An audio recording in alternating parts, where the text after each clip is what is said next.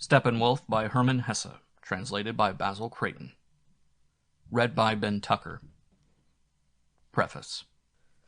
This book contains the records left us by a man whom, according to the expression he often used himself, we called the Steppenwolf. Whether this manuscript needs any introductory remarks may be open to question. I, however, feel the need of adding a few pages to those of the Steppenwolf in which I try to record my recollections of him. What I know of him is little enough. Indeed, of his past life and origins I know nothing at all. Yet the impression left by his personality has remained, in spite of all, a deep and sympathetic one. Some years ago the Steppenwolf, who was then approaching 50, called on my aunt to inquire for a furnished room. He took the attic room on the top floor and the bedroom next to it, returned a day or two later with 2 trunks and a big case of books, and stayed 9 or 10 months with us. He lived by himself very quietly, and but for the fact that our bedrooms were next door to each other, which occasioned a good many chance encounters on the stairs and in the passage, we should have remained practically unacquainted. For he was not a sociable man. Indeed, he was unsociable to a degree I had never before experienced in anybody. He was, in fact, as he called himself, a real wolf of the steppes, a strange, wild, shy, very shy being from another world than mine. How deep the loneliness into which his life had drifted on account of his disposition and destiny, and how consciously he accepted this loneliness as his destiny, I certainly did not know until I read the records he left behind him.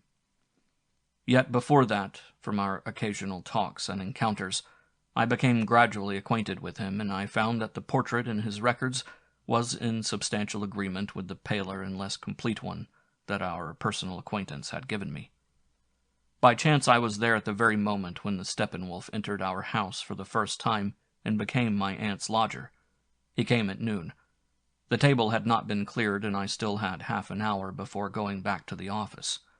I have never forgotten the odd and very conflicting impressions he made on me at this first encounter.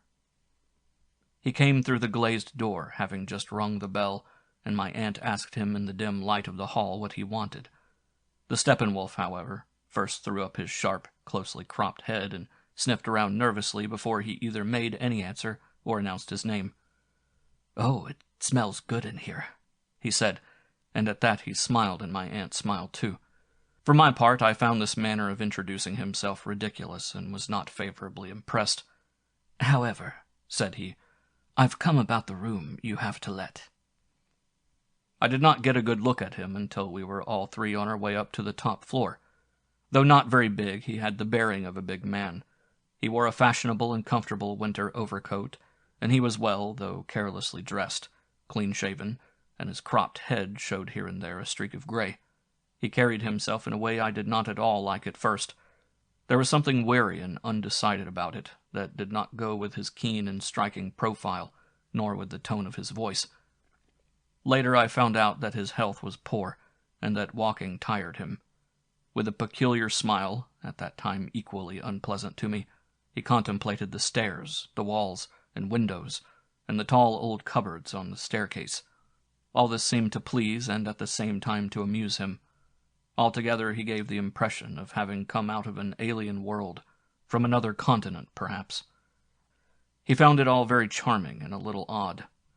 I cannot deny that he was polite, even friendly. He agreed at once and without objection to the terms for lodging and breakfast and so forth. And yet about the whole man there was a foreign and, as I chose to think, disagreeable or hostile atmosphere. He took the room and the bedroom, too, listened attentively and amiably to all he was told about the heating, the water, the service, and the rules of the household, agreed to everything, offered at once to pay a sum in advance, and yet he seemed at the same time to be outside it all, to find it comic to be doing as he did and not to take it seriously. It was as though it were a very odd and new experience for him, occupied as he was with quite other concerns, to be renting a room and talking to people in German. Such, more or less, was my impression, and it would certainly not have been a good one if it had not been revised and corrected by many small instances. Above all, his face pleased me from the first, in spite of the foreign air it had. It was a rather original face, and perhaps a sad one, but alert, thoughtful, strongly marked, and highly intellectual. and then to reconcile me further there was his polite and friendly manner, which, though it seemed to cost him some pains, was all the same quite without pretension. On the contrary, there was something almost touching, imploring in it. The explanation of it I found later, but it disposed me at once in his favor. Before we had done inspecting the rooms and going into the arrangements, my luncheon hour was up, and I had to go back to business. I took my leave and left him to my aunt. When I got back at night, she told me that she had taken the rooms and was coming in a day or two. The only request he had made was that his arrival should not be notified to the police, as in his poor state of health he found these formalities and the standing about in official waiting rooms more than he could tolerate. I remember very well how this surprised me, and how I warned my aunt against giving in to his stipulation. This fear of the police seemed to me to agree only too well with the mysterious and alien air the man had, and struck me as suspicious. I explained to my aunt that she ought not on any account to put herself in this equivocal and, in any case, rather peculiar position for a complete stranger. It might well turn out to have very unpleasant consequences for her. But it then came out that my aunt had already granted his request, and indeed had let herself be altogether captivated and charmed by the strange gentleman, for she never took a lodger with whom she did not contrive to stand in some human, friendly, and, as it were, aunt-like, or rather motherly relation. And many a one has made full use of this weakness of hers, and thus for the first weeks things went on. I had many a fault to find with the new lodger, while my aunt every time warmly took his part. As I was not at all pleased about this business of neglecting to notify the police, I wanted at least to know what my aunt had learned about him, what sort of family he came of, and what his intentions were. And of course she had learned one thing and another, although he had only stayed a short while after I left at noon. He had told her that he thought of spending some months in our town to avail himself of the libraries, and to see its antiquities. I may say it did not please my aunt that he was only taking the rooms for so short a time, but he had clearly quite won her heart in spite of his rather peculiar way of presenting himself. In short, the rooms were let, and my objections came too late. "Why on earth did he say that it smelt so good here?" I asked. "I know well enough," she replied with her usual insight. "There's a smell of cleanliness and good order here, of comfort and respectability. It was that pleased him. He looked as if he weren't used to that of late and missed it." Just so, thought I to myself. "But," I said aloud, "if he isn't used to an orderly and respectable life, what is going to happen? What will you say if he has filthy habits and makes dirt everywhere, or comes home drunk at all hours of the night?" we shall see," she said, and laughed, and I left it at that. And in the upshot my fears proved groundless. The lodger, though he certainly did not live a very orderly or rational life, was no worry or trouble to us. Yet my aunt and I bothered our heads a lot about him, and I confess I have not by a long way done with him even now. I often dream of him at night, and the mere existence of such a man, as much as I got to like him, has had a thoroughly disturbing and disquieting effect on me. 2 days after this, the stranger's luggage, his name was Harry Haller, was brought in by a porter. He had a very fine leather trunk, which made a good impression on me, and a big flat cabin trunk that showed signs of having traveled far. At least, it was plastered with labels of hotels and travel agencies of various countries, some overseas. Then he himself appeared, and the time began during which I gradually got acquainted with this strange man. At first I did nothing on my side to encourage it. Although Haller interested me from the moment I saw him, I took no steps for the first 2 or 3 weeks to run across him or to get into conversation with him. On the other hand, I confess that I did, all the same, and from the very first, keep him under observation a little, and also went into his room now and again when he was out, and my curiosity drove me to do a little spy work. I have already given some account of the Steppenwolf's outward appearance. He gave at the very first glance the impression of a significant, an uncommon, and unusually gifted man. His face was intellectual, and the abnormally delicate and mobile play of his features reflected a soul of extremely emotional and unusually delicate sensibility. When one spoke to him, and he, as was not always the case, dropped conventionalities and said personal and individual things that came out of his own alien world, then a man like myself came under his spell on the spot. He had thought more than other men, and in matters of the intellect he had that calm objectivity, that certainty of thought and knowledge, such as only really intellectual men have, who have no axe to grind, who never wish to shine, or to talk others down, or to appear always in the right. I remember an instance of this in the last days he was here, if I can call a mere fleeting glance he gave me an example of what I mean. It was when a celebrated historian and art critic, a man of European fame, had announced a lecture in the aula. I had succeeded in persuading the Steppenwolf to attend it, though at first he had little desire to do so. We went together and sat next to each other. When the lecturer ascended the platform and began his address, many of his hearers, who had expected a sort of prophet, were disappointed by his rather spruce and conceited air. And when he proceeded, by way of introduction, to say a few flattering things to the audience, thanking them for their attendance in such numbers, the Steppenwolf threw me a quick look, a look which criticized both the words and the speaker of them, an unforgettable and frightful look which spoke volumes. It was a look that did not simply criticize that lecturer, annihilating the celebrated man with its crushing yet delicate irony. That was the least of it. It was more sad than ironical. It was indeed utterly and hopelessly sad. It conveyed a quiet despair, born partly of conviction, partly of a mode of thought which had become habitual with him. This despair of his not only unmasked the conceited lecturer and dismissed with its irony the matter at hand, the expectant attitude of the public, the somewhat presumptuous title under which the lecture was announced. No, the Steppenwolf's look pierced our whole epoch, its whole overwrought activity, the whole surge and strife, the whole vanity, the whole superficial play of a shallow, opinionated intellectuality. And alas, the look went still deeper, went far below the faults, defects, and hopelessness of our time, our intellect, our culture alone. It went right to the heart of all humanity. It bespoke eloquently in a single second the whole despair of a thinker, of one who knew the full worth and meaning of man's life. It said, "See what monkeys we are! Look, such is man!" And at once all renown, all intelligence, all the attainments of the spirit, all progress towards the sublime, the great and the enduring in man, fell away and became a monkey's trick. With this I have gone far ahead, and, contrary to my actual plan and intention, already conveyed what Haller essentially meant to me, whereas my original aim was to uncover his picture by degrees while telling the course of my gradual acquaintance with him. Now that I have gone so far ahead, it will save time to say a little more about Haller's puzzling strangeness, and to tell in detail how I gradually guessed and became aware of the causes and meaning of this strangeness, this extraordinary and frightful loneliness. It will be better so, for I wish to leave my own personality as far as possible in the background. I do not want to put down my own confessions, to tell a story, or to write an essay on psychology, but simply as an eyewitness to contribute something to the picture of the peculiar individual who left this Steppenwolf manuscript behind him.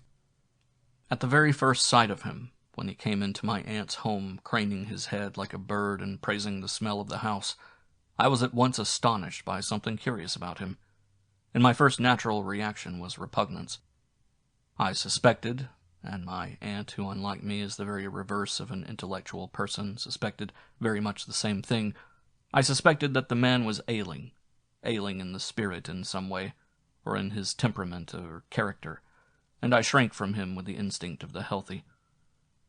This shrinking was in course of time replaced by a sympathy inspired by pity for one who has suffered so long and deeply, and whose loneliness and inward death I witnessed. In course of time I was more and more conscious, too, that this affliction was not due to any defects of nature, but rather to a profusion of gifts and powers which had not attained to harmony. I saw that Haller was a genius of suffering, and that, in the meaning of many sayings of Nietzsche, he had created within himself, with positive genius, a boundless and frightful capacity for pain. I saw at the same time that the root of his pessimism was not world-contempt, but self-contempt.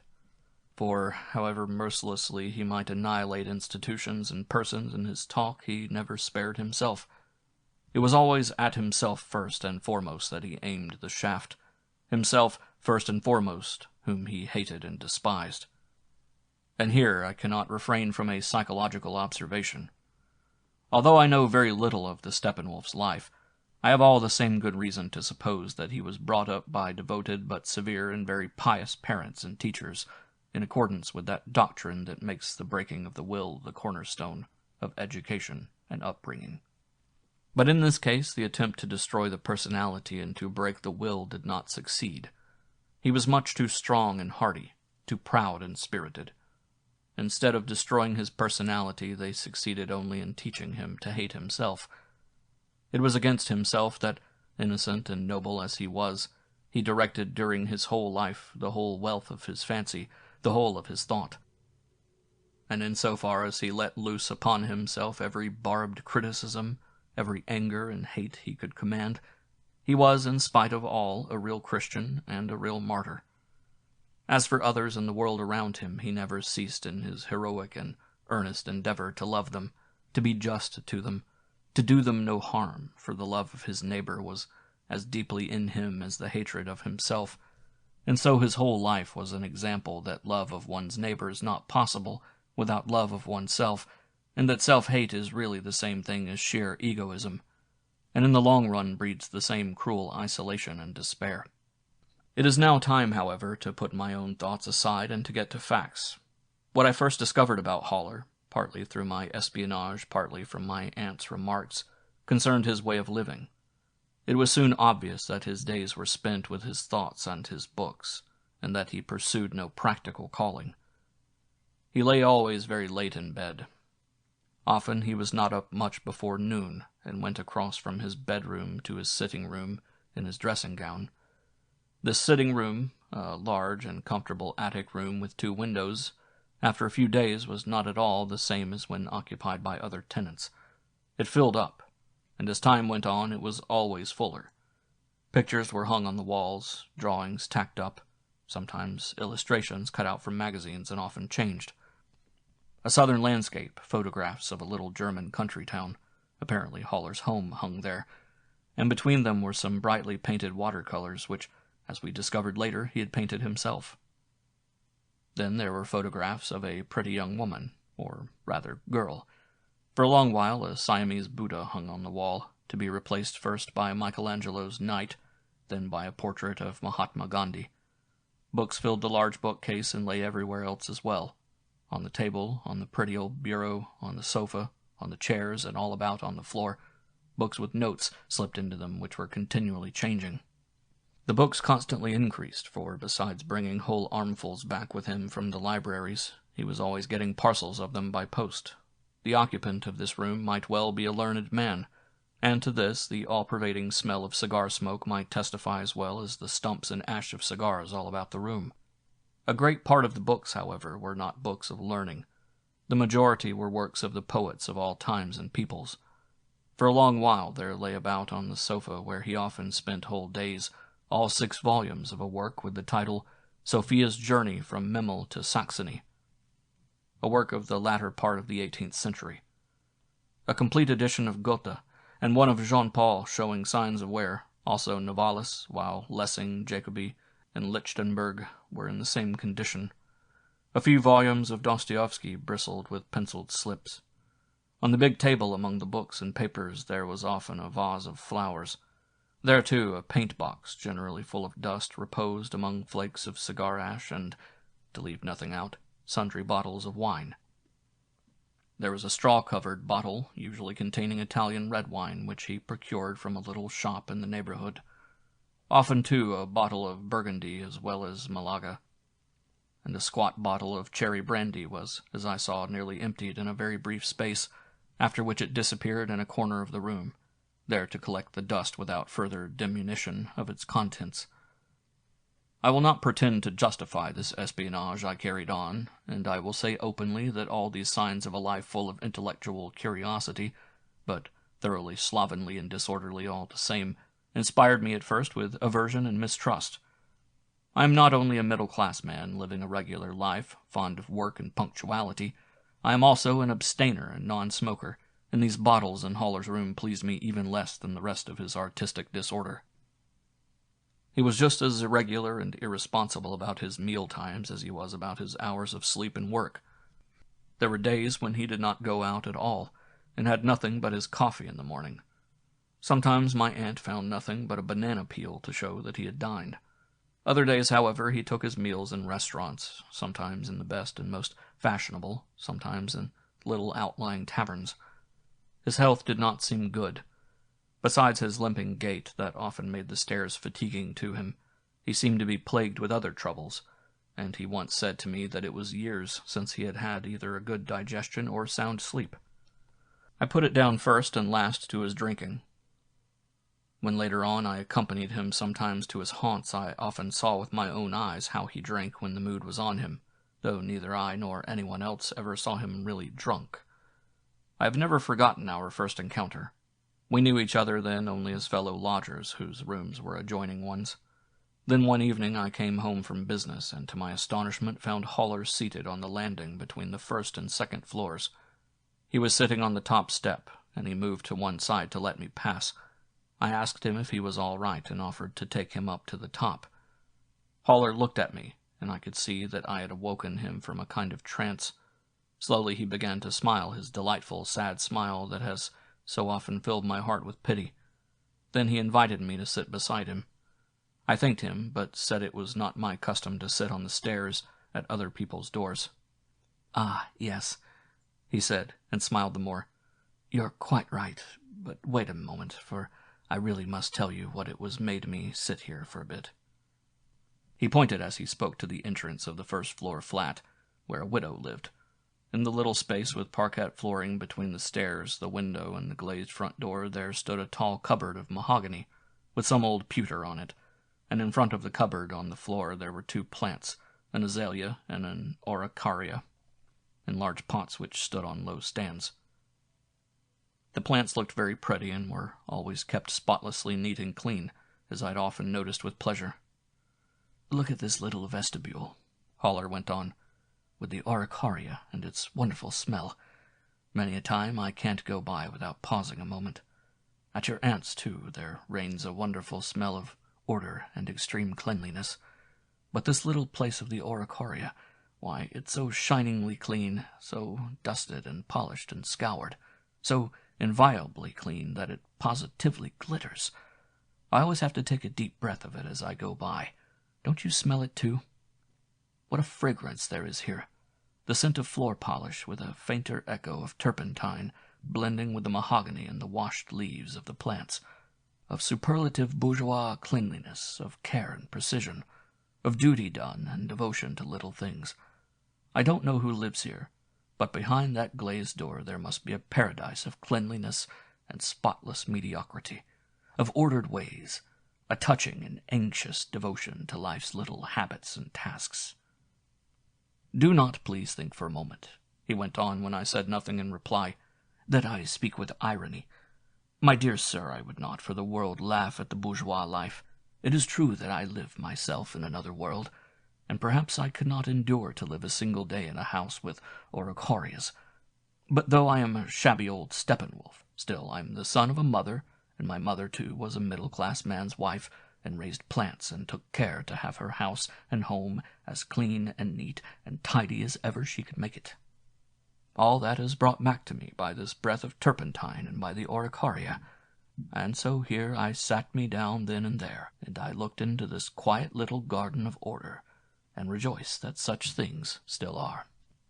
He wanted to get up, but found it difficult, and he did not repulse me when I offered him a little help. I was silent, but I submitted just as my aunt had done before me to a certain charm the strange man could sometimes exercise. We went slowly up the stairs together, and at his door, the key in his hand, he looked me once more in the eyes in a friendly way and said, "You've come from business. Well, of course, I know little of all that. I live a bit to one side, on the edge of things, you see. But you, too, I believe, interest yourself in books and such matters. Your aunt told me one day that you had been through the gymnasium, and were a good Greek scholar. Now this morning I came on a passage in Novalis. May I show it to you? It would delight you, I know." He took me into his room, which smelt strongly of tobacco, and took out a book from one of the heaps, turned the leaves, and looked for the passage. "This is good, too, very good," he said. "Listen to this. A man should be proud of suffering. All suffering is a reminder of our high estate. Fine. 80 years before Nietzsche. But that is not the sentence I meant. Wait a moment. Here I have it. This. Most men will not swim before they are able to." Is that not witty? Naturally, they won't swim. They are born for the solid earth, not for the water. And naturally, they won't think.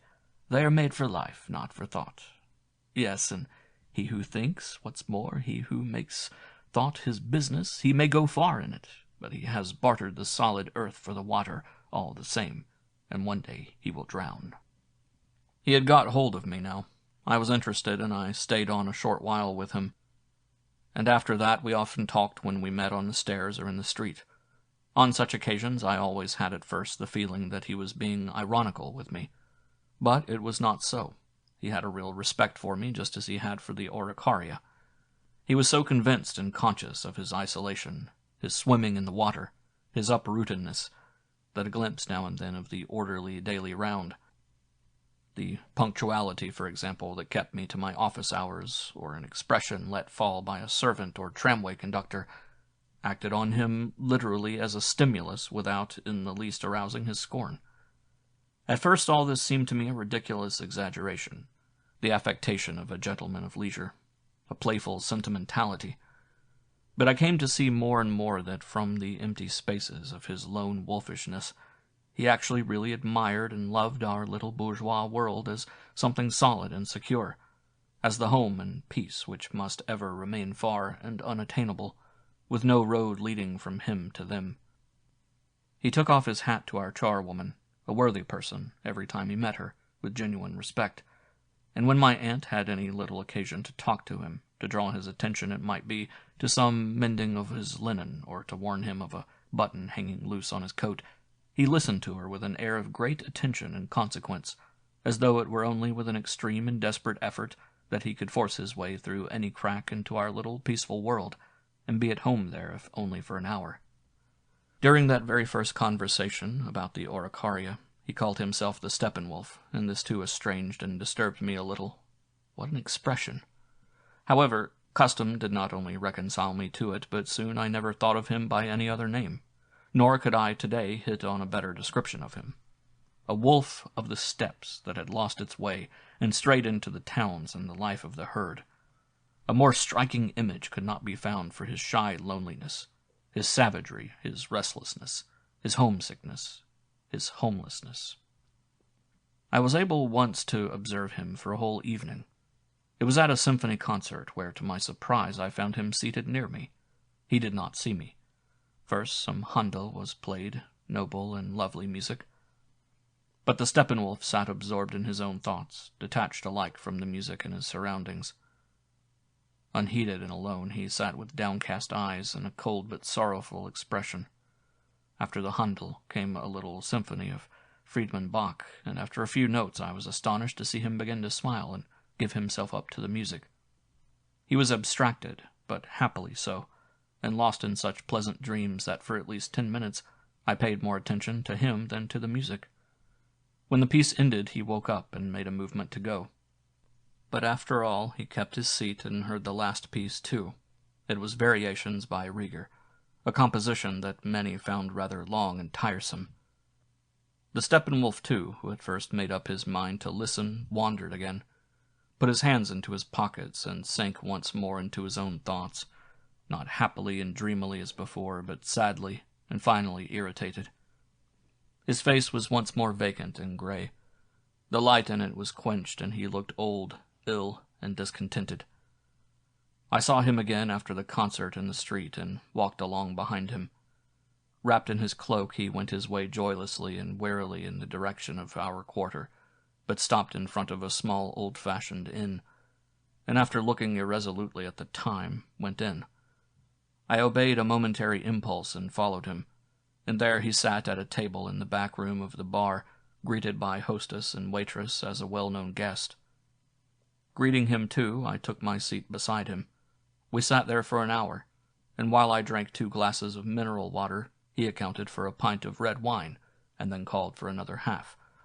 I remarked that I had been to the concert, but he did not follow up this topic. He read the label on my bottle and asked whether I would not drink some wine. When I declined his offer and said that I never drank it, the old helpless expression came over his face. "You're quite right there," he said. "I have practiced abstinence myself for years and had my time of fasting too, but now I find myself once more beneath the sign of Aquarius, a dark and humid constellation." And then when I playfully took up his allusion and remarked how unlikely it seemed to me that he really believed in astrology, he promptly resumed the too polite tone which often hurt me, and said, "You are right. Unfortunately, I cannot believe in that science either." I took my leave and went. It was very late before he came in, but his step was as usual, and as always, instead of going straight to bed, he stayed up an hour longer in his sitting room, as I from my neighboring room could hear plainly enough. There was another evening which I have not forgotten. My aunt was out, and I was alone in the house when the doorbell rang. I opened the door, and there stood a young and very pretty woman, whom, as soon as she asked for Mr. Haller, I recognized from the photograph in his room. I showed her his door and withdrew. She stayed a short while above, but soon I heard them both come downstairs and go out, talking and laughing together very happily. I was much astonished that the hermit had his love, and one so young and pretty and elegant, and all my conjectures about him and his life were upset once more. But before an hour had gone, he came back alone and dragged himself wearily upstairs with his sad and heavy tread. For hours together he paced softly to and fro in his sitting room, exactly like a wolf in its cage. The whole night till close on morning there was light in his room. I know nothing at all about this occasion, and have only this to add. On one other occasion I saw him in this lady's company. It was in one of the streets of the town. They were arm in arm, and he looked very happy, and again I wondered to see how much charm, what an even childlike expression, his care-ridden face had sometimes. It explained the young lady to me, also the predilection my aunt had for him. That day, too, however, he came back in the evening, sad and wretched as usual. I met him at the door, and under his cloak, as many a time before, he had the bottle of Italian wine, and he sat with it half the night in his hell upstairs. It grieved me. What a comfortless, what a forlorn and shiftless life he led. And now I have gossiped enough. No more is needed to show that the Steppenwolf lived a suicidal existence. But all the same, I do not believe that he took his own life when, after paying all he owed but without a word of warning or farewell, he left our town one day and vanished. We have not heard from him since, and we are still keeping some letters that came for him after he had left. He left nothing behind but his manuscript. It was written during the time he was here, and he left it with a few lines to say that I might do what I liked with it. It was not in my power to verify the truth of the experiences related in Haller's manuscript. I have no doubt that they are for the most part fictitious, not, however, in the sense of arbitrary invention. They are rather the deeply lived spiritual events which he has attempted to express by giving them the form of tangible experiences.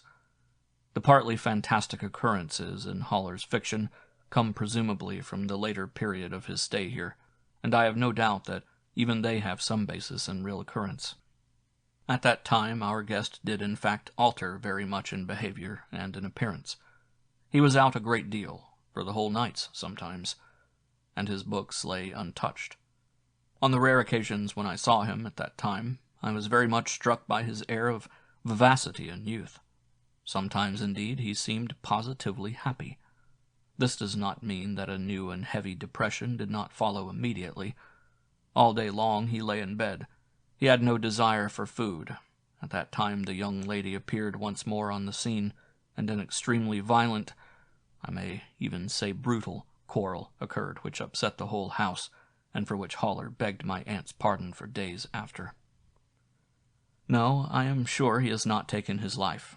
He is still alive, and somewhere warily goes up and down the stairs of strange houses, stares somewhere at clean scoured parquet floors and carefully tended oricaries, sits for days in libraries and nights in taverns, or lying on a hired sofa, listens to the world beneath his window and the hum of human life from which he knows that he is excluded. But he has not killed himself, for a glimmer of belief still tells him that he is to drink this frightful suffering in his heart to the dregs, and that it is of this suffering he must die. I think of him often. He has not made life lighter for me. He had not the gift of fostering strength and joy in me. Oh, on the contrary. But I am not he, and I live my own life, a narrow, middle-class life, but a solid one, filled with duties. And so we can think of him peacefully and affectionately, my aunt and I. She would have more to say of him than I have, but that lies buried in her good heart. And now that we have come to these records of Haller's, these partly diseased, partly beautiful and thoughtful fantasies, I must confess that if they had fallen into my hands by chance, and if I had not known their author, I should most certainly have thrown them away in disgust. But owing to my acquaintance with Haller, I have been able, to some extent, to understand them, and even to appreciate them. I should hesitate to share them with others if I saw in them nothing but the pathological fancies of a single and isolated case of a diseased temperament. But I see something more in them. I see them as a document of the times, for Haller's sickness of the soul, as I now know, is not the eccentricity of a single individual, but the sickness of the times themselves, the neurosis of that generation to which Haller belongs, a sickness, it seems, that by no means attacks the weak and worthless only, but rather precisely those who are strongest in spirit and richest in gifts. These records, however much or however little of real life may lie at the back of them, are not an attempt to disguise or to palliate this widespread sickness of our times. They are an attempt to present this sickness itself in its actual manifestation. They mean literally a journey through hell, a sometimes fearful, sometimes courageous journey through the chaos of a world whose souls dwell in darkness, a journey undertaken with the determination to go through hell from one end to the other, to give battle to chaos, and to suffer torture to the full. It was some remembered conversation with Haller that gave me the key to this interpretation. He said to me once when we were talking of the so-called horrors of the Middle Ages, "These horrors were really non-existent. A man of the Middle Ages would detest the whole mode of our present-day life as something far more than horrible, far more than barbarous.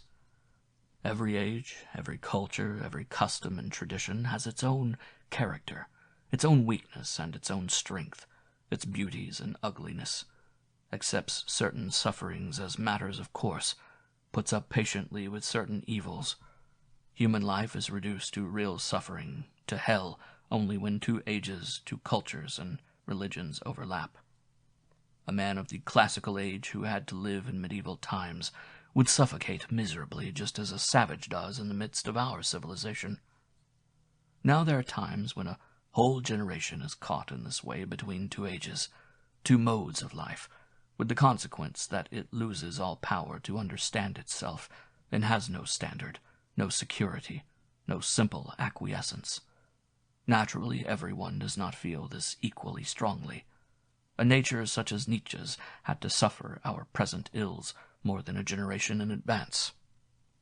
What he had to go through alone and misunderstood, thousands suffer today. I often had to think of these words while reading the records. Haller belongs to those who have been caught between two ages, who are outside of all security and simple acquiescence. He belongs to those whose fate it is to live the whole riddle of human destiny, heightened to the pitch of a personal torture, a personal hell.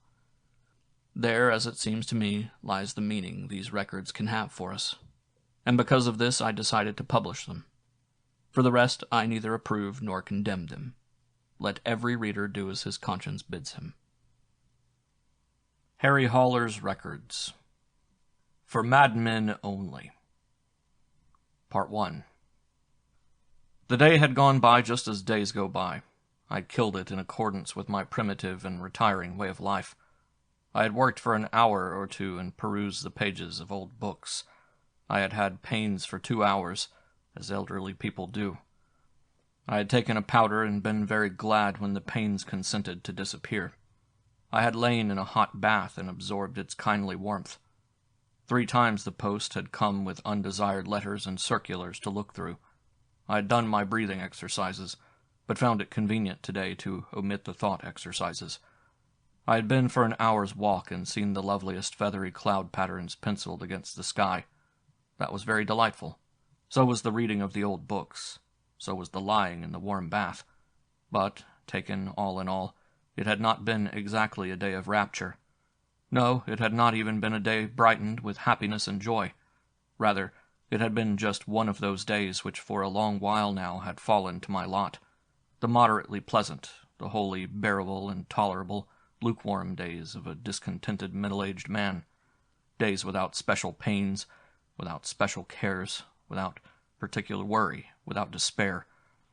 Days which put the question quietly of their own accord whether the time has not come to follow the example of Adalbert Stifter and have a fatal accident while shaving.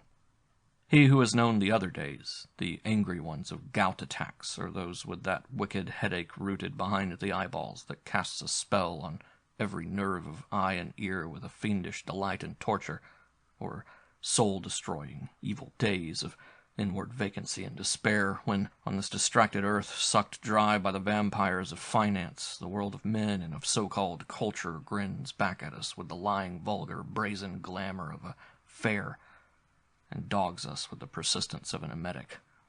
And when all is concentrated and focused to the last pitch of the intolerable upon your own sick self, he who has known these days of hell may be content indeed with normal half-and-half days like today. Thankfully, you sit by the warm stove. Thankfully, you assure yourself as you read your morning paper that another day has come and no war broken out, no new dictatorship has been set up, no peculiarly disgusting scandal been unveiled in the worlds of politics or finance.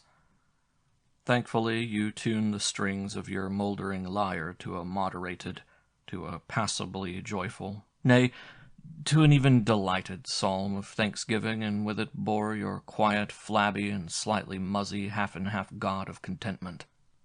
And in the thick, warm air of a contented boredom and very welcome painlessness, the nodding mandarin of a half-and-half god and the nodding middle-aged gentleman who sings his muffled psalm look as like each other as 2 peas. There is much to be said for contentment and painlessness, for these bearable and submissive days on which neither pain nor pleasure is audible, but pass by whispering and on tiptoe. But the worst of it is that it is just the contentment that I cannot endure. After a short time it fills me with irrepressible hatred and nausea. In desperation I have to escape and throw myself on the road to pleasure, or, if that cannot be, on the road to pain. When I have neither pleasure nor pain, and have been breathing for a while the lukewarm, insipid air of these so-called good and tolerable days, I feel so bad in my childish soul that I smash my mouldering lyre of thanksgiving in the face of the slumbering god of contentment, and would rather feel the very devil burn in me than this warmth of a well-heated room. A wild longing for strong emotions and sensations seethes in me, a rage against this toneless, flat, normal, and sterile life. I have a mad impulse to smash something, a warehouse, perhaps, or a cathedral, or myself, to commit outrages, to pull off the wigs of a few revered idols, to provide a few rebellious schoolboys with the longed-for ticket to Hamburg, or to stand 1 or 2 representatives of the established order on their heads. For what I have always hated and detested and cursed above all things was this contentment, this healthiness and comfort, this carefully preserved optimism of the middle classes, this fat and prosperous brood of mediocrity. It was in such a mood, then, that I finished this not intolerable and very ordinary day, as dusk set in. I did not end it in a manner becoming a rather ailing man and go to bed tempted by a hot water bottle. Instead, I put on my shoes ill-humoredly, discontented and disgusted with the little work I had done, and went out into the dark and foggy streets to drink what men, according to an old convention, call a glass of wine, at the sign of the steel helmet. In this plight, then, I went down the steep stairs from my attic cell among strangers, those smug and well-brushed stairs of a 3-story house, let as 3 flats to highly respectable families. I don't know how it comes about, but I, the homeless Steppenwolf, the solitary, the hater of life's petty conventions, always take up my quarters in just such houses as this. It is an old weakness of mine. I live neither in palatial houses, nor in those of the humble poor, but instead and deliberately in these respectable and wearisome and spotless middle-class homes, which smell of turpentine and soap, and where there is a panic if you bang the door or come in with dirty shoes. The love of this atmosphere comes, no doubt, from the days of my childhood, and a secret yearning I have for something homelike drives me, though with little hope, to follow the same old stupid road. Then again, I like the contrast between my lonely, loveless, hunted, and thoroughly disorderly existence in this middle-class family life. I like to breathe in on the stairs this odor of quiet and order, of cleanliness and respectable domesticity. There is something in it that touches me in spite of my hatred for all it stands for. I like to step across the threshold of my room and leave it suddenly behind, to see instead cigar ash and wine bottles among the heaped-up books, and there is nothing but disorder and neglect, and where everything, books, manuscript, thoughts, is marked and saturated with the plight of lonely men, with the problem of existence, and with the yearning after a new orientation for an age that has lost its bearings. And now I came to the Oracaria. I must tell you that on the first floor of this house the stairs pass by a little vestibule at the entrance to a flat which, I am convinced, is even more spotlessly swept and garnished than the others, for this little vestibule shines with a superhuman housewifery. It is a little temple of order. On the parquet floor, where it seems desecration to tread, are 2 elegant stands, and on each a large pot. In the one grows an azalea, in the other a stately Oracaria, a thriving, straight-grown baby tree, a perfect specimen which to the last needle of the topmost twig reflects the pride of frequent ablutions. Sometimes, when I know that I am unobserved, I use this place as a temple. I take my seat on a step of the stairs above the Oracaria, and, resting a while with folded hands, I contemplate this little garden of order, and let the touching air it has and its somewhat ridiculous loneliness move me to the depths of my soul. I imagine behind this vestibule, in the sacred shadow, one may say, of the Oracaria, a home full of shining mahogany, and a life full of sound respectability, early rising, attention to duty, restrained but cheerful family gatherings, Sunday church-going, early to bed. Affecting light-heartedness, I trod the moist pavements of the narrow streets. As though in tears and veiled, the lamps glimmered through the chill gloom and sucked their reflections slowly from the wet ground. The forgotten years of my youth came back to me. How I used to love the dark, sad evenings of late autumn and winter. How eagerly I imbibed their moods of loneliness and melancholy when, wrapped in my cloak, I strode for half the night through rain and storm, through the leafless winter landscape, lonely enough then, too, but full of deep joy, and full of poetry which later I wrote down by candlelight, sitting on the edge of my bed. All that was past now. The cup was emptied and would never be filled again. Was that a matter for regret? No, I did not regret the past. My regret was for the present day, for all the countless hours and days that I lost in mere passivity, and that brought me nothing, not even the shocks of awakening. But thank God, there were exceptions. There were, now and then, though rarely, the hours that brought the welcome shock, pulled down the walls and brought me back again from my wanderings to the living heart of the world.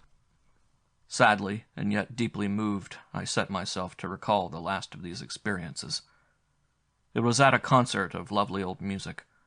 After 2 or 3 notes of the piano, the door was opened of a sudden to the other world. I sped through heaven and saw God at work. I suffered holy pains. I dropped all my defenses and was afraid of nothing in the world. I accepted all things, and to all things I gave up my heart.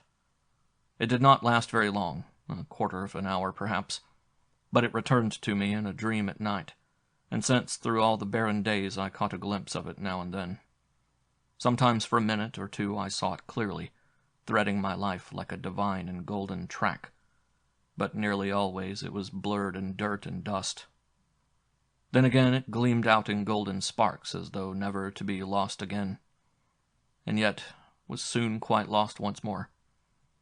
Once it happened as I lay awake at night that I suddenly spoke in verses so beautiful and strange that I did not venture to think of writing them down, and then in the morning they vanished, and yet they lay hidden within me like the hard kernel within an old brittle husk.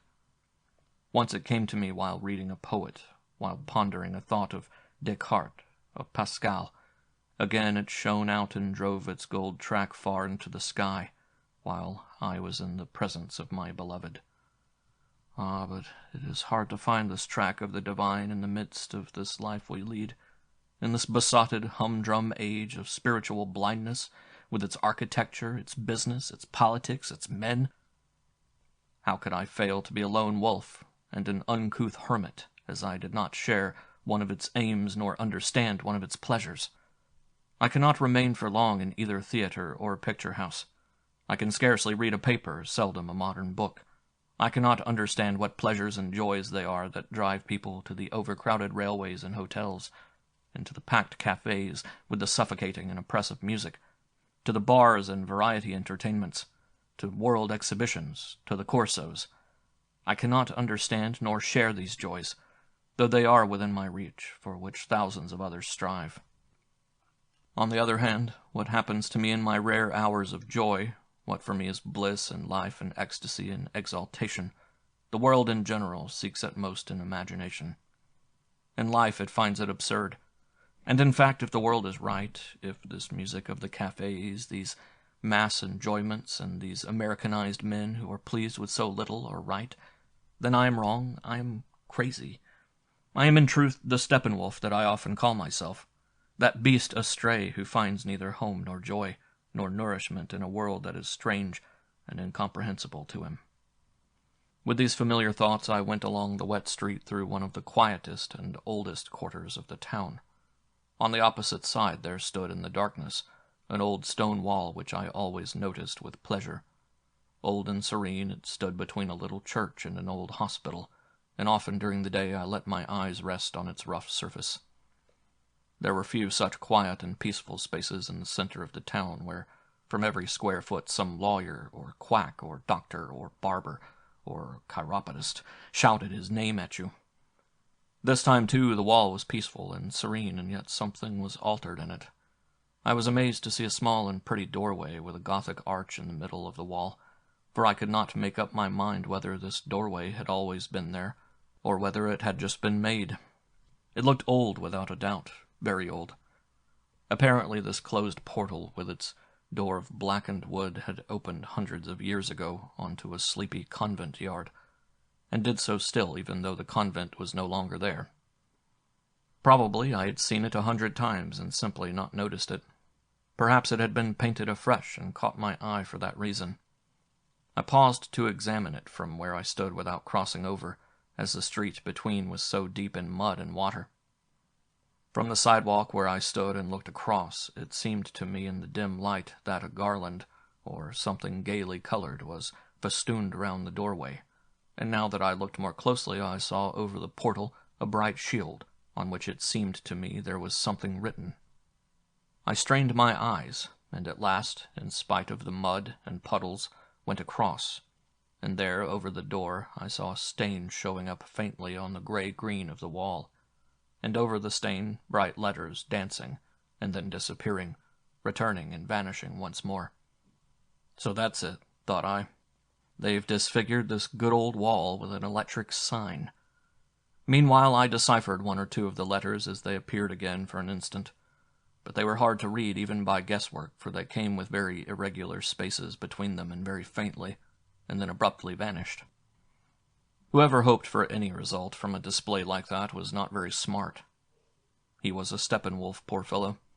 Why have his letters playing on this old wall in the darkest alley of the old town on a wet night, with not a soul passing by? And why were they so fleeting, so fitful and illegible? But wait, at last I succeeded in catching several words on end. They were Magic Theater, entrance not for everybody. I tried to open the door, but the heavy old latch would not stir. The display, too, was over. It had suddenly ceased, sadly convinced of its uselessness. I took a few steps back, landing deep into the mud, but no more letters came. The display was over. For a long time I stood waiting in the mud, but in vain. Then, when I had given up and gone back to the alley, a few colored letters were dropped here and there, reflected on the asphalt in front of me. I read, "For madmen only." My feet were wet, and I was chilled to the bone. Nevertheless, I stood waiting, nothing more. But while I waited, thinking how prettily the letters had danced in their ghostly fashion over the damp wall and the black sheen of the asphalt, a fragment of my former thoughts came suddenly to my mind. The similarity to the track of shining gold which suddenly vanishes and cannot be found. I was freezing and walked on following that track in my dreams, longing too for that doorway to an enchanted theater, which was for madmen only. Meanwhile, I had reached the marketplace, where there is never a lack of evening entertainments. At every other step were placards and posters with their various attractions: ladies' orchestra, variete, cinema, ball. But none of these were for me. They were for everybody, for those normal persons whom I saw crowding every entrance. In spite of that, my sadness was a little lightened. I had had a greeting from another world, and a few dancing colored letters had played upon my soul and sounded its secret strings. A glimmer of the golden track had been visible once again. I sought out the little ancient tavern where nothing had altered since my first visit to this town a good 25 years before. Even the landlady was the same as then, and many of the patrons who sat there in those days sat there still at the same places before the same glasses. There I took refuge. True, it was only a refuge, something like the one on the stairs opposite the Oracaria. Here, too, I found neither home nor company, nothing but a seat from which to view a stage where strange people played strange parts. None the less, the quiet of the place was worth something. No crowds, no music. Only a few peaceful townsfolk at bare wooden tables. No marble, no enamel, no plush, no brass, and before each his evening glass of good old wine. Perhaps this company of habitués, all of whom I knew by sight, were all regular Philistines, and had in their Philistine dwellings their altars of the home dedicated to sheepish idols of contentment.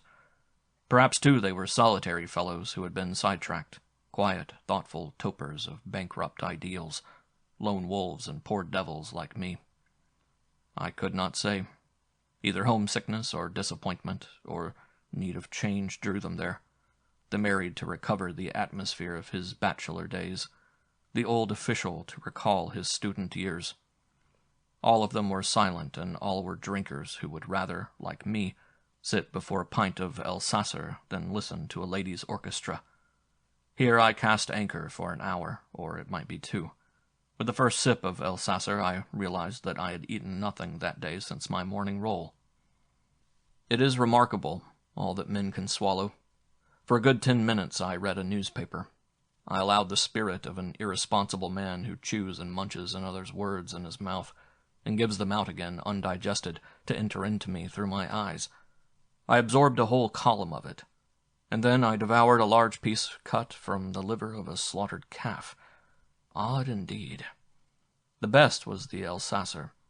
I am not fond, for every day at least, of racy, heady wines that diffuse a potent charm and have their own particular flavor. What I like the best is a clean, light, modest country vintage of no special name. One can carry plenty of it, and it has the good and homely flavor of the land, and of earth and sky and woods. A pint of Alsacer and a piece of good bread is the best of all meals. By this time, however, I had already eaten my portion of liver, an unusual indulgence for me, as I seldom eat meat. And the second pint had been set before me. And this, too, was odd, that somewhere in a green valley vines were tended by good strong fellows, and the wine pressed so that here and there in the world, far away, a few disappointed, quietly drinking townsfolk and feckless Steppenwolves could sip a little heart and courage from their glasses. For me, at least, the charm worked. As I thought again of that newspaper article and its jumble of words, a refreshing laughter rose in me. and suddenly the forgotten melody of those notes of the piano came back to me again. It soared aloft like a soap bubble, reflecting the whole world in miniature on its rainbow surface, and then softly burst. Could I be altogether lost when that heavenly little melody had been secretly rooted within me, and now put forth its lovely bloom with all its tender hues? I might be a beast astray, with no sense of its environment, yet there was some meaning in my foolish life. Something in me gave an answer and was the receiver of those distant calls from worlds far above. In my brain were stored 1,000 pictures. Giotto's flock of angels from the blue vaulting of a little church in Padua, and near them walked Hamlet and the garlanded Ophelia, fair similitudes of all sadness and misunderstanding in the world. And there stood Genoso, the aeronaut, in his burning balloon, and blew a blast on his horn, Attila carrying his new headgear in his hand, and the Borobudur reared its soaring sculpture in the air. And though all these figures lived in 1,000 other hearts as well, there were 10,000 more unknown pictures and tunes there which had no dwelling place but in me, no eyes to see, no ears to hear them but mine.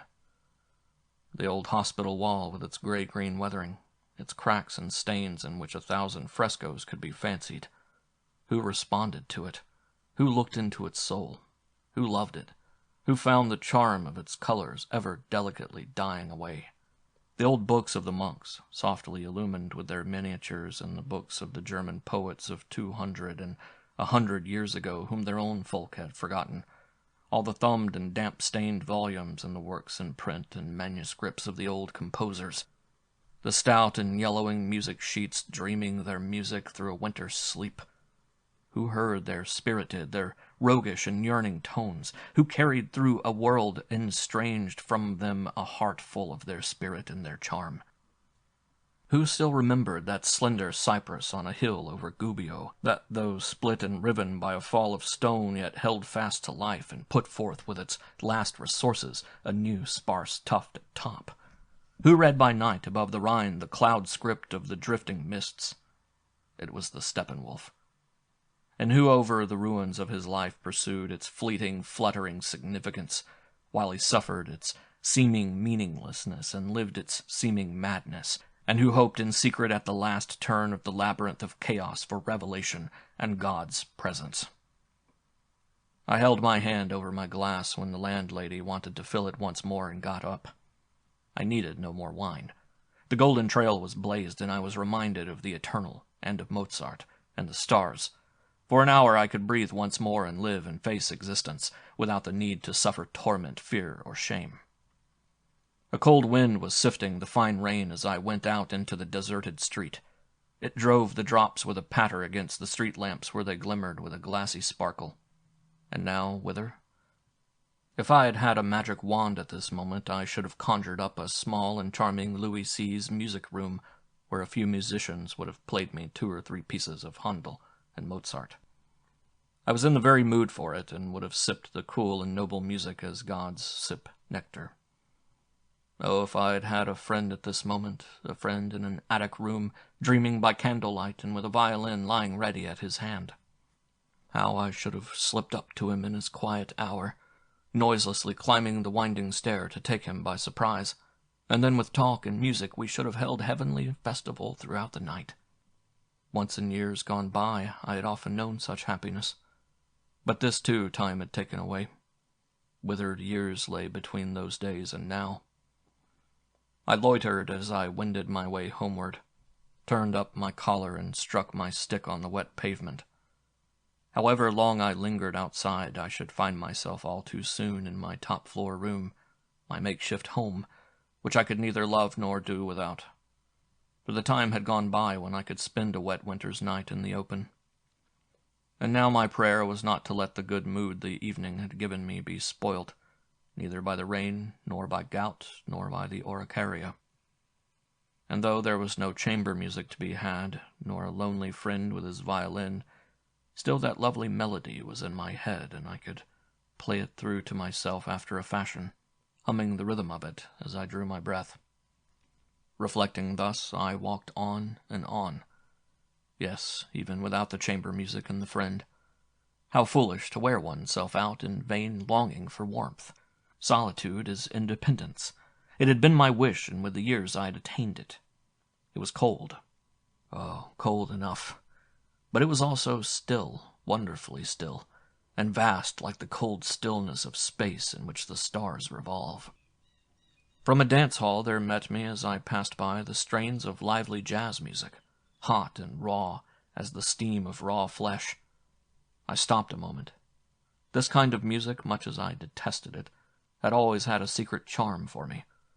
It was repugnant to me, and yet 10 times preferable to all the academic music of the day. For me, too, its raw and savage gaiety reached an underworld of instinct, and breathed a simple, honest sensuality. I stood for a moment on the scent, smelling this shrill and blood-raw music, sniffing the atmosphere of the hall angrily and hankering after it a little, too. One half of this music, the melody, was all pomade and sugar and sentimentality. The other half was savage, temperamental, and vigorous. Yet the two went artlessly well together and made a whole. It was the music of decline. There must have been such music in Rome under the later emperors. Compared with Bach and Mozart and real music, it was naturally a miserable affair. But so was all our art, all our thought, all our makeshift culture in comparison with real culture. And this music had the merit of a great sincerity. Amiably and unblushingly negroid, it had the mood of childlike happiness. There was something of the nigger in it, something of the American, who with all his strength seems so boyishly fresh and childlike to us Europeans. Was Europe to become the same? Was it on the way already? Were we, the old connoisseurs, the reverers of Europe as it used to be, of genuine music and poetry as once they were, nothing but a pig-headed minority suffering from a complex neurosis, whom tomorrow would forget or deride? Was all that we called culture, spirit, soul, all that we called beautiful and sacred nothing but a ghost long dead, which only a few fools like us took for true and living? Had it perhaps indeed never been true and living? Had all that we poor fools bothered our heads about never been anything but a phantom? I was now in the old quarter of the town. The little church stood up dim and gray and unreal. At once the experience of the evening came back to me.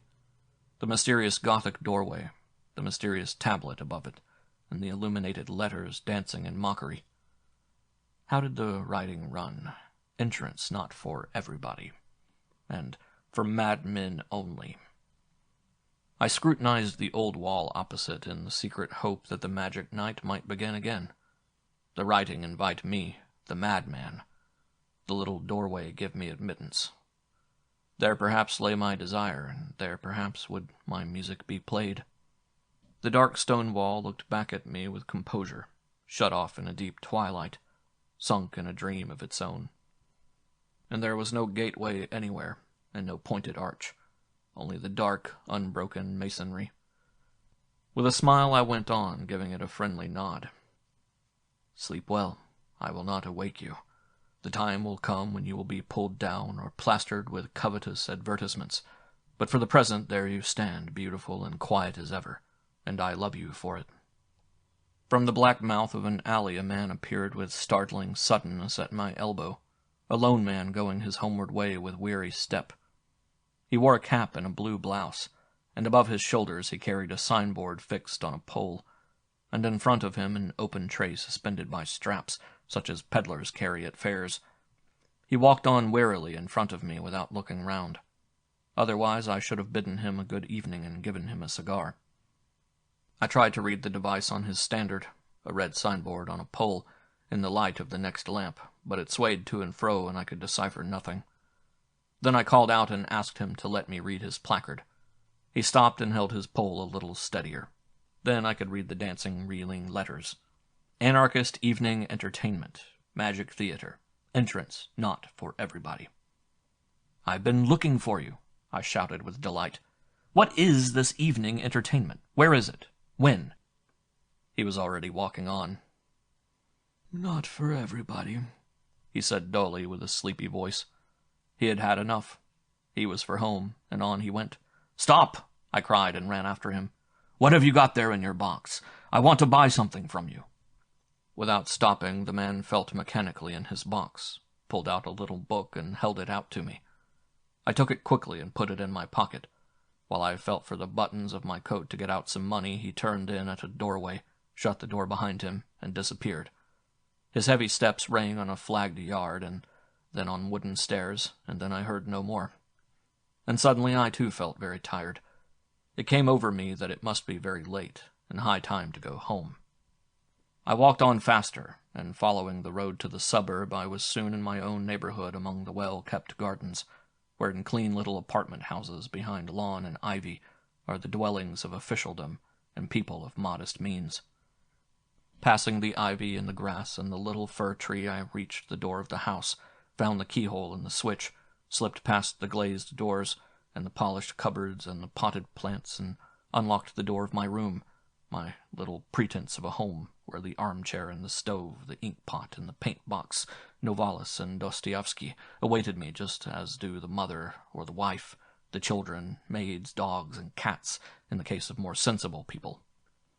As I threw off my wet coat, I came upon the little book and took it out. It was one of those little books wretchedly printed on wretched paper that are sold at fairs. Were you born in January? Or How to be 20 years younger in a week?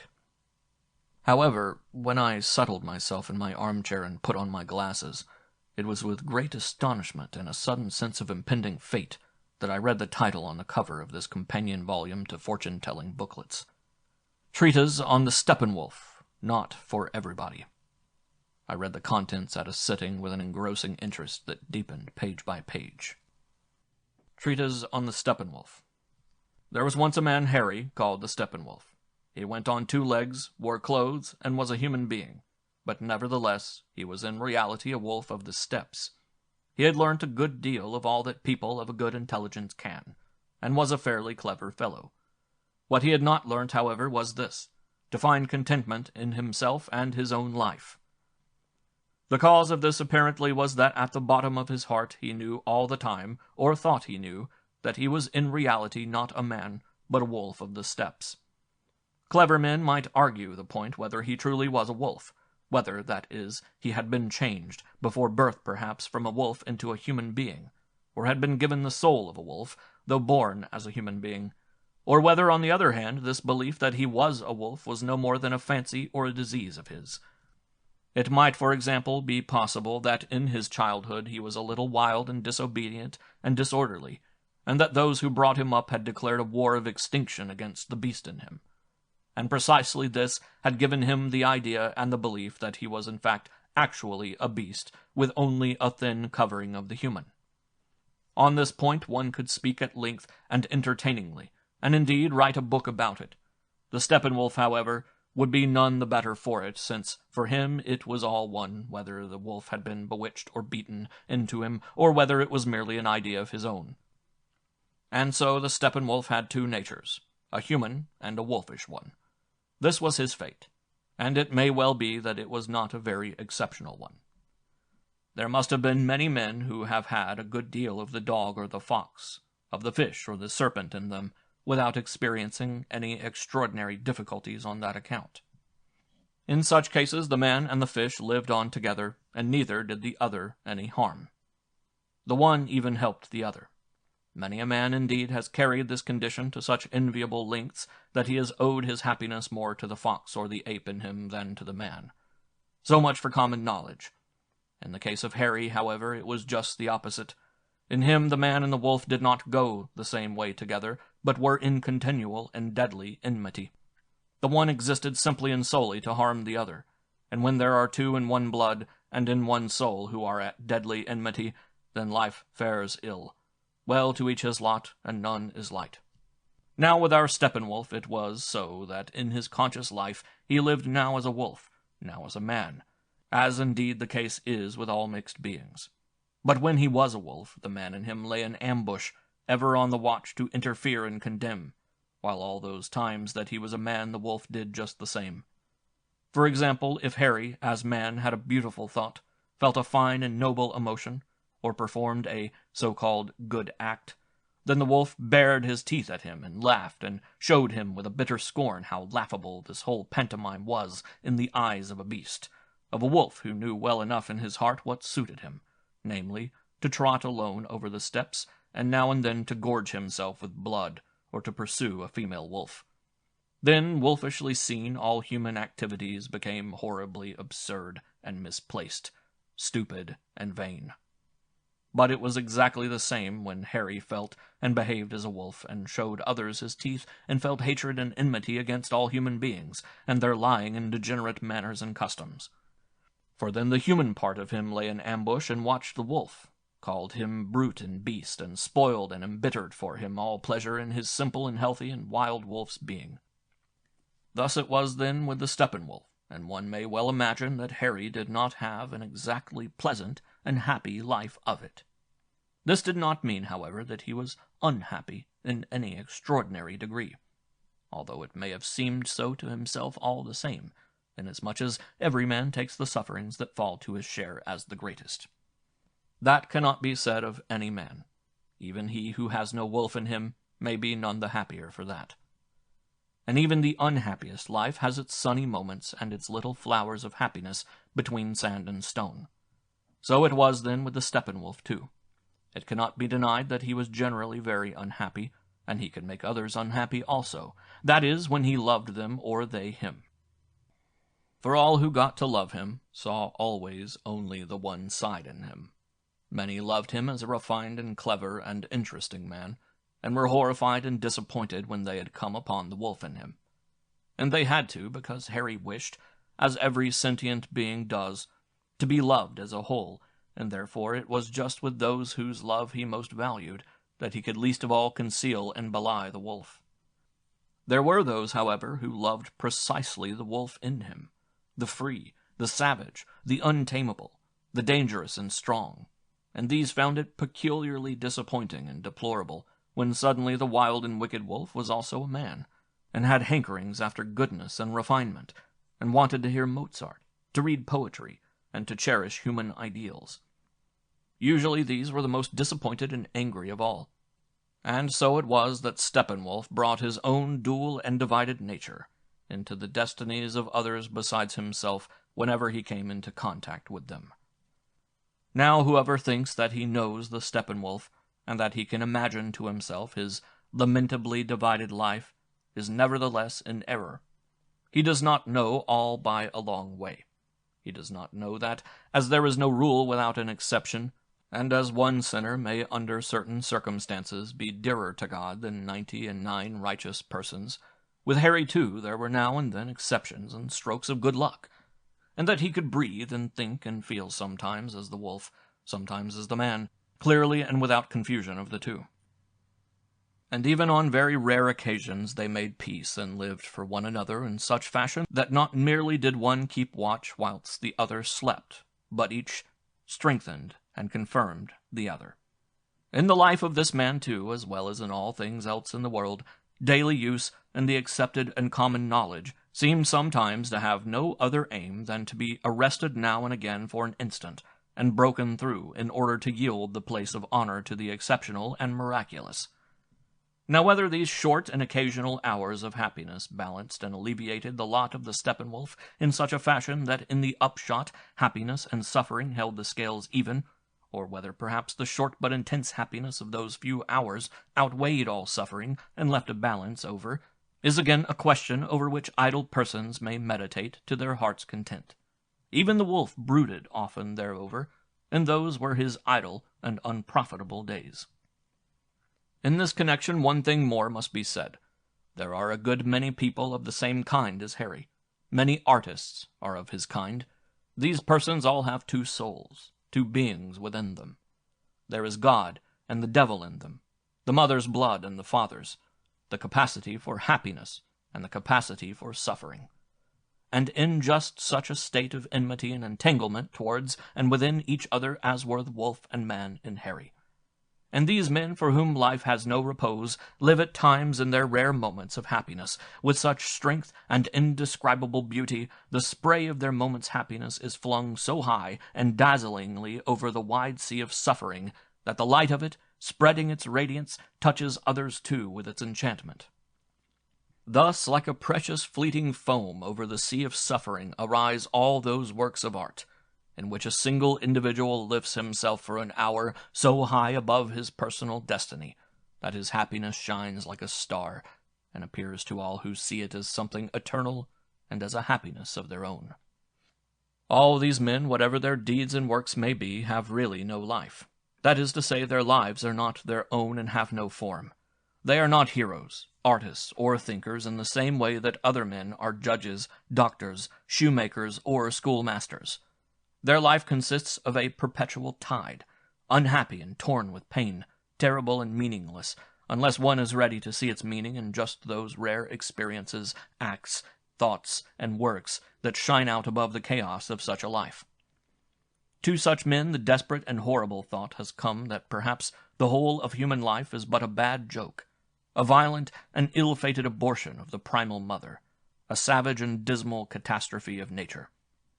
To them too, however, the other thought has come that man is perhaps not merely a half-rational animal, but a child of the gods and destined to immortality.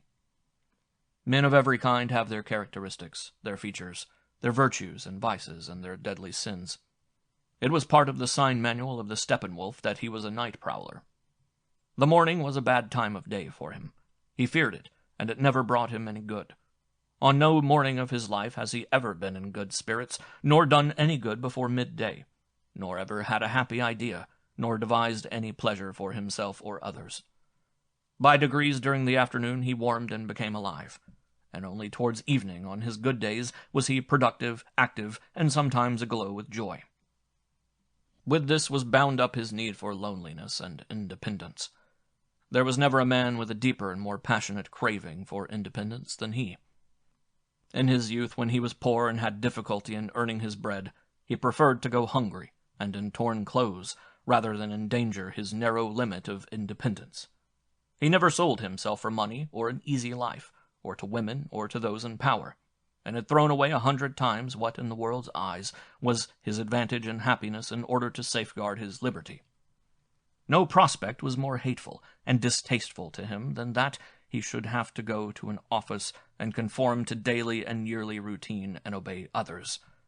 He hated all kinds of offices, governmental or commercial, as he hated death, and his worst nightmare was confinement in barracks. He contrived, often at great sacrifice, to avoid all such predicaments. It was here that his strength and his virtue rested. On this point he could neither be bent nor bribed. Here his character was firm and indeflectible. Only through this virtue he was bound the closer to his destiny of suffering. It happened to him as it does to all. What he strove for with the deepest and stubbornest instinct of his being fell to his lot, but more than is good for men. In the beginning his dream and his happiness, in the end it was his bitter fate. The man of power is ruined by power, the man of money by money, the submissive man by subservience, the pleasure-seeker by pleasure. He achieved his aim. He was even more independent. He took orders from no man, and ordered his ways to suit no man. Independently and alone he decided what to do and to leave undone. For every strong man attains to that which a genuine impulse bids him seek. But in the midst of the freedom he had attained, Harry suddenly became aware that his freedom was a death, and that he stood alone. The world, in an uncanny fashion, left him in peace. Other men concerned him no longer. He was not even concerned about himself. He began to suffocate slowly in the more and more rarefied atmosphere of remoteness and solitude. For now it was his wish no longer, nor his aim, to be alone and independent, but rather his lot and his sentence. The magic wish had been fulfilled, and could not be cancelled, and it was no good now to open his arms with longing and goodwill to welcome the bonds of society. People left him alone now. It was not, however, that he was an object of hatred and repugnance. On the contrary, he had many friends. A great many people liked him. But it was no more than sympathy and friendliness. He received invitations, presents, pleasant letters, but no more. No one came near to him. There was no link left, and no one could have had any part in his life, even had anyone wished it. for the air of lonely men surrounded him now, a still atmosphere in which the world around him slipped away, leaving him incapable of relationship, an atmosphere again which neither will nor longing availed. This was one of the significant earmarks of his life. Another was that he was numbered among the suicides, and here it must be said that to call suicides only those who actually destroy themselves is false. Among these, indeed, there are many who in a sense are suicides only by accident, and whose being suicide has no necessary place. Among the common run of men there are many of little personality and stamped with no deep impress of fate, who find their end in suicide without belonging, on that account, to the type of the suicide by inclination, while on the other hand of those who are to be counted as suicides by the very nature of their beings are many, perhaps a majority, who never, in fact, lay hands on themselves. The suicide, and Harry was one, need not necessarily live in a peculiarly close relationship to death. One may do this without being a suicide. What is peculiar to the suicide is that his ego, rightly or wrongly, is felt to be an extremely dangerous, dubious, and doomed germ of nature, that he is always, in his own eyes, exposed to an extraordinary risk, as though he stood with the slightest foothold on the peak of a crag, whence a slight push from without or an instant's weakness from within suffices to precipitate him into the void. The line of fate in the case of these men is marked by the belief they have that suicide is their most probable manner of death. It might be presumed that such temperaments, which usually manifest themselves in early youth and persist through life, show a singular defect of vital force. On the contrary, among the suicides are to be found unusually tenacious and eager, and also hardy natures. But just as there are those who, at the least indisposition, develop a fever, so do those whom we call suicides, and who are always very emotional and sensitive, develop at the least shock the notion of suicide. Had we a science with the courage and authority to concern itself with mankind, instead of with the mechanism merely of vital phenomena, had we something of the nature of an anthropology or a psychology, these matters of fact would be familiar to everyone. What was said above on the subject of suicides touches obviously nothing but the surface. It is psychology, and therefore partly physics. Metaphysically considered, the matter has a different and much clearer aspect. In this aspect, suicides present themselves as those who are overtaken by the sense of guilt inherent in individuals, those souls that find the aim of life not in the perfecting and molding of the self, but in liberating themselves by going back to the mother, back to God, back to the all.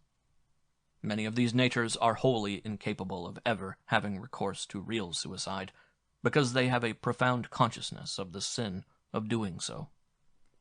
For us they are suicides nonetheless, for they see death and not life as the releaser. They are ready to cast themselves away and surrender, to be extinguished, and to go back to the beginning. As every strength may become a weakness, and under some circumstances must, so, on the contrary, may the typical suicide find a strength and a support in his apparent weakness.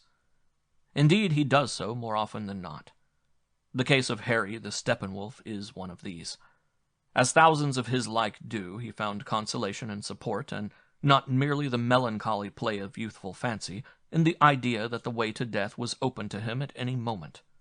It is true that with him, as with all men of his kind, every shock, every pain, every untoward predicament at once called forth the wish to find an escape in death.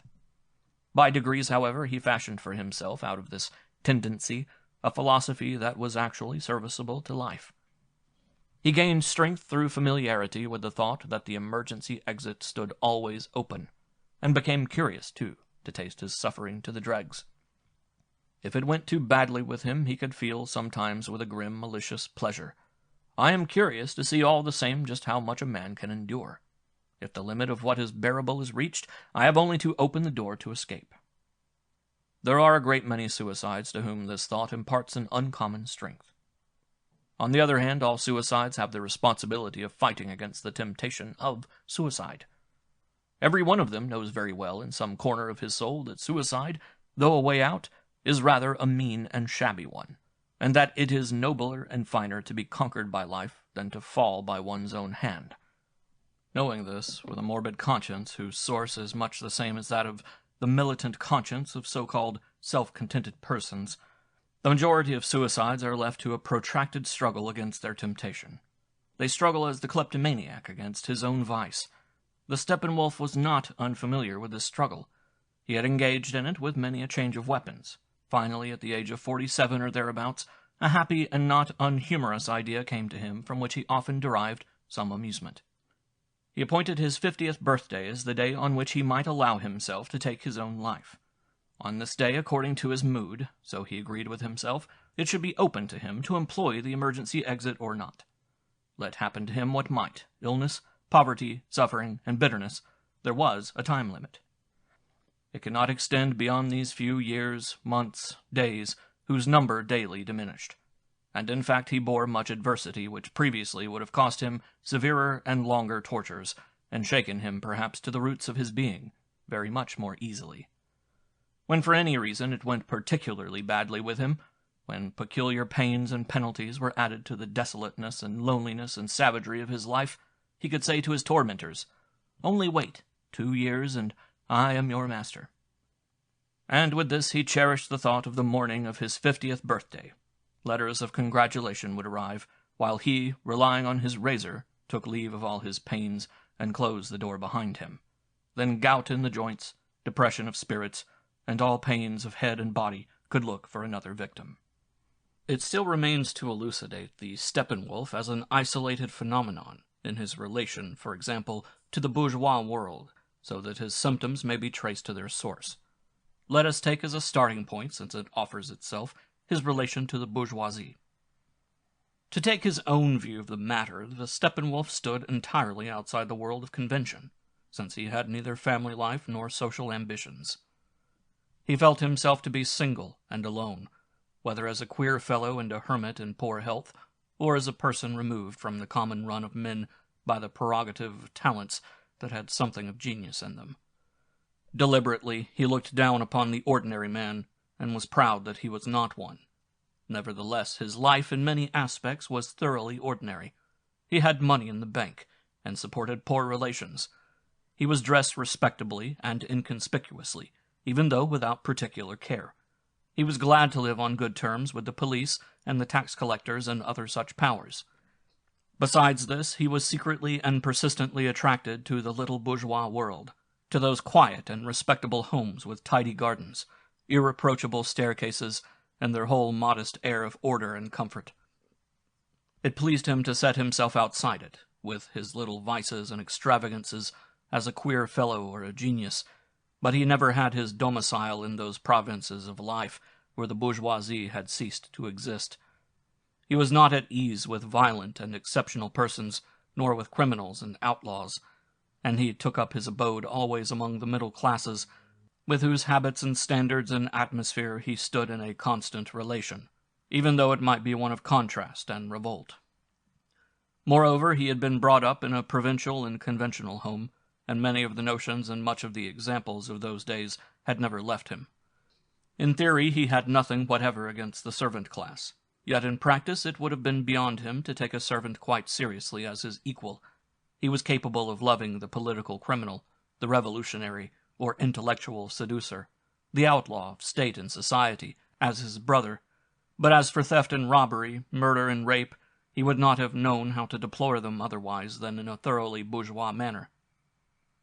In this way he was always recognizing and affirming with one half of himself, in thought and act, what with the other half he fought against and denied. Brought up as he was in a cultivated home in the approved manner, he never tore part of his soul loose from its conventionalities, even after he had long since individualized himself to a degree beyond its scope, and freed himself from the substance of its ideals and beliefs. Now, what we call bourgeois, when regarded as an element always to be found in human life, is nothing else than the search for a balance. It is the striving after a mean between the countless extremes and opposites that arise in human conduct. If we take any one of these coupled opposites, such as piety and profligacy, the analogy is immediately comprehensible. It is open to a man to give himself up wholly to spiritual views, to seek after God, to the ideal of saintliness. On the other hand, he can equally give himself up entirely to the life of instinct, to the lusts of the flesh, and so direct all his efforts to the attainment of momentary pleasures.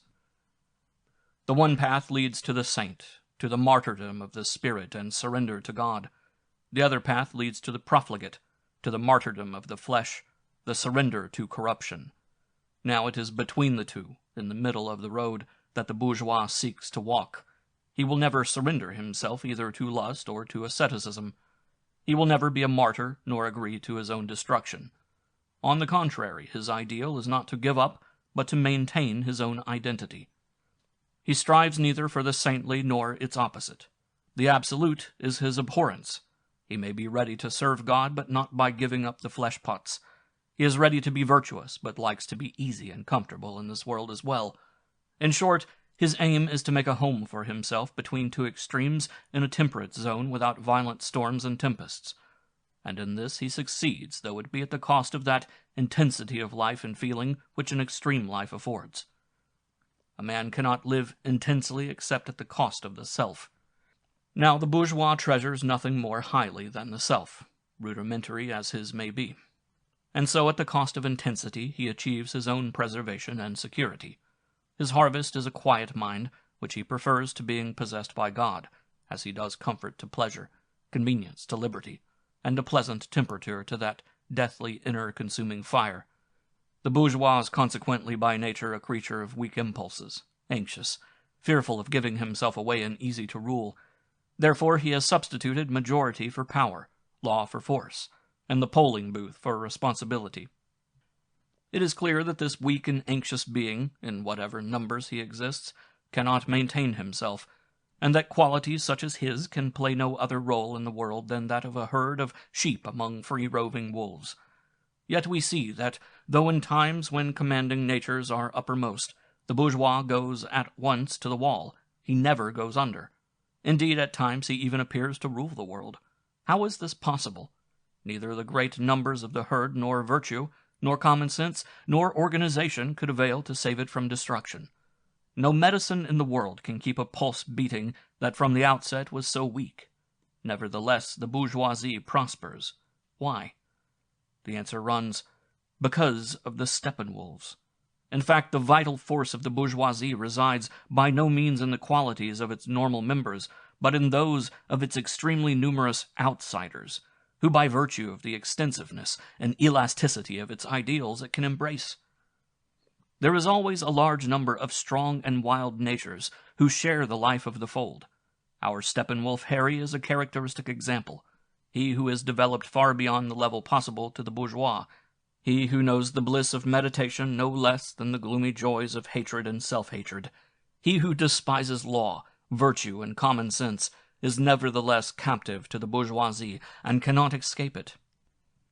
And so all through the mass of the real bourgeoisie are interposed numerous layers of humanity, many thousands of lives and minds, every one of whom, it is true, would have outgrown it, and have obeyed the call to unconditioned life, were they not fastened to it by sentiments of their childhood, and infected, for the most part, with its less intense life. And so they are kept lingering, obedient and bound by obligation and service. For with the bourgeoisie, the opposite of the formula for the great is true. He who is not against me is with me. If we now pause to test the soul of the Steppenwolf, we find him distinct from the bourgeois in the higher development of his individuality. For all extensions of the individuality revolve upon the self and tend to destroy it. We see that he had in him a strong impulse both to the saint and the profligate, and yet he could not, owing to some weakness or inertia, make the plunge into the untrammeled realms of space. The parent constellation of the bourgeoisie binds him with its spell. This is his place in the universe, and this his bondage. Most intellectuals and most artists belong to the same type. Only the strongest of them force their way through the atmosphere of the bourgeois earth and attain to the cosmic. The others all resign themselves, or make compromises. Despising the bourgeoisie, and yet belonging to it, they add to its strength and glory.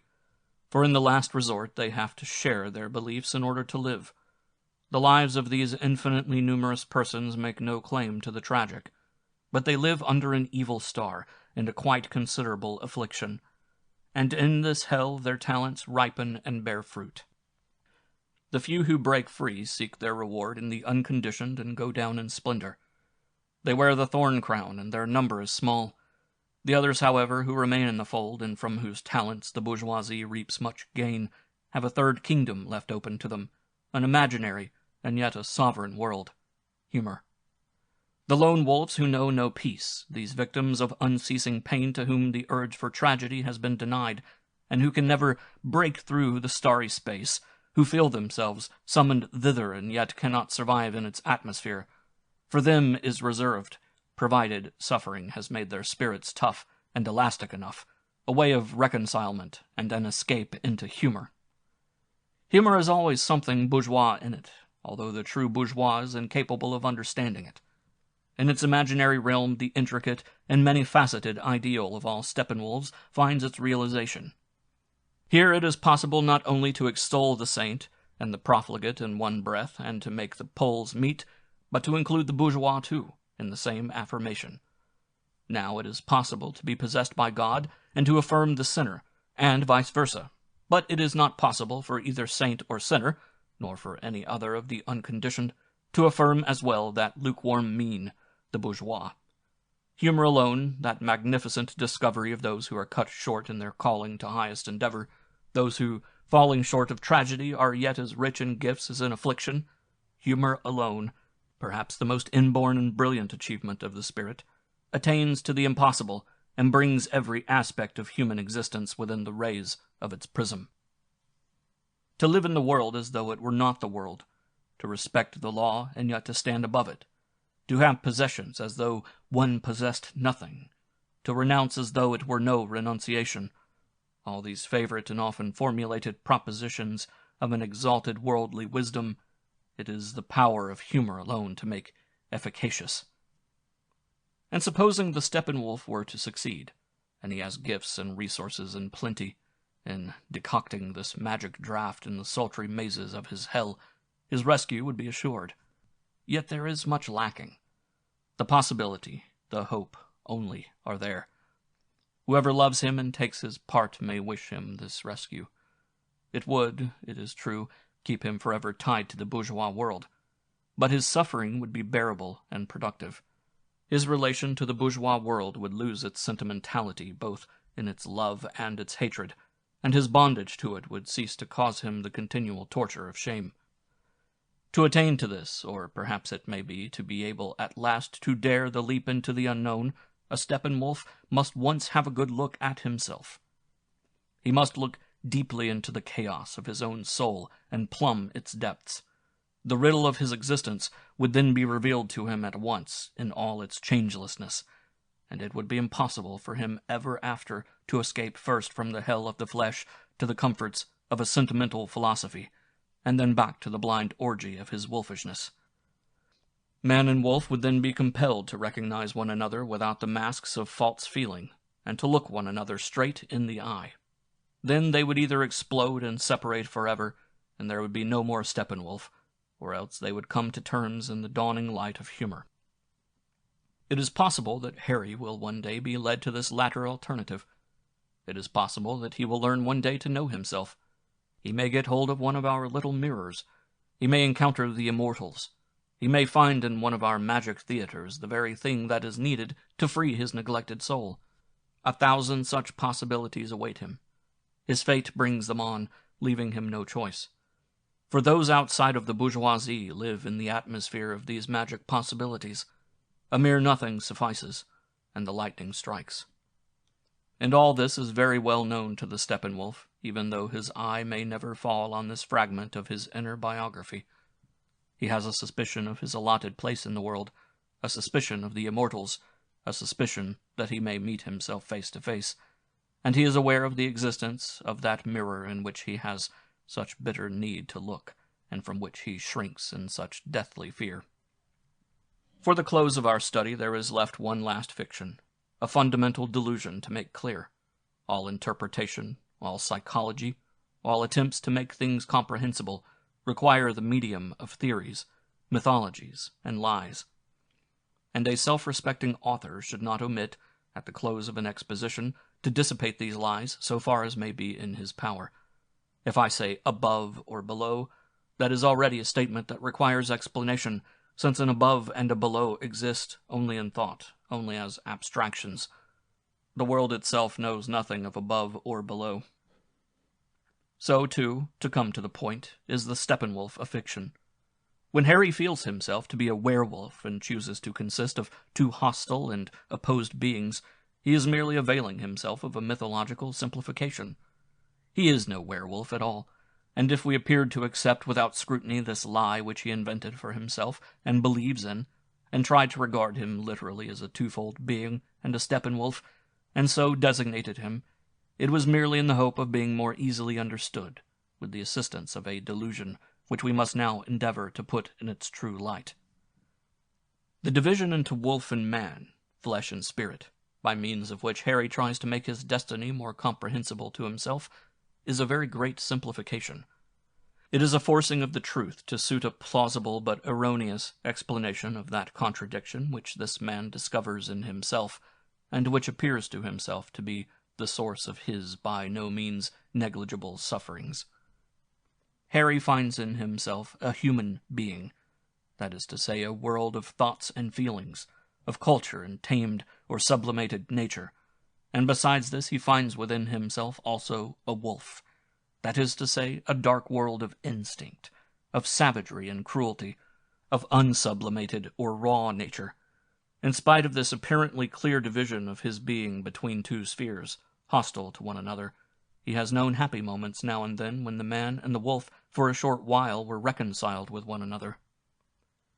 Suppose that Harry tried to ascertain in any single moment of his life, any single act, what part the man had in it, and what part the wolf. He would find himself at once in a dilemma, and his whole beautiful wolf theory would go to pieces.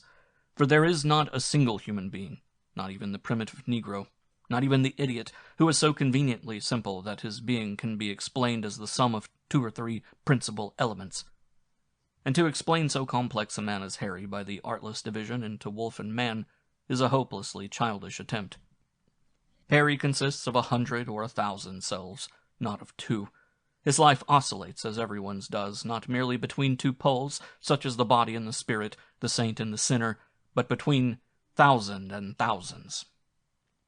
We need not be surprised that even so intelligent and educated a man as Harry should take himself for a Steppenwolf and reduce the rich and complex organism of his life to a formula so simple, so rudimentary and primitive. Man is not capable of thought in any high degree, and even the most spiritual and highly cultivated of men habitually sees the world and himself through the lenses of delusive formulas and artless simplifications, and most of all himself. For it appears to be an inborn and imperative need of all men to regard the self as a unit. However often and however grievously this illusion is shattered, it always mends again. The judge who sits over the murderer and looks into his face, and at one moment recognizes all the emotions and potentialities and possibilities of the murderer in his own soul, and hears the murderer's voice as his own, is at the next moment one and indivisible as the judge, and scuttles back into the shell of his cultivated self, and does his duty, and condemns the murderer to death. And if ever the suspicion of their manifold being dawns upon men of unusual powers and of unusually delicate perceptions, so that, as all genius must, they break through the illusion of the unity of the personality, and perceive that the self is made up of a bundle of selves, they have only to say so, and at once the majority puts them under lock and key, calls science to aid, establishes schizomania, and protects humanity from the necessity of hearing the cry of truth from the lips of these unfortunate persons. Why then waste words? Why utter a thing that every thinking man accepts as self-evident, when the mere utterance of it is a breach of taste? A man, therefore, who gets so far as making the supposed unity of the self twofold is already almost a genius, in any case a most exceptional and interesting person. In reality, however, every ego, so far from being a unity, is in the highest degree a manifold world, a constellated heaven, a chaos of forms, of states and stages, of inheritances and potentialities. It appears to be a necessity as imperative as eating and breathing for everyone to be forced to regard this chaos as a unity, and to speak of his ego as though it were a one-fold and clearly detached and fixed phenomenon. Even the best of us share the delusion. The delusion rests simply upon a false analogy. As a body, everyone is single. As a soul, never. In literature, too, even in its ultimate achievement, we find this customary concern with apparently whole and single personalities.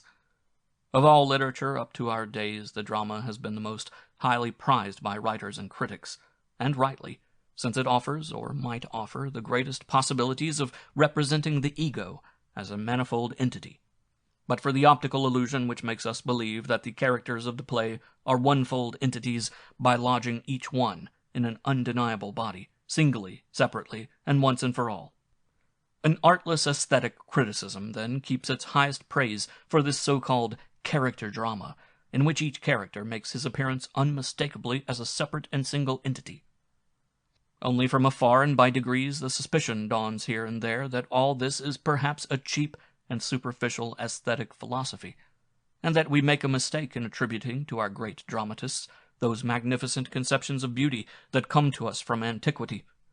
These conceptions are not native to us, but are merely picked up at second hand, and it is in them, with their common source in the visible body, that the origin of the fiction of an ego, an individual, is really to be found. There is no trace of such a notion in the poems of ancient India. The heroes of the epics of India are not individuals, but whole reels of individualities in a series, incarnations. And in modern times there are poems in which, behind the veil of a concern with individuality and character, that is scarcely indeed in the author's mind, the motive is to present a manifold activity of soul. Whoever wishes to recognize this must resolve once and for all not to regard the characters of such a poem as separate beings, but as the various facets and aspects of a higher unity, in my opinion, of the poet's soul. If Faust is treated in this way, Faust, Mephistopheles, Wagner, and the rest form a unity and a supreme individuality. And it is in this higher unity alone, not in the several characters, that something of the true nature of the soul is revealed. When Faust, in a line immortalized among schoolmasters and greeted with a shudder of astonishment by the Philistine, says, "Two souls, alas, inhabit in my breast," he has forgotten Mephisto and a whole crowd of other souls that he has in his breast likewise. The Steppenwolf, too, believes that he bears two souls, wolf and man, in his breast, and even so finds his breast disagreeably cramped because of them. The breast and the body are indeed one, but the souls that dwell in it are not two, nor five, but countless in number. Man is an onion made up of 100 integuments, a texture made up of many threads. The ancient Asiatics knew this well enough, and in the Buddhist yoga, an exact technique was devised for unmasking the illusion of the personality. The human merry-go-round sees many changes. The illusion that cost India the efforts of thousands of years to unmask is the same illusion that the West has labored just as hard to maintain and strengthen. If we consider the Steppenwolf from this standpoint, it will be clear to us why he has suffered so much under his ludicrous dual personality. He believes, like Faust, that two souls are far too many for a single breast, and must tear the breast asunder. They are, on the contrary, far too few, and Harry does shocking violence to his poor soul when he endeavors to apprehend it by means of so primitive an image. Although he is a most cultivated person, he proceeds like a savage that cannot count further than two. He calls himself part wolf, part man, and with that he thinks he has come to an end and exhausted the matter. With the man he packs in everything spiritual and sublimated, or even cultivated to be found in himself, and with the wolf all that is instinctive, savage, and chaotic.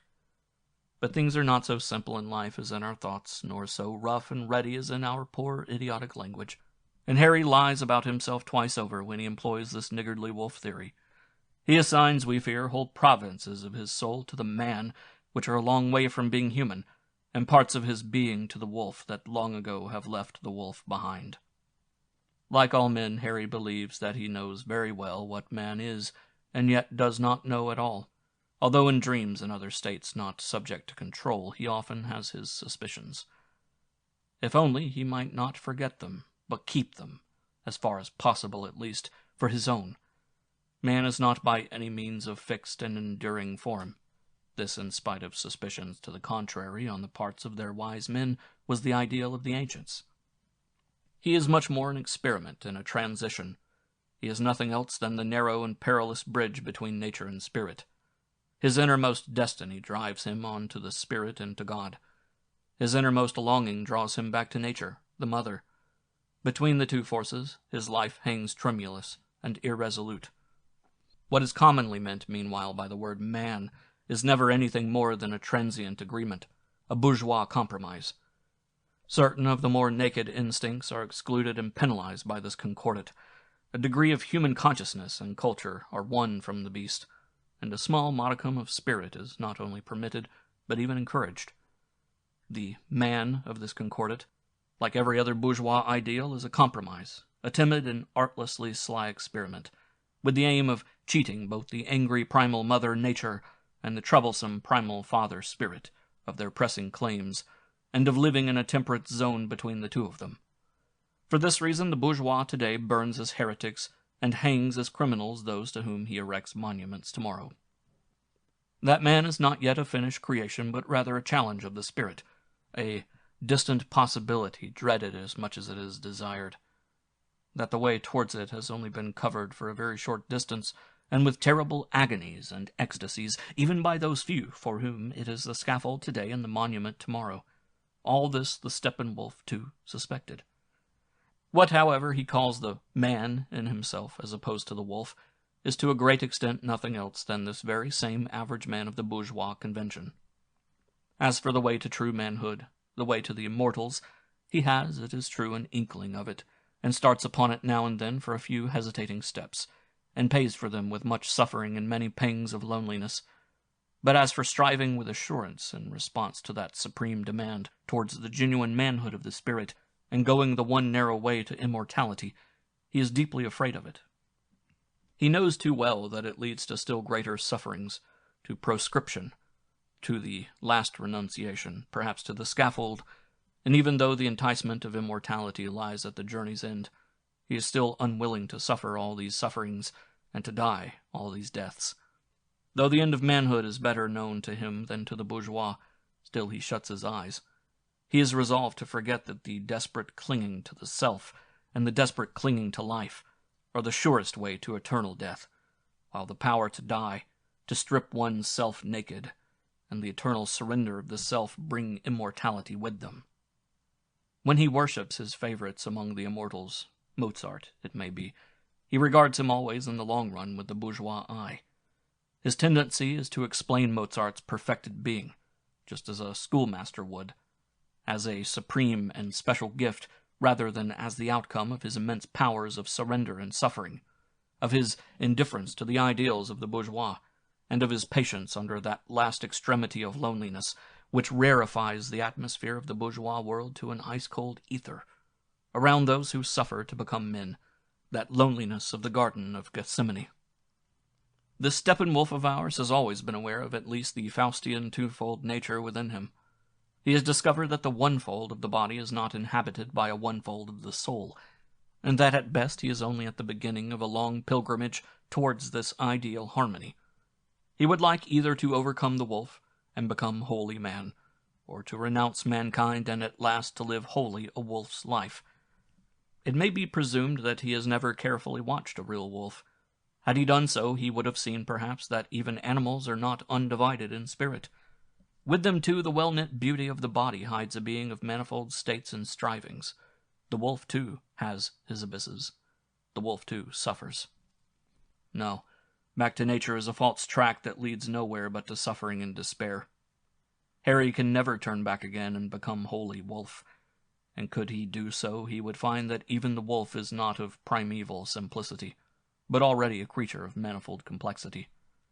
Even the wolf has two, and more than two souls in his wolf's breast, and he who desires to be a wolf falls into the same forgetfulness as the man who sings, "If I could be a child once more." He who sentimentally sings of blessed childhood is thinking of the return to nature and innocence and the origin of things, and has quite forgotten that these blessed children are beset with conflict and complexities and capable of all suffering. There is, in fact, no way back either to the wolf or to the child. From the very start there is no innocence and no singleness. Every created thing, even the simplest, is already guilty, already multiple. It has been thrown into the muddy stream of being, and may never more swim back again to its source. The way to innocence, to the uncreated and to God, leads on, not back to the wolf or to the child, but ever further into sin, ever deeper into human life. Suicide, even, unhappy Steppenwolf, will not seriously serve your turn. You will find yourself embarked on the longer and wearier and harder road to human life. You will have to multiply many times your twofold being and complicate your complexities still further.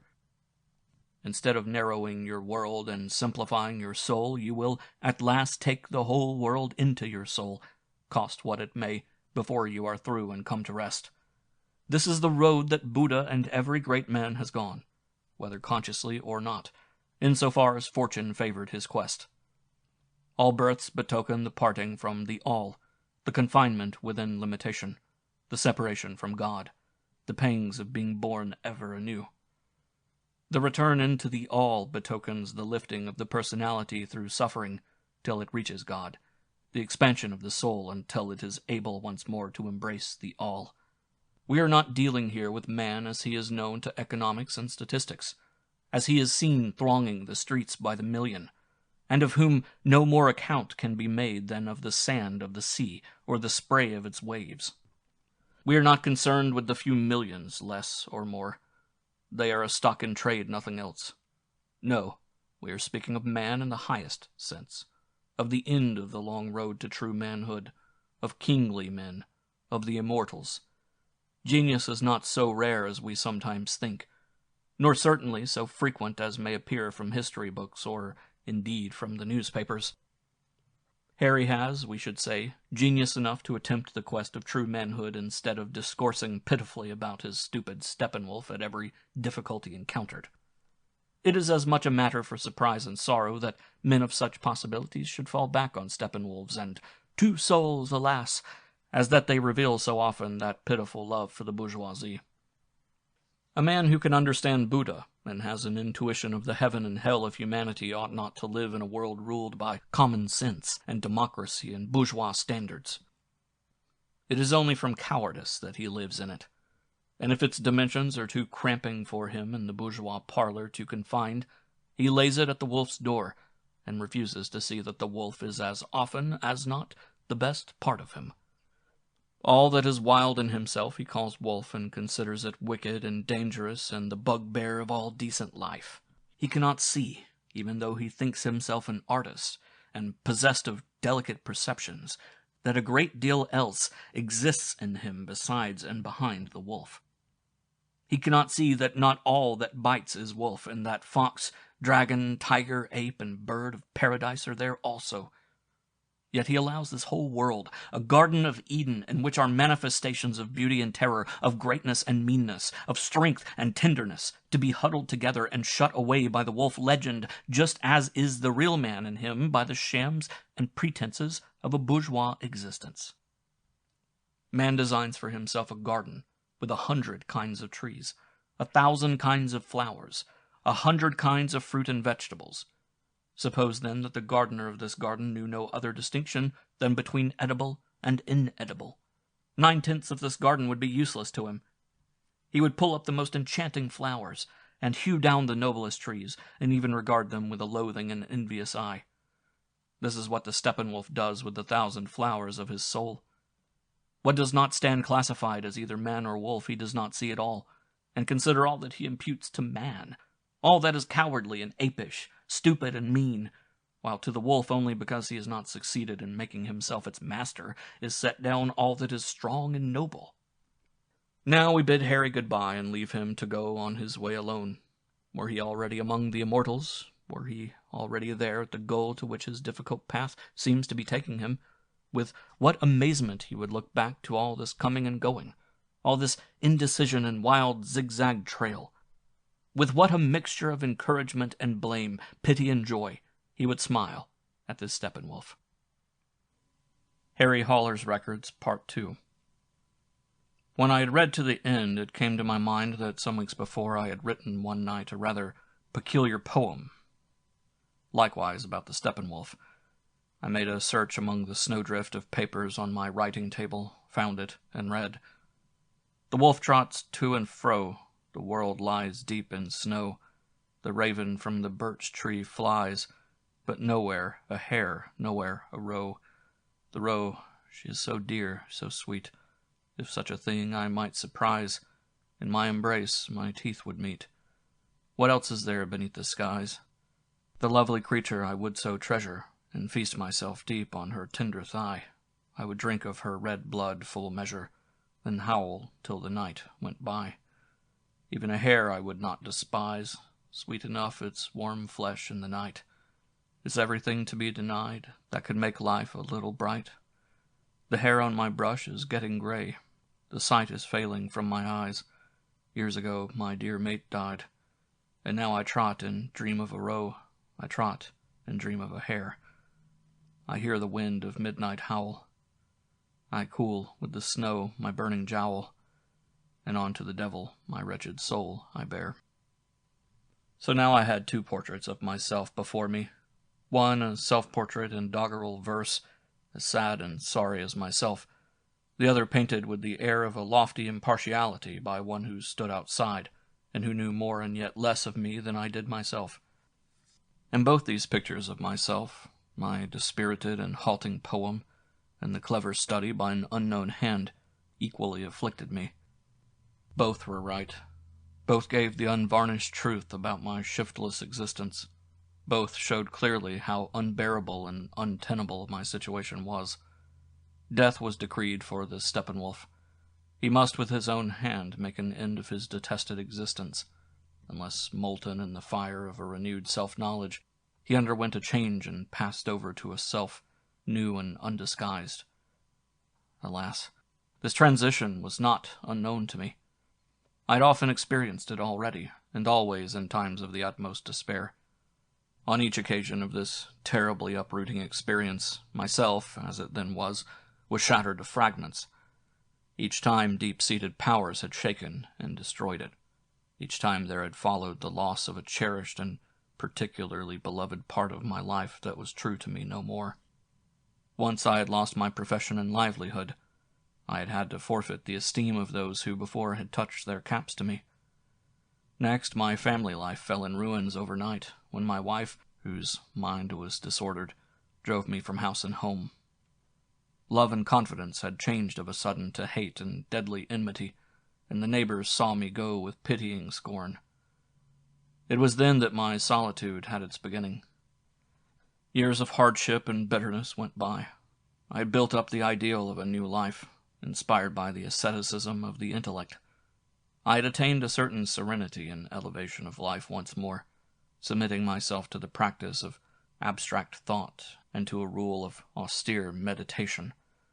But this mold, too, was broken and lost at one blow all its exalted and noble intent. A whirl of travel drove me afresh over the earth. Fresh sufferings were heaped up, and fresh guilt.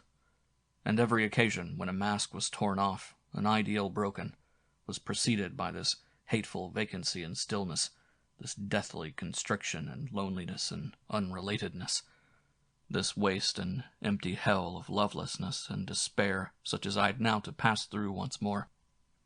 It is true that every time my life was shattered in this way, I had in the end gained something, some increase in liberty and in spiritual growth and depth. But with it went an increased loneliness, an increasing chill of severance and estrangement. Looked at with the bourgeois eye, my life had been a continuous descent from one shattering to the next that left me more remote at every step from all that was normal, permissible, and helpful. The passing years had stripped me of my calling, my family, my home. I stood outside all social circles alone, beloved by none, mistrusted by many, in unceasing and bitter conflict with public opinion and morality. And though I lived in a bourgeois setting, I was all the same an utter stranger to this world in all I thought and felt. Religion, country, family, state, all lost their value and meant nothing to me any more. The pomposity of the sciences, societies, and arts disgusted me. My views and tastes in all that I thought once the shining adornments of a gifted and sought-after person, had run to seed and neglect, and were looked at askance. Granting that I had in the course of all my painful transmutations made some invisible and unaccountable gain, I had had to pay dearly for it, and at every turn my life was harsher, more difficult, lonely, and perilous. In truth, I had little cause to wish to continue in that way which led on into ever thinner air, like the smoke in Nietzsche's Harvest Song. Oh yes, I had experienced all these changes and transmutations that fate reserves for her difficult children, her ticklish customers. I knew them only too well. I knew them as well as a zealous but unsuccessful sportsman knows the stands at a shoot, as an old gambler on the exchange knows each stage of speculation, the scoop, the weakening market, the break and bankruptcy. Was I really to live through all this again? All this torture, all this pressing need, all these glimpses into the paltriness and worthlessness of my own self, the frightful dread lest I succumb and the fear of death? Wasn't it better and simpler to prevent a repetition of so many sufferings and to quit the stage? Certainly it was simpler and better. Whatever the truth of all that was said in the little book on the Steppenwolf about suicides, no one could forbid me the satisfaction of invoking the aid of a gas stove or a razor or a revolver, and so sparing myself this repetition of a process whose bitter agony I had to drink often enough, surely, and to the dregs. No, in all conscience there was no power in the world that could prevail with me to go through the mortal terror of another encounter with myself, to face another reorganization, a new incarnation, when at the end of the road there was no peace or quiet, but forever destroying the self in order to renew the self. Let suicide be as stupid, cowardly, shabby as you please. Call it an infamous and ignominious escape. Still, any escape, even the most ignominious, from this treadmill of suffering was the only thing to wish for. No stage was left for the noble and heroic heart. Nothing was left but the simple choice between a slight and swift pain and an unthinkable, a devouring and endless suffering. I'd played Don Quixote often enough in my difficult, crazed life, had put honor before comfort and heroism before reason. There was an end of it. Daylight was dawning through the window panes, the leaden, infernal daylight of a rainy winter's day, when at last I got to bed. I took my resolution to bed with me. At the very last, however, on the last verge of consciousness in the moment of falling asleep, the remarkable passage in the Steppenwolf pamphlet which deals with the immortals flashed through me. With it came the enchanting recollection that several times, the last quite recently, I had felt near enough to the immortals to share in one measure of old music their cool, bright, austere, and yet smiling wisdom. The memory of it soared, shone out, then died away, and heavy as a mountain, sleep descended on my brain. I woke about midday, and at once the situation as I had disentangled it came back to me. There lay the little book on my bedside table, and my poem.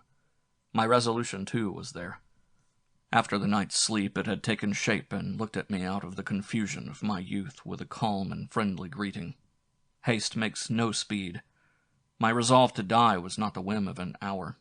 It was the ripe, sound fruit that had grown slowly to full size, lightly rocked by the winds of fate, whose next breath would bring it to the ground. I had in my medicine chest an excellent means of stilling pain, an unusually strong tincture of laudanum. I indulged very rarely in it, and often refrained from using it for months at a time. I had recourse to the drug only when physical pain plagued me beyond endurance. Unfortunately, it was of no use in putting an end to myself. I had proved this some years before. Once, when despair had again got the better of me, I had swallowed a big dose of it, enough to kill 6 men, and yet it had not killed me. I fell asleep, it is true, and lay for several hours completely stupefied. But then, to my frightful disappointment, I was half awakened by violent convulsions of the stomach, and fell asleep once more. It was the middle of the next day when I woke up in earnest in a state of dismal sobriety. My empty brain was burning, and I had almost lost my memory. Apart from a spell of insomnia and severe pains in the stomach, no trace of the poison was left. This expedient, then, was no good, but I put my resolution in this way. The next time I felt that I must have recourse to the opium, I might allow myself to use big means instead of small, That is, a death of absolute certainty with a bullet or a razor. Then I could be sure. As for waiting till my 50th birthday, as the little book wittily prescribed, this seemed to me much too long a delay. There were still 2 years till then. Whether it were a year hence or a month, were it even the following day, the door stood open. I cannot say that the resolution altered my life very profoundly. It made me a little more indifferent to my afflictions, a little freer in the use of opium and wine, a little more inquisitive to know the limits of endurance, but that was all. The other experiences of that evening had a strong after-effect. I read the Steppenwolf treatise through again many times, now submitting gratefully to an indivisible magician because of his wise conduct of my destiny, now with scorn and contempt for its futility, and the little understanding it showed of my actual disposition and predicament. All that was written there of Steppenwolves and suicides was very good, no doubt, and very clever. It might do for the species, the type, but it was too wide a mesh to catch my own individual soul, my unique and unexampled destiny. What, however, occupied my thoughts more than all else was the hallucination, or vision, of the church wall. The announcement made by the dancing illuminated letters promised much that was hinted at in the treatise, and the voices of that strange world had powerfully aroused my curiosity. For hours I pondered deeply over them. On these occasions I was more and more impressed by the warning of that inscription, not for everybody, and for madmen only. Madman, then, I must certainly be, and far from the mold of everybody if those voices reached me and that world spoke to me. In heaven's name, had I not long ago been remote from the life of everybody and from normal thinking and normal existence? Had I not long ago given ample margin to isolation and madness? All the same, I understood the summons well enough in my innermost heart. Yes, I understood the invitation to madness and the jettison of reason, and the escape from the clogs of convention and surrender to the unbridled surge of spirit and fantasy. One day, after I had made one more vain search through streets and squares for the man with the signboard and prowled several times past the wall of the invisible door with watchful eye, I met a funeral procession in St. Martin's. While I was contemplating the faces of the mourners who followed the hearse with halting step, I thought to myself, where in this town or in the whole world is the man whose death would be a loss to me? And where is the man to whom my death would mean anything? There was Erica, it is true, but for a long while we had lived apart. We rarely saw one another without quarreling, and at the moment I did not even know her address. She came to see me now and then, or I made the journey to her, and since both of us were lonely, difficult people related somehow to one another in soul and sickness of soul, there was a link between us that held in spite of all. But would she not perhaps breathe more freely if she heard of my death? I did not know. I did not know either how far my own feeling for her was to be relied on. To know anything of such matters one needs to live in a world of practical possibilities. Meanwhile, obeying my fancy, I had fallen in at the rear of the funeral procession and jogged along behind the mourners to the cemetery, an up-to-date affair, all of concrete and complete with crematorium. The deceased in question was not, however, to be cremated. His coffin was set down before a simple hole in the ground, and I saw the clergyman and the other vultures and functionaries of a burial establishment going through their performances, to which they endeavored to give all the appearance of great ceremony and sorrow, and with such effect that they outdid themselves, and from pure play-acting they got caught in their own lies, and ended by being comic. I saw how their black professional robes fell in folds, and what pains they took to work up the company of mourners and to force them to bend the knee before the majesty of death. It was labor in vain. Nobody wept. The deceased did not appear to have been indispensable, nor could anyone be talked into a pious frame of mind, and when the clergyman addressed the company repeatedly as dear fellow Christians, all the silent faces of these shop people and master bakers and their wives were turned down in embarrassment, and expressed nothing but the wish that this uncomfortable function might soon be over. When the end came, the two foremost of the fellow Christians shook the clergyman's hand, scraped the moist clay in which the dead had been laid from their shoes at the next scraper, and without hesitation their faces again showed their natural expression. And then it was that one of them seemed suddenly familiar. It was, so it seemed to me, the man who had carried the signboard and thrust the little book into my hands. At the moment when I thought I recognized him, he stopped and, stooping down, carefully turned up his black trousers, and then walked away at a smart pace with his umbrella clipped under his arm. I walked after him, but when I overtook him and gave him a nod, he did not appear to recognize me. "Is there no show tonight?" I asked with an attempt at a wink such as two conspirators give each other. But it was long ago that such pantomime was familiar to me. Indeed, living as I did, I had almost lost the habit of speech, and I felt myself that I only made a silly grimace. "Show tonight?" he growled, and looked at me as though he had never set eyes on me before. "Go to the Black Eagle, man, if that's what you want." And in fact, I was no longer certain it was he. I was disappointed, and feeling the disappointment, I walked on aimlessly. I had no motives, no incentives to exert myself, no duties. Life tasted horribly bitter. I felt that the long-standing disgust was coming to a crisis, and that life pushed me out and cast me aside. I walked through the gray streets in a rage, and everything smelt of moist earth and burial. I swore that none of these death vultures should stand at my grave, with cassocks and fellow Christianly murmurings. Look where I might and think what I might, there was no cause for rejoicing, and nothing beckoned me. There was nothing to charm or tempt me. Everything was old, withered, gray, limp and spent, and stank of staleness and decay. Dear God, how was it possible? How had I, with the wings of youth and poetry, come to this? Art and travel and the glow of ideals. And now this. How had this paralysis of hatred against myself and everyone else, this obstruction of all feeling, this mud hell of an empty heart and despair, crept over me so softly and so slowly?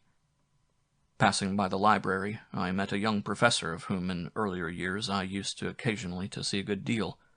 When I last stayed in the town some years before, I had even been several times to his house to talk Oriental mythology, a study in which I was then very much interested.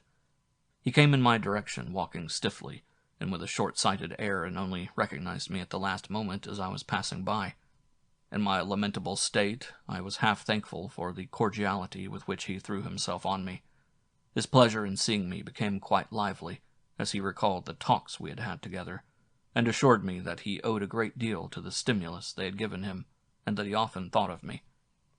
He had rarely had such stimulating and productive discussions with any colleague since. He asked how long I had been in the town. I lied and said a few days, and why I had not looked him up. The learned man held me with his friendly eye, and though I really found it all ridiculous, I could not help enjoying these crumbs of warmth and kindliness, and was lapping them up like a starved dog. Harry, the Steppenwolf, was moved to a grin. Saliva collected in his parched throat, and against his will he bowed down to sentiment. Yes, zealously piling lie upon lie, I said that I was only here in passing, for the purpose of research, and should of course have paid him a visit, but that I had not been feeling very fit. And when he went on to invite me very heartily to spend the evening with him, I accepted with thanks, and sent my greetings to his wife, until my cheeks fairly ached with the unaccustomed efforts of all these forced smiles and speeches. And while I, Harry Haller, stood there in the street, flattered and surprised and studiously polite and smiling into the good fellow's kindly, short-sighted face, there stood the other Harry, too, at my elbow, and grinned likewise. He stood there and grinned as he thought what a funny, crazy, dishonest fellow I was to show my teeth in rage and curse the whole world one moment, and the next, to be falling all over myself in the eagerness of my response to the first amiable greeting of the first good honest fellow who came my way, to be wallowing like a suckling pig in the luxury of a little pleasant feeling and friendly esteem. Thus stood the two Harrys, neither playing a very pretty part over against the worthy professor, mocking one another, watching one another, and spitting at one another, while as always in such predicaments the eternal question presented itself, whether all this was simply stupidity and human frailty, a common depravity, or whether this sentimental egoism and perversity, this slovenliness and two-facedness of feeling, was merely a personal idiosyncrasy of the Steppenwolfs.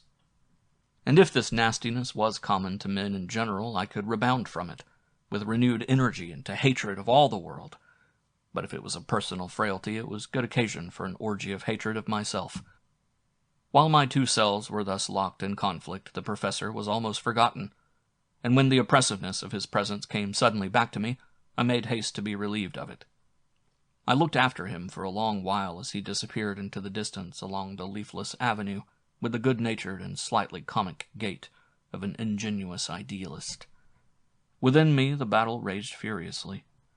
Mechanically I bent and unbent my stiffened fingers as though to fight the ravages of a secret poison, and at the same time had to realize that I had been nicely framed. Round my neck was the invitation for 8:30, with all its obligations of politeness, of talking shop, and of contemplating another's domestic bliss, and so home, in wrath. Once there, I poured myself out some brandy and water, swallowed some of my gout pills with it, and, lying on the sofa, tried to read. No sooner had I succeeded in losing myself for a moment in Sophia's Journey from Memel to Saxony, a delightful old book of the 18th century, than the invitation came over me of a sudden and reminded me that I was neither shaved nor dressed. Why, in heaven's name, had I brought all this on myself? Well, get up, so I told myself. Lather yourself, scrape your chin till it bleeds. Dress and show an amiable disposition towards your fellow men. And while I lathered my face, I thought of that sordid hole in the clay of the cemetery into which some unknown person had been lowered that day. I thought of the pinched faces of the bored fellow Christians, and I could not even laugh. There in that sordid hole in the clay, I thought, to the accompaniment of stupid and insincere ministrations and the no less stupid and insincere demeanor of the group of mourners, and the discomforting sight of all the metal crosses and marble slabs and artificial flowers of wire and glass, and did not only that unknown man, and tomorrow or the day after myself as well, buried in the soil with a hypocritical show of sorrow. No, there. And so ended everything. All our striving, all our culture, all our beliefs, all our joy and pleasure in life, already sick and soon to be buried there too. Our whole civilization was a cemetery where Jesus Christ and Socrates, Mozart and Haydn, Dante and Goethe were but the indecipherable names on mouldering stones, and the mourners who stood round affecting a pretense of sorrow would give much to believe in these inscriptions which once were holy, or at least to utter one heartfelt word of grief and despair about this world that is no more. And nothing was left them but the embarrassed grimaces of a company round a grave. As I raged on like this, I cut my chin in the usual place and had to apply a caustic to the wound. And even so, there was my clean collar, scarce put on to change again, and all this for an invitation that did not give me the slightest pleasure. And yet a part of me began play-acting again, calling the professor a sympathetic fellow, yearning after a little talk and intercourse with my fellow men, reminding me of the professor's pretty wife, prompting me to believe that an evening spent with my pleasant host and hostess would be in reality positively cheering, helping me to clap some court plaster to my chin, to put on my clothes and tie my tie well, and gently putting me, in fact, far from my genuine desire of staying at home. Whereupon it occurred to me, so it is with everyone. Just as I dress and go out to visit the professor and exchange a few more or less insincere compliments with him, without really wanting to at all, so it is with the majority of men day by day and hour by hour in their daily lives and affairs. Without really wanting to at all, they pay calls and carry on conversations, sit out their hours at desks and on office chairs, and it is all compulsory, mechanical, and against the grain, and it could all be done or left undone just as well by machines. And indeed, it is this never-ceasing machinery that prevents their being, like me, the critics of their own lives, and recognizing the stupidity and shallowness, the hopeless tragedy and waste of the lives they lead, and the awful ambiguity grinning over it all. And they are right 1,000 times to live as they do, playing their games and pursuing their business instead of resisting the dreary machine and staring into the void as I do who have left the track. Let no one think that I blame other men, though now and then in these pages I scorn and even deride them, or that I accused them of the responsibility of my personal misery. But now that I have come so far, and standing as I do on the extreme verge of life, where the ground falls away before me into bottomless darkness, I should do wrong and I should lie if I pretended to myself or to others that that machine still revolved for me, and that I was still obedient to the eternal child's play of that charming world.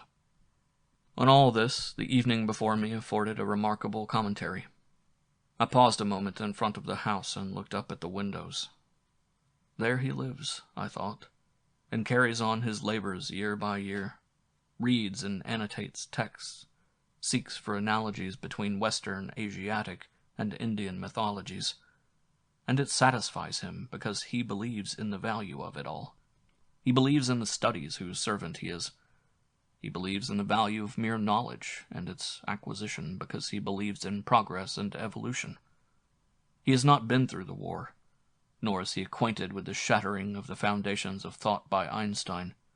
That, thinks he, only concerns the mathematicians. He sees nothing of the preparations for the next war that are going on all around him. He hates Jews and communists. He is a good, unthinking, happy child, who takes himself seriously, and in fact he is much to be envied. And so, pulling myself together, I entered the house. A maid in cap and apron opened the door.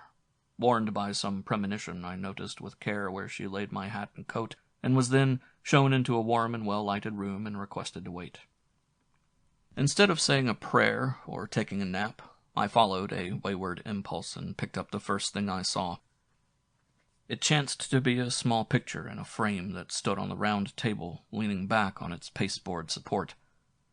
It was an engraving, and it represented the poet Goethe, as an old man full of character, with a finely chiseled face and a genius's mien. Neither the renowned fire of his eyes nor the lonely and tragic expression beneath the courtly whitewash was lacking. To this the artist had given special care, and he had succeeded in combining the elemental force of the old man with a somewhat professional make-up of self-discipline and righteousness, without prejudice to his profundity, and had made of him, all in all, a real charming old gentleman, fit to adorn any drawing-room. No doubt this portrait was no worse than others of its description. It was much the same as all those representations by careful craftsmen of saviors, apostles, heroes, thinkers, and statesmen. Perhaps I found it exasperating only because of a certain pretentious virtuosity. In any case, and whatever the cause, this empty and self-satisfied presentation of the aged Goethe shrieked at me at once as a fatal discord, exasperated and oppressed as I was already. It told me that I ought never to have come. Here fine old masters and the nation's great ones were at home, not Steppenwolfs. If only the master of the house had come in now, I might have had the luck to find some favorable opportunity for finding my way out. As it was, his wife came in, and I surrendered to fate, though I scented danger. We shook hands, and to the first discord there succeeded nothing but new ones. The lady complimented me on my looks, though I knew only too well how sadly the years had aged me since our last meeting. The clasp of her hand on my gouty fingers had reminded me of it already. Then she went on to ask after my dear wife, and I had to say that my wife had left me and that we were divorced. We were glad enough when the professor came in. He, too, gave me a hearty welcome, and the awkward comedy came to a beautiful climax. He was holding a newspaper to which he subscribed, an organ of the militarist and jingoist party, and after shaking hands he pointed to it and commented on a paragraph about a namesake of mine, a publicist called Haller, a bad fellow and a rotten patriot, who had been making fun of the Kaiser and expressing the view that his own country was no less responsible for the outbreak of war than the enemy nations. There was a man for you. The editor had given him his deserts and put him in the pillory. However, when the professor saw that I was not interested, we passed to other topics, and the possibility that this horrid fellow might be sitting in front of them did not even remotely occur to either of them. Yet, so it was. I myself was that horrid fellow.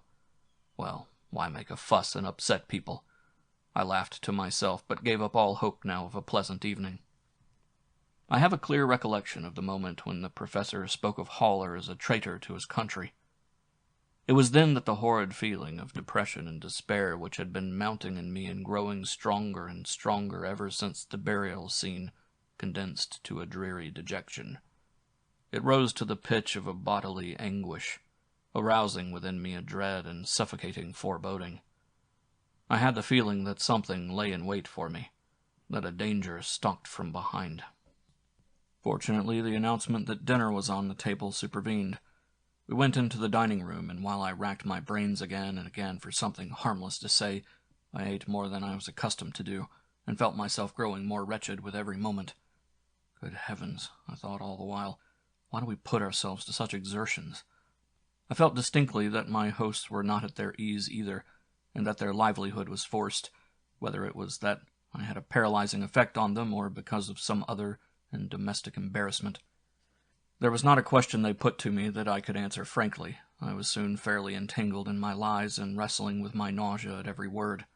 At last, for the sake of changing the subject, I began to tell them of the funeral which I had witnessed earlier in the day, but I could not hit the right note. My efforts at humor fell entirely flat, and we were more than ever at odds. Within me, the Steppenwolf bared his teeth in a grin. By the time we had reached dessert, silence had descended on all three of us. We went back to the room we had come from to invoke the aid of coffee and cognac. There, however, my eye fell once more on the magnate of poetry, although he had been put on a chest of drawers at one side of the room. Unable to get away from him, I took him once more in my hands, though warning voices were plainly audible, and proceeded to attack him. I was as though obsessed by the feeling that the situation was intolerable, and that the time had come either to warm my hosts up, to carry them off their feet and put them in tune with myself, or else to bring about a final explosion. "Let us hope," said I, "that Goethe did not really look like this. This conceited air of nobility, the great man ogling the distinguished company, and beneath the manly exterior, what a world of charming sentimentality. Certainly there is much to be said against him. I have a good deal against his venerable pomposity myself, but to represent him like this, no, that is going too far." The lady of the house finished pouring out the coffee with a deeply wounded expression, and then hurriedly left the room, and her husband explained to me with mingled embarrassment and reproach that the picture of Goethe belonged to his wife and was one of her dearest possessions. "And even if objectively speaking you're right, though I don't agree with you, you need not have been so outspoken." "There you are right," I admitted. "Unfortunately, it is a habit, a vice of mine always to speak my mind as much as possible, as indeed Goethe did, too, in his better moments. In this chaste drawing-room, Goethe would certainly never have allowed himself to use an outrageous, a genuine and unqualified expression. I sincerely beg your wife's pardon and your own. Tell her, please, that I am a schizomaniac, and now, if you will allow me, I will take my leave." To this he made objections in spite of his perplexity. He even went back to the subject of our former discussions, and said once more how interesting and stimulating they had been, and how deep an impression my theories about Mithras and Krishna had made on him at the time. He had hoped that the present occasion would have been an opportunity to renew these discussions. I thanked him for speaking as he did. Unfortunately, my interest in Krishna had vanished, and also my pleasure in learned discussions. Further, I had told him several lies that day. For example, I had been many months in the town, and not a few days, as I had said. I lived, however, quite by myself, and was no longer fit for decent society. For in the first place, I was nearly always in a bad temper and afflicted with the gout, and in the second place, usually drunk. Lastly, to make a clean slate, and not to go away, at least as a liar, it was my duty to inform him that he had grievously insulted me that evening. He had endorsed the attitude taken up by a reactionary paper towards Haller's opinions, a stupid bull-necked paper fit for an officer on half-pay, not for a man of learning. This bad fellow and rotten patriot, Haller, however, and myself were one and the same person, and it would be better for our country and the world in general if at least the few people who were capable of thought stood for reason and the love of peace instead of heading wildly with a blind obsession for a new war. And so I would bid him goodbye. With that, I got up and took leave of Goethe and of the professor. I seized my hat and coat from the rack outside and left the house. Loud in my soul the wolf howled his glee, and between my two selves there opened an immense field of operations. For it was at once clear to me that this disagreeable evening had much more significance for me than for the indignant professor. For him it was a disillusionment and a petty outrage. For me it was a final failure and flight. It was my leave-taking from the respectable, moral, and learned world, and a complete triumph for the Steppenwolf. I was sent flying and beaten from the field, bankrupt in my own eyes, dismissed without a shred of credit or a ray of humor to comfort me. I had taken leave of the world in which I had once found a home, the world of convention and culture, in the manner of the man with a weak stomach who has given up pork. In a rage I went on my way beneath the street lamps, in a rage and sick unto death. What a hideous day of shame and wretchedness it had been from morning to night, from the cemetery to the scene with the professor. For what? And why? Was there any sense in taking up the burden of more such days as this, or of sitting out any more such suppers? There was not. This very night I would make an end of the comedy, go home and cut my throat. No more tarrying. I paced the streets in all directions, driven on by wretchedness. Naturally, it was stupid of me to bespatter the drawing-room ornaments of the worthy folk, stupid and ill-mannered, but I could not help it. And even now I could not help it. I could not bear this tame, lying, well-mannered life any longer. And since it appeared that I could not bear my loneliness any longer either, since my own company had become so unspeakably hateful and nauseous, since I struggled for breath in a vacuum and suffocated in hell, what way out was left me? There was none. I thought of my father and mother, of the sacred flame of my youth long extinct, of the thousand joys and labors and aims of my life. Nothing of them all was left me, not even repentance, nothing but agony and nausea. Never had the clinging to mere life seemed so grievous as now. I rested a moment in a tavern in an outlying part of the town, and drank some brandy and water. Then to the streets once more with the devil at my heels, up and down the steep and winding streets of the old town, along the avenues, across the station square. The thought of going somewhere took me into the station. I scanned the timetables on the walls, drank some wine, and tried to come to my senses. Then the spectre that I went in dread of came nearer, till I saw it plain. It was the dread of returning to my room and coming to a halt there, faced by my despair. There was no escape from this moment, though I walked the streets for hours. Sooner or later I should be at my door, at the table with my books, on the sofa with the photograph of Erica above it. Sooner or later the moment would come to take out my razor and cut my throat. More and more plainly the picture rose before me. More and more plainly, with a wildly beating heart, I felt the dread of all dreads, the fear of death. Yes, I was horribly afraid of death. Although I saw no other way out, although nausea, agony, and despair threatened to engulf me, although life had no allurement and nothing to give me either of joy or hope, I shuddered all the same with an unspeakable horror of a gaping wound in a condemned man's flesh. I saw no other way of escape from this dreadful spectre. Suppose that today cowardice won a victory over despair. Tomorrow and each succeeding day I would again face despair heightened by self-contempt. It was merely taking up and throwing down the knife till at last it was done. Better today, then. I reasoned with myself as though with a frightened child, but the child would not listen. It ran away. It wanted to live. I renewed my fitful wanderings through the town, making many detours not to return to the house, which I had always in my mind and always deferred. Here and there I came to a stop and lingered, drinking a glass or two, and then, as if pursued, ran around in a circle whose center had the razor as a goal, and meant death. Sometimes from utter weariness I sat on a bench, on a fountain's rim, or a curbstone, and wiped the sweat from my forehead, and listened to the beating of my heart. Then on again in mortal dread and an intense yearning for life. Thus it was I found myself late at night in a distant and unfamiliar part of the town, and there I went into a public house from which there came the lively sound of dance music. Over the entrance as I went in I read "The Black Eagle" on the old signboard. Within I found it was a free night. Crowds, smoke, the smell of wine, and the clamor of voices, with dancing in a room at the back, whence issued the frenzy of music. I stayed in the nearer room, where there were none but simple folk, some of them poorly dressed, whereas behind in the dance hall smart people were also to be seen. Carried forward by the crowd, I soon found myself near the bar, wedged against a table at which sat a pale and pretty girl against the wall. She wore a thin dance frock, cut very low, and a withered flower in her hair. She gave me a friendly and observant look as I came up, and with a smile moved to one side to make room for me. "May I?" I asked, and sat down beside her. "Of course you may," she said. "But who are you?" "Thanks," I replied.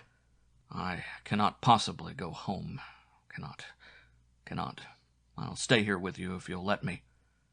No, I can't go back home." She nodded as though to humor me, and as she nodded I observed a curl that fell from her temple to her ear, and I saw that the withered flower was a camellia. From within crashed the music, and at the buffet the waitresses hurriedly shouted their orders. "Well, stay here then," she said with a voice that comforted me. "Why can't you go home?" "I can't. There's something waiting for me there. No, I can't. It's too frightful." "Let it wait, then, and stay here. First, wipe your glasses. You can see nothing like that. Give me your handkerchief. What shall we drink? Burgundy?" While she wiped my glasses, I had the first clear impression of her pale, firm face, with its clear gray eyes and smooth forehead, and the short, tight curl in front of her ear. Good-naturedly and with a touch of mockery, she began to take me in hand. She ordered the wine, and as she clinked her glass with mine, her eyes fell on my shoes. "Good Lord, wherever have you come from? You look as though you had come from Paris on foot. That's no state to come to a dance in." I answered yes and no, laughed now and then, and let her talk. I found her charming, very much to my surprise, for I had always avoided girls of her kind and regarded them with suspicion, and she treated me exactly in the way that was best for me at that moment. And so she has since, without an exception. She took me under her wing just as I needed, and mocked me too just as I needed. She ordered me a sandwich and told me to eat it. She filled my glass and bade me sip it and not drink too fast.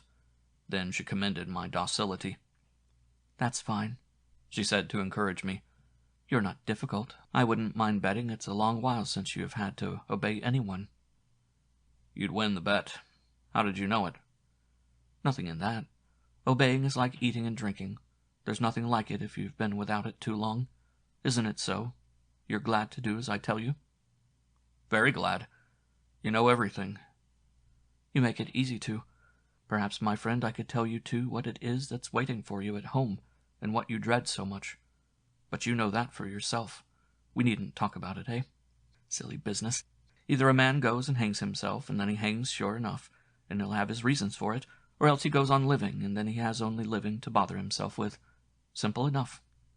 "Oh," I cried, "if only it were so simple. I've bothered myself enough with life, God knows, and little use it has been to me. To hang oneself is hard, perhaps, I don't know. But to live is far, far harder. God, how hard it is." "You'll see it's child's play. We've made a start already. You've polished your glasses, eaten something, and had a drink. Now we'll go and give your shoes and trousers a brush, and then you'll dance a shimmy with me." "Now that shows," I cried in a fluster, "that I was right. Nothing could grieve me more than not to be able to carry out any command of yours. But I can dance no shimmy, nor waltz, nor polka, nor any of the rest of them. I've never danced in my life. Now you can see it isn't all as easy as you think." Her bright red lips smiled, and she firmly shook her waved and shingled head, and as I looked at her I thought I could see a resemblance to Rosa Kreisler, with whom I had been in love as a boy. But she had a dark complexion and dark hair. I could not tell of whom it was she reminded me. I knew only that it was of someone in my early youth and boyhood. "Wait a minute," she cried. "So you can't dance? Not at all? Not even a one-step? And yet you talk of the trouble you've taken to live. You told a fib there, my boy, and you shouldn't do that at your age. How can you say that you've taken any trouble to live when you won't even dance?" "But if I can't, I've never learnt." She laughed. "But you learnt reading and writing and arithmetic, I suppose, and French and Latin and a lot of other things. I don't mind betting you were 10 or 12 years at school and studied whatever else you could as well. Perhaps you've even got your doctor's degree and know Chinese or Spanish. Am I right? Very well, then. But you couldn't find the time and money for a few dancing lessons? No, indeed." It was my parents," I said to justify myself. "They let me learn Latin and Greek and all the rest of it. But they didn't let me learn to dance. It wasn't the thing with us. My parents had never danced themselves." She looked at me quite coldly with real contempt, and again something in her face reminded me of my youth. "So your parents must take the blame, then? Did you ask them whether you might spend the evening at the Black Eagle? Did you? They're dead a long while ago, you say? So much for that. And now supposing you were too obedient to learn to dance when you were young. Though I don't believe you were such a model child. What have you been doing with yourself all these years?" "Well," I confessed, "I scarcely know myself. Studied, played music, read books, written books, traveled." "Fine views of life you have. You have always done the difficult and complicated things, and the simple ones you haven't even learnt. No time, of course. More amusing things to do. Well, thank God I'm not your mother. But to do as you do and then say you've tested life to the bottom and found nothing in it is going a bit too far." "Don't scold me," I implored. "It isn't as if I didn't know I was mad." "Oh, don't make a song of your sufferings. You're no madman, Professor. You're not half mad enough to please me. It seems to me you're too clever in a silly way, just like a professor. Have another roll. You can tell me some more later." She got another roll for me, put a little salt and mustard on it, cut a piece for herself, and told me to eat it. I did all she told me except dance. It did me a prodigious lot of good to do as I was told, and have someone sitting by me who asked me things and ordered me about and scolded me. If the professor or his wife had done so an hour or two earlier, it would have spared me a lot. But no, it was well as it was. I should have missed much. "What's your name?" she asked suddenly. "Harry." "Harry? A babyish sort of name. And a baby you are, Harry, in spite of your few gray hairs. You're a baby, and you need someone to look after you. I'll say no more of dancing, but look at your hair. Have you no wife, no sweetheart?" "I haven't a wife any longer. We are divorced. A sweetheart, yes, but she doesn't live here. I don't see her very often. We don't get on very well." She whistled softly. "You must be difficult if nobody sticks to you. But now tell me what was up in particular this evening. What sent you chasing round out of your wits? Down on your luck? Lost at cards?" This was not easy to explain. "Well," I began, "you see, it was really a small matter. I had an invitation to dinner with a professor. I'm not one myself, by the way, and really I ought not to have gone. I've lost the habit of being in company and making conversation. I've forgotten how it's done. As soon as I entered the house, I had the feeling something would go wrong, and when I hung my hat on the peg, I thought to myself that perhaps I should want it sooner than I expected. Well, at the professor's there was a picture that stood on the table. A stupid picture. It annoyed me." "What sort of picture? Annoyed you? Why?" she broke in. "Well, it was a picture representing Goethe, the poet Goethe, you know. But it was not in the least as he really looked. That, of course, nobody can know exactly. He has been dead 100 years. However, some artist of today had painted his portrait as he imagined him to have been, and prettified him, and this picture annoyed me. It made me perfectly sick. I don't know whether you can understand that." "I understand all right. Don't you worry. Go on." "Before this, in any case, I didn't see eye to eye with the professor. Like nearly all professors, he is a great patriot, and during the war did his bit in the way of deceiving the public, with the best intentions, of course. I, however, am opposed to war. But that's all one. To continue my story, there was not the least need for me to look at the picture. Certainly not. But in the first place, it made me sorry because of Goethe, whom I love very dearly. And then, besides, I thought, well, I'd better say just how I thought or felt.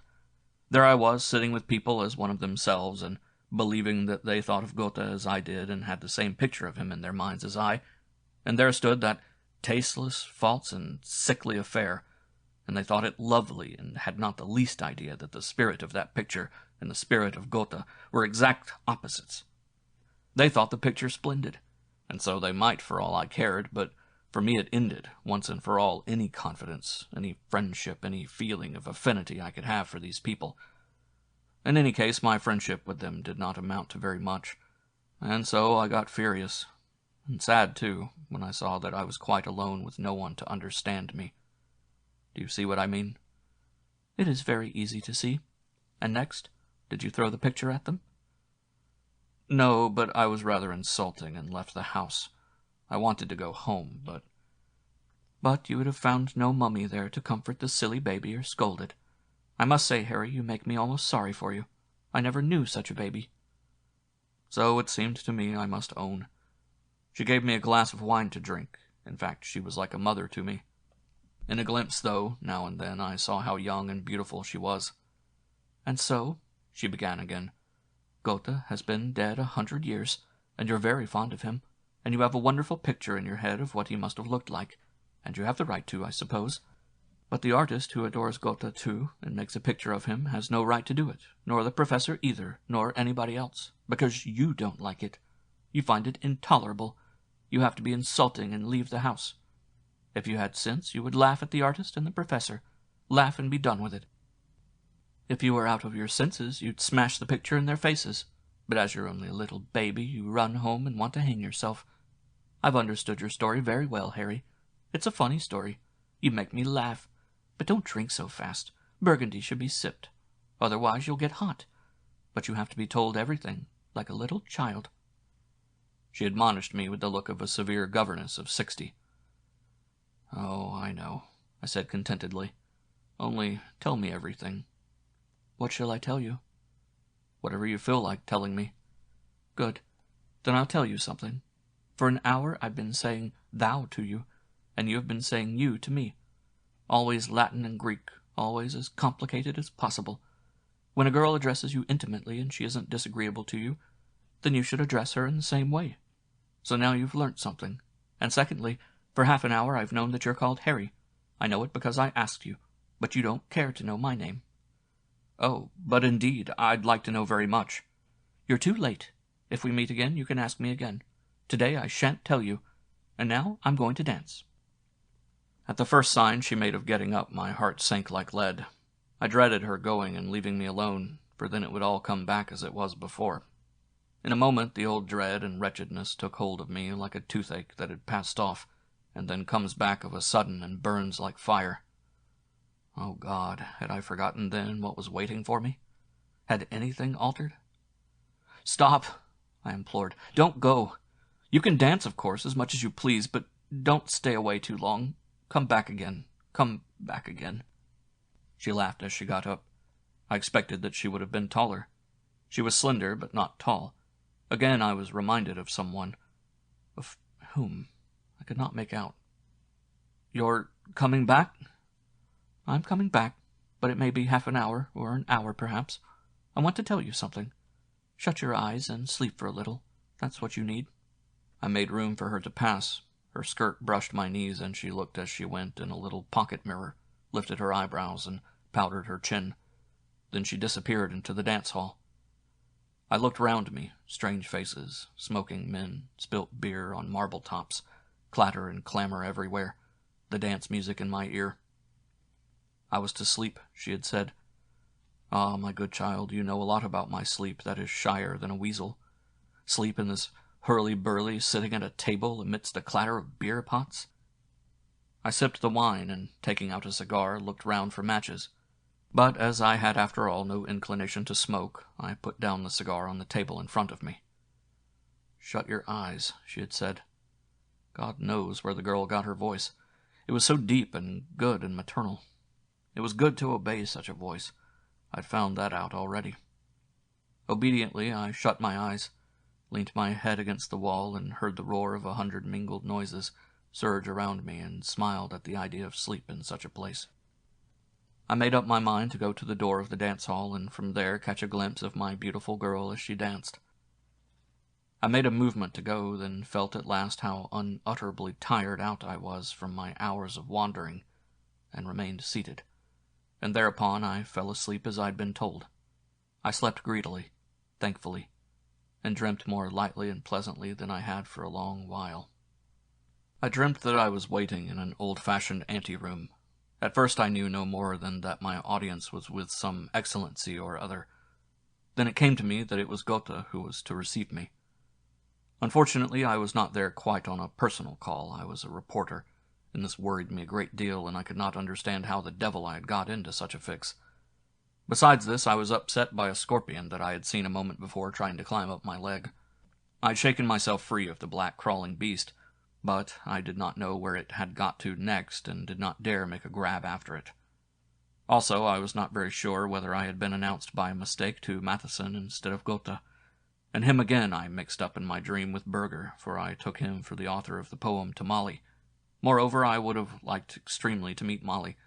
I imagined her wonderful, tender, musical. If only I were not here at the orders of that cursed newspaper office. My ill humor over this increased until by degrees it extended even to Goethe, whom I suddenly treated to all manner of reflections and reproaches. It was going to be a lively interview. The scorpion, however, dangerous though he was, and hidden, no doubt, somewhere within an inch of me, was all the same not so bad, perhaps. Possibly he might even betoken something friendly. It seemed to me extremely likely that he had something to do with Molly. He might be a kind of messenger from her, or a heraldic beast, dangerously and beautifully emblematic of woman and sin. Might not his name perhaps be Vulpius? But at that moment a flunky threw open the door. I rose and went in. There stood old Goethe, short and very erect, and on his classic breast, sure enough, was the corpulent star of some order. Not for a moment did he relax his commanding attitude, his air of giving audience and of controlling the world from that museum of his at Weimar. Indeed, he had scarcely looked at me before, with a nod and a jerk like an old raven. He began pompously. "Now, you young people have, I believe, very little appreciation of us and our efforts." "You are quite right," said I, chilled by his ministerial glance. "We young people have, indeed, very little appreciation of you. You are too pompous for us, Excellency, too vain and pompous, and not outright enough. That is, no doubt at the bottom of it, not outright enough." The little old man bent his erect head forward, and as his hard mouth with its official folds relaxed in a little smile and became enchantingly alive, my heart gave a sudden bound. For all at once the poem came to my mind, "The dusk with folding wing." And I remembered that it was from the lips of this man that the poem came. Indeed, at this moment I was entirely disarmed and overwhelmed, and would have chosen of all things to kneel before him. But I held myself erect, and heard him say with a smile, "Oh, so you accuse me of not being outright. What a thing to say! Will you explain yourself a little more fully?" I was very glad indeed to do so. Like all great spirits, Herr von Goethe, you have clearly recognized and felt the riddle and the hopelessness of human life, with its moments of transcendence that sink again to wretchedness, and the impossibility of rising to one fair peak of feeling, except at the cost of many days' enslavement to the daily round.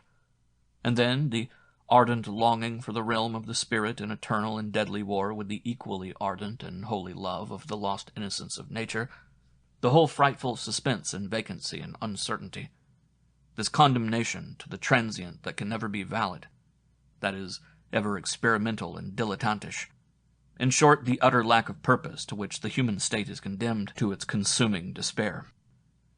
You have known all this, yes, and said as much over and over again.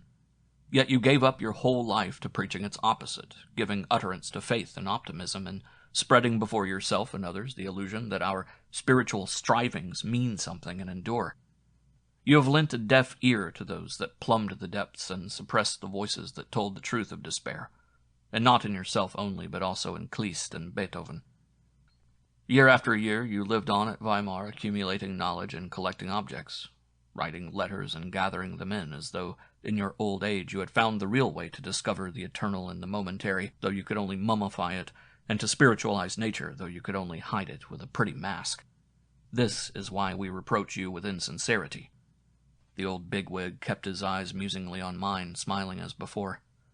Then, to my surprise, he asked, "You must have a strong objection, then, to the magic flute of Mozart." And before I could protest, he went on, "The magic flute presents life to us as a wondrous song. It honors our feelings, transient as they are, as something eternal and divine. It agrees neither with Herr von Kleist nor with Herr Beethoven. It preaches optimism and faith." I know, I cried in a rage. "God knows why you hit of all things on the magic flute. That is dearer to me than anything else in the world. But Mozart did not live to be 82. He did not make pretensions in his own life to the enduring and the orderly and to exalted dignity as you did. He did not think himself so important. He sang his divine melodies and died. He died young, poor and misunderstood." I lost my breath. 1,000 things ought to have been said in 10 words. My forehead began to sweat. Goethe said, however, very amiably, "It may be unforgivable that I live to be 82. My satisfaction on that account was, however, less than you may think. You are right that a great longing for survival possessed me continually. I was in continual fear of death and continually struggling with it. I believe that the struggle against death, the unconditional and self-willed determination to live, is the motive power behind the lives and activities of all outstanding men. My 82 years showed just as conclusively that we must all die in the end as if I had died as a schoolboy. If it helps to justify me, I should like to say this too. There was much of the child in my nature, curiosity and love of wasting time in play. Well, and so it went on, till I saw that sooner or later there must be enough of play." As he said this, his smile was quite cunning, a downright roguish leer. He had grown taller, and his erect bearing and the constrained dignity of his face had disappeared. The air, too, around us was now ringing with melodies, all of them songs of Goethe's. I heard Mozart's Violets and Schubert's Again Thou Fillest Break and Veil quite distinctly, and Goethe's face was rosy and youthful, and he laughed. And now he resembled Mozart like a brother, now Schubert, and the star on his breast was composed entirely of wildflowers. A yellow primrose blossomed luxuriantly in the middle of it. It did not altogether suit me to have the old gentleman avoid my questions and accusations in this sportive manner, and I looked at him reproachfully.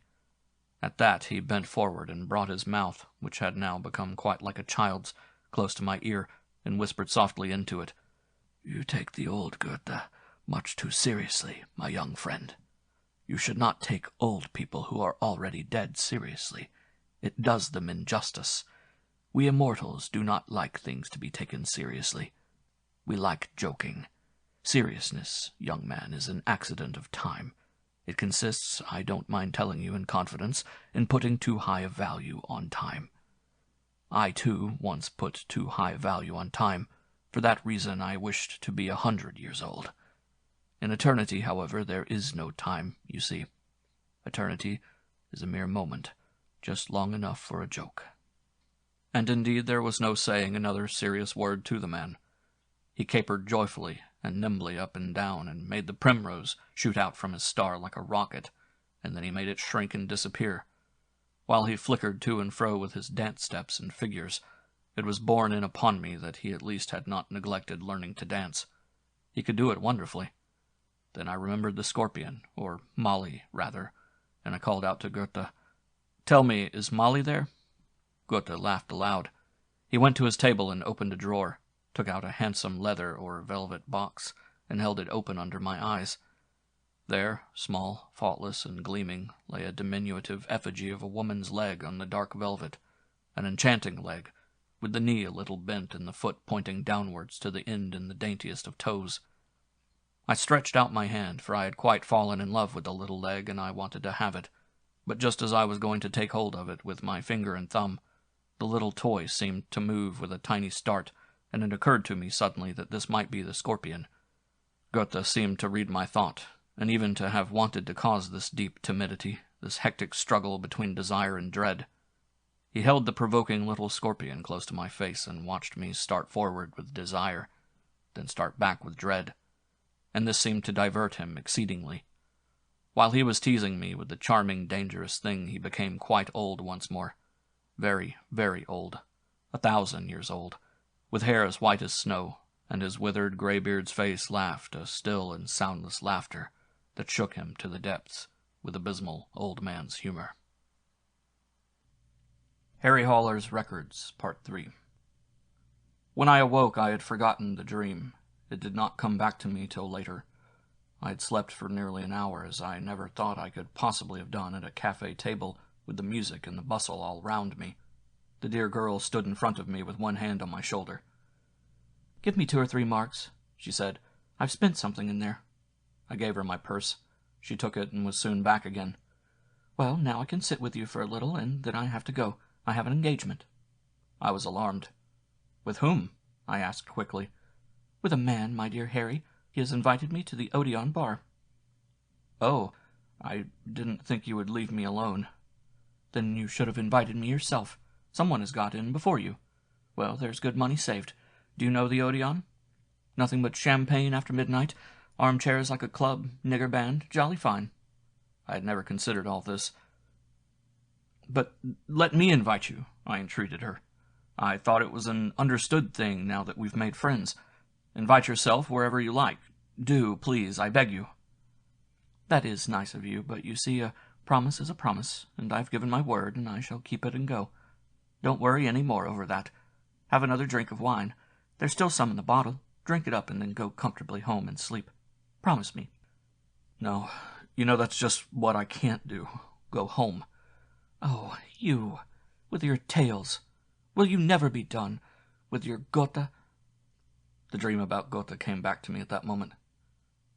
"But if you really can't go home, stay here. There are bedrooms. Shall I see about one for you?" I was satisfied with that and asked where I could find her again. Where did she live? She would not tell me. I should find her in one place or another if I looked.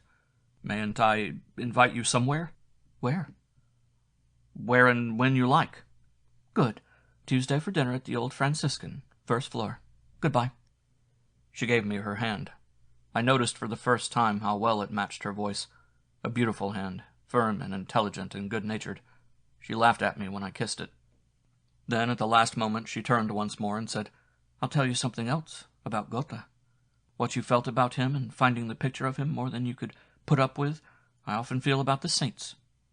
"The saints? Are you so religious?" "No, I'm not religious, I'm sorry to say. But I was once, and shall be again. There is no time now to be religious." "No time? Does it need time to be religious?" "Oh, yes. To be religious you must have time, and even more independence of time. You can't be religious in earnest and at the same time live in actual things and still take them seriously. Time and money and the Odeon bar and all that." "Yes, I understand. But what was that you said about the saints?" "Well, there are many saints I'm particularly fond of. Stephen, St. Francis, and others. I often see pictures of them and of the Savior and the Virgin. Such utterly lying and false and silly pictures, and I can put up with them just as little as you could with that picture of Gotha.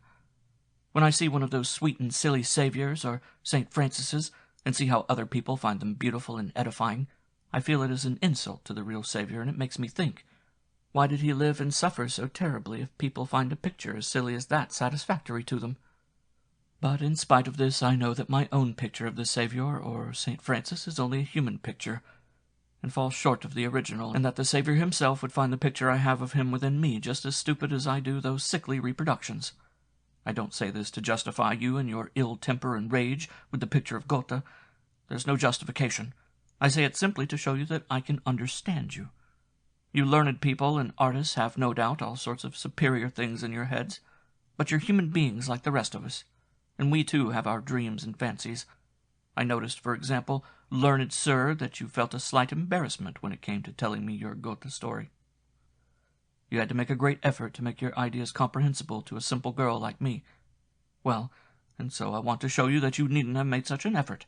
I understand you all right, and now I've finished and your place is in bed." She went away, and an old house porter took me up 2 flights of stairs. But first he asked me where my luggage was, and when he heard that I hadn't any, I had to pay down what he called sleep money. Then he took me up an old dark staircase to a room upstairs and left me alone. There was a bleak wooden bedstead, and on the wall hung a saber and a colored print of Garibaldi, and also a withered wreath that had once figured in a club festival. I would have given much for pajamas. At any rate, there was water and a small towel, and I could wash. Then I lay down on the bed in my clothes, and, leaving the light on, gave myself up to my reflections. So I had settled accounts with Gotha. It was splendid that he had come to me in a dream, and this wonderful girl, if only I had known her name. All of a sudden there was a human being, a living human being, to shatter the death that had come down over me like a glass case and to put out a hand to me, a good and beautiful and warm hand. All of a sudden there were things that concerned me again, which I could think of with joy and eagerness. All of a sudden a door was thrown open through which life came in. Perhaps I could live once more, and once more be a human being. My soul, that had fallen asleep in the cold and nearly frozen, breathed once more, and sleepily spread its weak and tiny wings. Goethe had been with me. A girl had bidden me eat and drink and sleep, and had shown me friendship, and had laughed at me, and had called me a silly little boy. And this wonderful friend had talked to me of the saints, and shown me that, even when I had outdone myself in absurdity, I was not alone. I was not an incomprehensible and ailing exception. There were people akin to me. I was understood. Should I see her again? Yes, for certain. She could be relied upon. A promise is a promise. And before I knew, I was asleep once more and slept 4 or 5 hours. It had gone 10 when I awoke. My clothes were all creases. I felt utterly exhausted, and in my head was the memory of yesterday's half-forgotten horror. But I had life, hope, and happy thoughts. As I returned to my room, I experienced nothing of that terror that this return had had for me the day before. On the stairs above the Oracaria, I met the aunt, my landlady. I saw her seldom, but her kindly nature always delighted me. The meeting was not very propitious, for I was still unkempt and uncombed after my night out, and I had not shaved. I greeted her and would have passed on. As a rule, she always respected my desire to live alone and unobserved. Today, however, as it turned out, a veil between me and the outer world seemed to be torn aside, a barrier fallen. She laughed and stopped. "You have been on a spree, Mr. Haller. You were not in bed last night. You must be pretty tired." "Yes," I said, and was forced to laugh too. "There was something lively going on last night, and as I did not like to shock you, I slept at a hotel. My respect for the repose and dignity of your house is great. I sometimes feel like a foreign body in it." "You are poking fun, Mr. Haller." "Only at myself." "You ought not to do that, even. You ought not to feel like a foreign body in my house. You should live as best pleases you, and do as best you can. I have had before now many exceedingly respectful tenants, jewels of respectability, but not one has been quieter or disturbed us less than you. And now, would you like some tea?" I did not refuse. Tea was brought me in her drawing-room with the old-fashioned pictures and furniture, and we had a little talk. In her friendly way she elicited this and that about my life and thoughts without actually asking questions, and listened attentively to my confessions, while at the same time she did not give them more importance than an intelligent and motherly woman should to the peccadilloes of men. We talked, too, of her nephew, and she showed me in a neighboring room his latest hobby, a wireless set.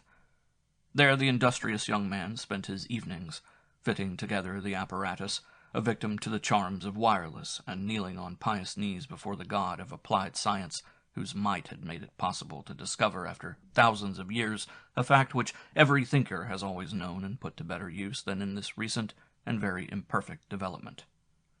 We spoke about this, for the aunt had a slight leaning to piety, and religious topics were not unwelcome to her. I told her that the omnipresence of all forces and facts was well known to ancient India, and that science had merely brought a small fraction of this fact into general use by devising for it, that is, for sound waves, a receiver and transmitter, which were still in their first stages, and miserably defective. The principal fact known to that ancient knowledge was, I said, the unreality of time. This science had not yet observed. Finally, it would, of course, make this discovery also, and then the inventors would get busy over it.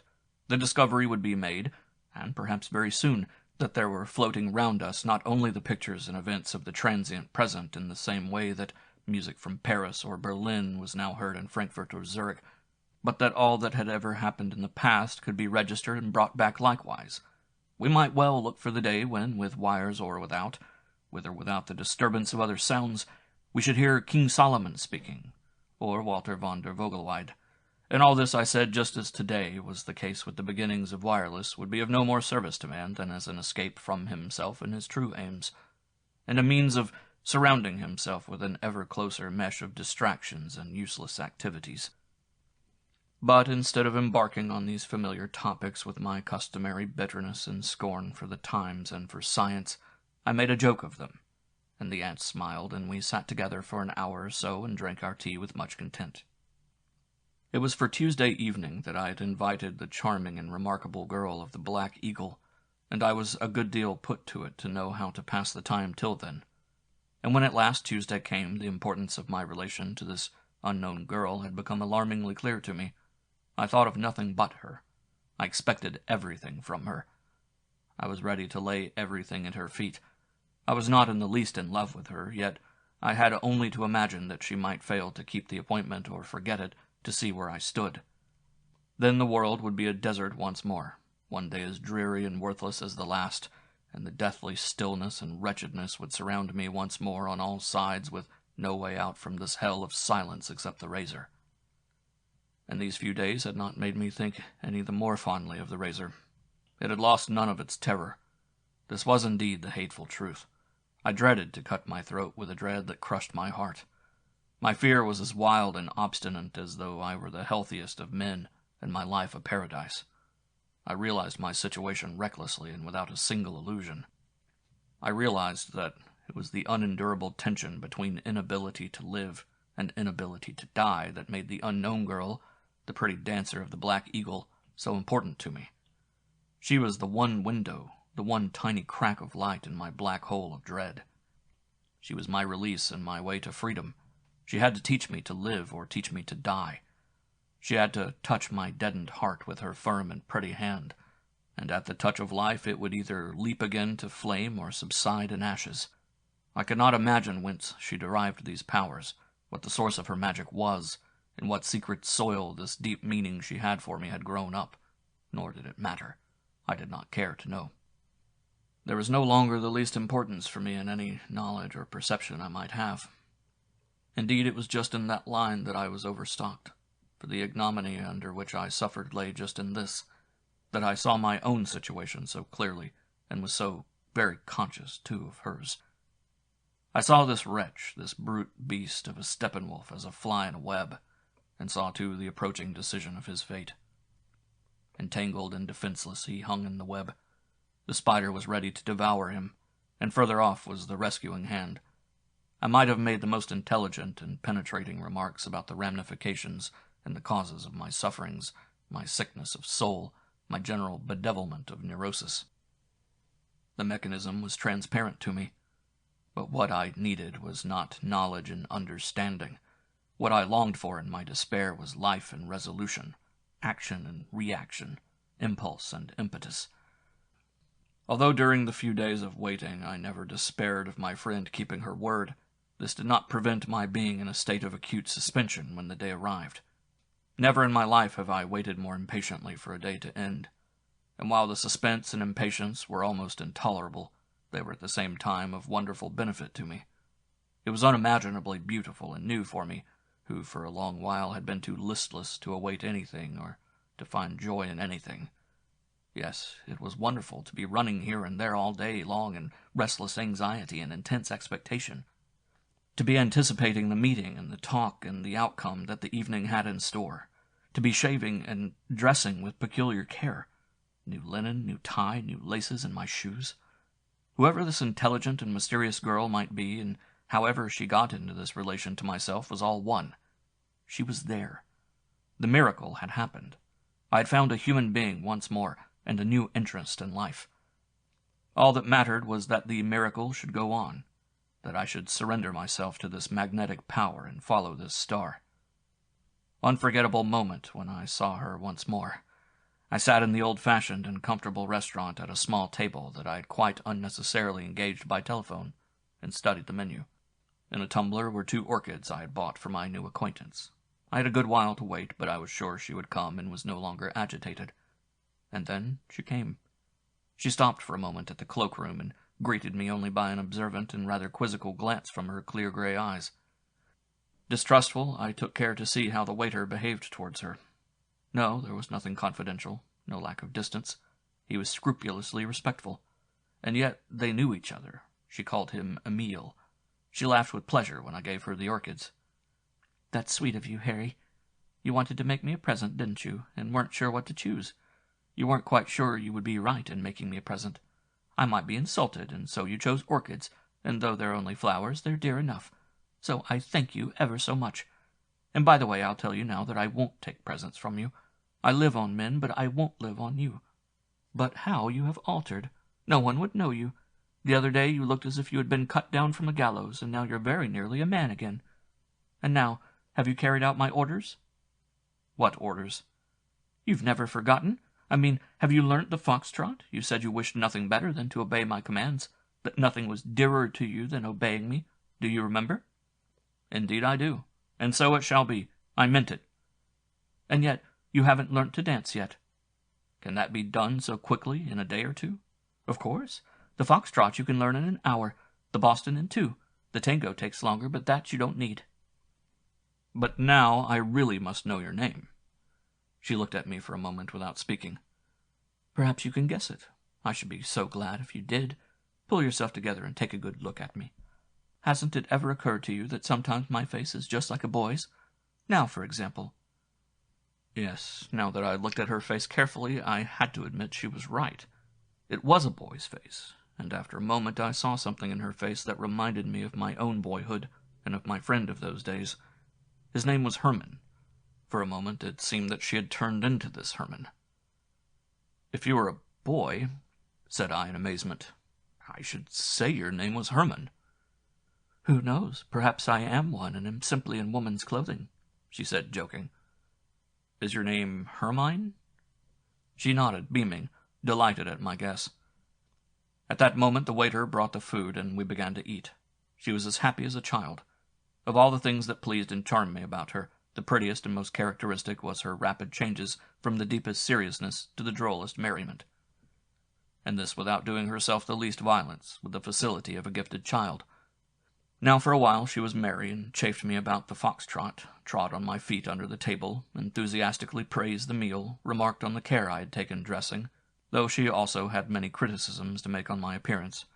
Meanwhile I asked her, how did you manage to look like a boy and make me guess your name? Oh, you did that all yourself. Doesn't your learning reveal to you that the reason why I please you and mean so much to you is because I am a kind of looking-glass for you? Because there's something in me that answers you and understands you? Really, we ought all to be such looking-glasses to each other and answer and correspond to each other, but such owls as you are a bit peculiar. They give themselves on the slightest provocation over to the strangest notion that they can see nothing and read nothing any longer in the eyes of other men, and then nothing seems right to them. And then when an owl like that, after all, finds a face that looks back into his and gives him a glimpse of understanding, well, then he's pleased, naturally. There's nothing you don't know, Hermine, I cried in amazement. It's exactly as you say. And yet you're so entirely different from me. Why, you're my opposite. You have all that I lack. So you think, she said shortly, and it's well you should. And now a dark cloud of seriousness spread over her face. It was indeed like a magic mirror to me. Of a sudden her face bespoke seriousness and tragedy, and it looked as fathomless as the hollow eyes of a mask. Slowly, as though it were dragged from her word for word, she said, Mind, don't forget what you said to me. You said that I was to command you, and that it would be a joy to you to obey my commands.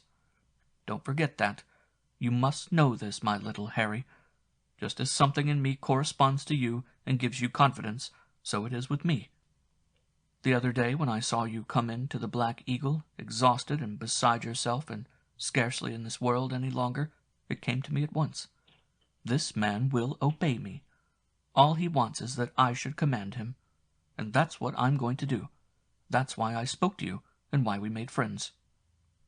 She spoke so seriously from a deep impulse of her very soul that I scarcely liked to encourage her. I tried to calm her down. She shook her head with a frown, and with a compelling look went on. I tell you, you must keep your word, my boy. If you don't, you'll regret it. You will have many commands from me, and you will carry them out. Nice ones and agreeable ones that it will be a pleasure to you to obey. And at the last, you will fulfill my last command as well, Harry. I will, I said, half giving in. What will your last command be? I guessed it already, God knows why. She shivered as though a passing chill went through her and seemed to be waking slowly from her trance. Her eyes did not release me. Suddenly she became still more sinister.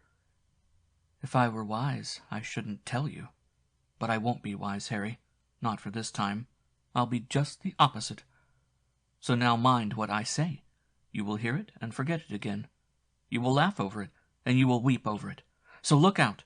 I'm going to play with you for life and death, little brother, and before we begin the game, I'm going to lay my cards on the table. How beautiful she looked.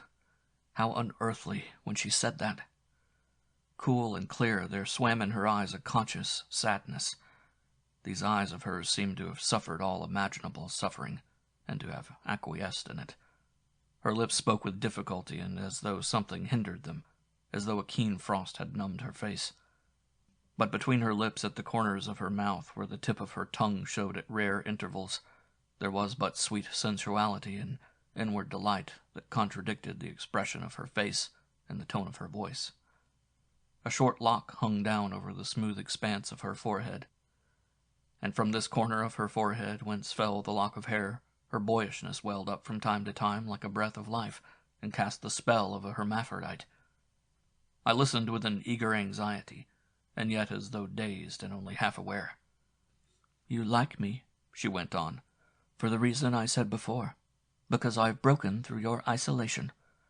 I've caught you from the very gates of hell and wakened you to new life. But I want more from you. Much more. I want to make you in love with me. No, don't interrupt me. Let me speak.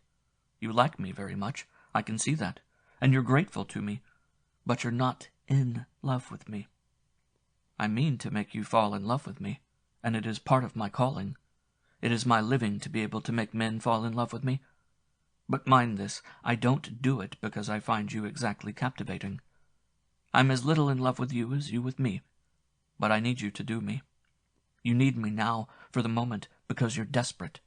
You're dying just for the lack of a push to throw you into the water and bring you to life again. You need me to teach you to dance and to laugh and to live. But I need you, not today, later, for something very important and beautiful too. When you are in love with me, I will give you my last command, and you will obey it, and it will be the better for both of us." She pulled one of the brown and purple green-veiled orchids up a little in the glass, and bending over, stared a moment at the blossom. "You won't find it easy, but you will do it. You will carry out my command and kill me. There, ask no more." When she came to the end, her eyes were still on the orchid, and her face relaxed, losing its strain like a flower bud unfolding its petals. In an instant there was an enchanting smile on her lips, while her eyes for a moment were still fixed and spellbound. Then she gave a shake of her head with its little boyish lock, took a sip of water, and realizing of a sudden that we were at a mill, fell to eating again with appetite and enjoyment. I had heard her uncanny communication clearly, word for word. I'd even guessed what her last command was before she said it, and was horrified no longer. All that she said sounded as convincing to me as a decree of fate. I accepted it without protest, and yet, in spite of the terrifying seriousness with which she had spoken, I did not take it all as fully real and serious. While part of my soul drank in her words and believed in them, another part appeased me with a nod and took note that Hermine, too, for all her wisdom and health and assurance, had her fantasies and twilight states. Scarcely was her last word spoken before a layer of unreality and ineffectuality settled over the whole scene. All the same, I could not get back to the realities and probabilities with the same lightness as Hermine. "And so I shall kill you one day?" I asked, still half in a dream, while she laughed, and attacked her fowl with great relish. "Of course," she nodded lightly. "Enough of that. It is time to eat. Harry, be an angel and order me a little more salad. Haven't you any appetite? It seems to me you've still to learn all the things that come naturally to other people, even the pleasure of eating. So look, my boy, I must tell you that this is the celebration of the duck, and when you pick the tender flesh from the bone, it's a festal occasion, and you must be just as eager and glad at heart and delighted as a lover when he unhooks his lady love for the first time. Don't you understand? Oh, you're a sheep. Are you ready? I'm going to give you a piece off the little bone. So, open your mouth. Oh, what a fright you are! There he goes, squinting round the room in case anyone sees him taking a bite from my fork. Don't be afraid, you prodigal son, I won't make a scandal. But it's a poor fellow who can't take his pleasure without asking other people's permission." The scene that had gone on before became more and more unreal. I was less and less able to believe that these were the same eyes that a moment before had been fixed in a dread obsession. But in this her mind was like life itself, one moment succeeding to the next and not one to be foreseen. Now she was eating, and the duck and the salad, the sweet and the liqueur were the important thing, and each time the plates were changed, a new chapter began. Yet though she played at being a child, she had seen through me completely, and though she made me her pupil there and then in the game of living for each fleeting moment, she seemed to know more of life than is known to the wisest of the wise. It might be the highest wisdom or the merest artlessness. It is certain in any case that life is quite disarmed by the gift to live so entirely in the present, to treasure with such eager care and every flower by the wayside and the light that plays on every passing moment. Was I to believe that this happy child with her hearty appetite and the air of a gourmet was at the same time a victim of hysterical visions who wished to die? Or a careful, calculating woman who, unmoved herself, had the conscious intention of making me her lover and her slave? I could not believe it. No, her surrender to the moment was so simple and complete that the fleeting shadows and agitation to the very depths of the soul came to her no less than every pleasurable impulse, and were lived as fully. Though I saw Hermann only for the second time that day, she knew everything about me, and it seemed to me quite impossible that I could ever have a secret from her. Perhaps she might not understand everything of my spiritual life, might not, perhaps, follow me in my relation to music, to Goethe, to Novalis, or Baudelaire. This too, however, was open to question. Probably it would give her as little trouble as the rest. And anyway, what was there left of my spiritual life? Hadn't all that gone to atoms and lost its meaning? As for the rest, my more personal problems and concerns, I had no doubt that she would understand them all.